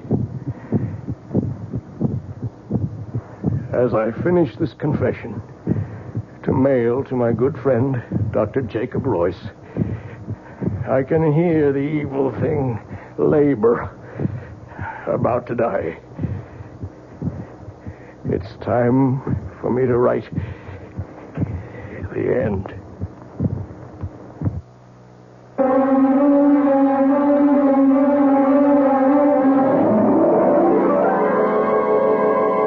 So be warned.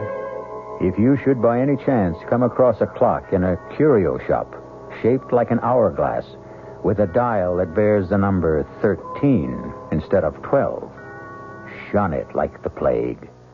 I'll be back shortly.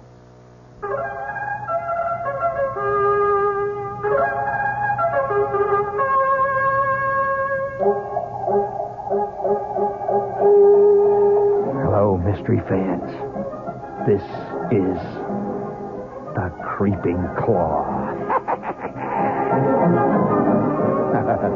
Yes, this is the Claw, and I'm coming your way. I'm coming your way, and I'm gonna get you.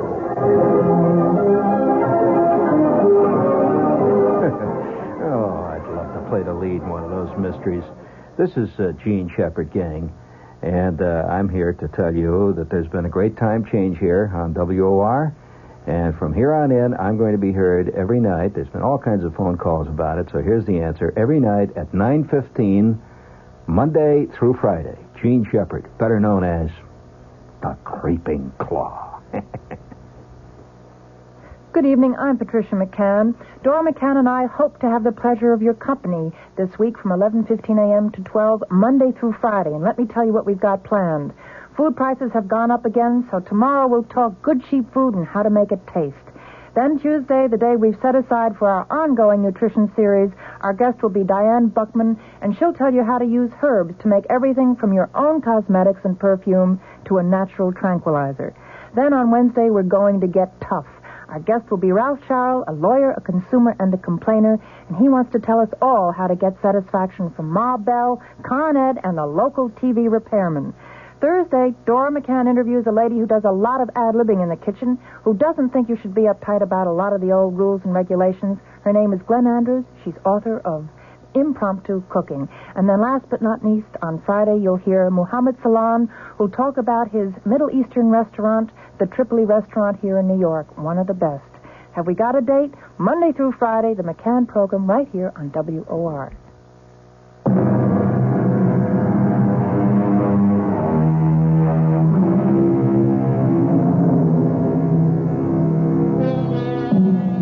Oh, the fascination of time.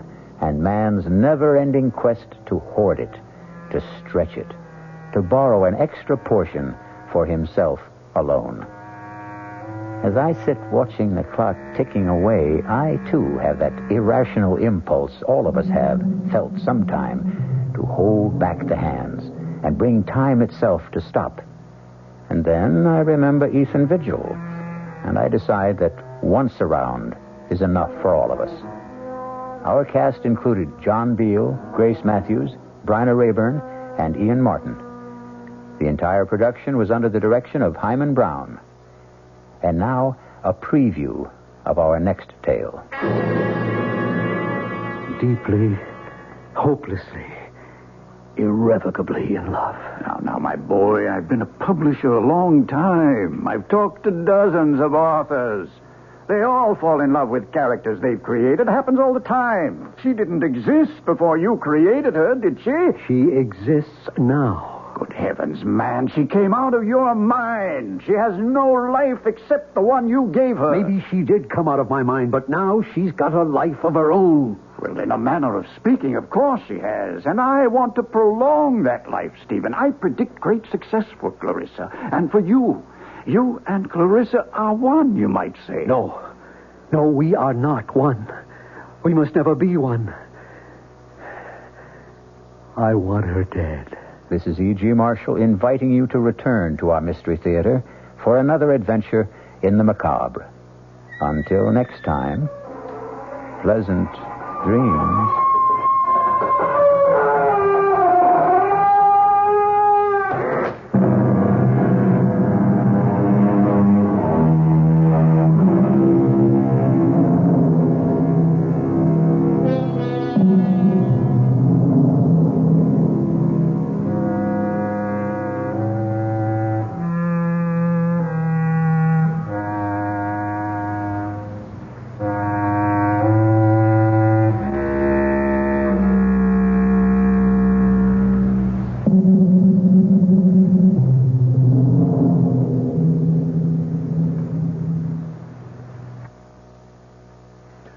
WOR Mystery Theater was brought to you by ShopRite Supermarkets, where you get a lot more for a little less, and by Suburban Savings, with offices throughout North Jersey. The preceding Mystery Theater program was furnished by the CBS Radio Network. John Wingate here. You have a problem? Money, stocks, medical, or whatever. Then join me, weeknights at 10 p.m., for the Wingate News Digest. News is simpler than you think.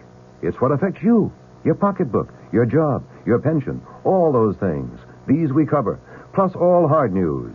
The Wingate News Digest, weeknights at 10. Be sure you join us again tomorrow for the Mystery Theater, right after the Foot and Lewis News Commentary, Monday through Friday, here on WOR. The news is next with Bert Wilson, a full 15-minute wrap-up, WOR New York, an RKO General station.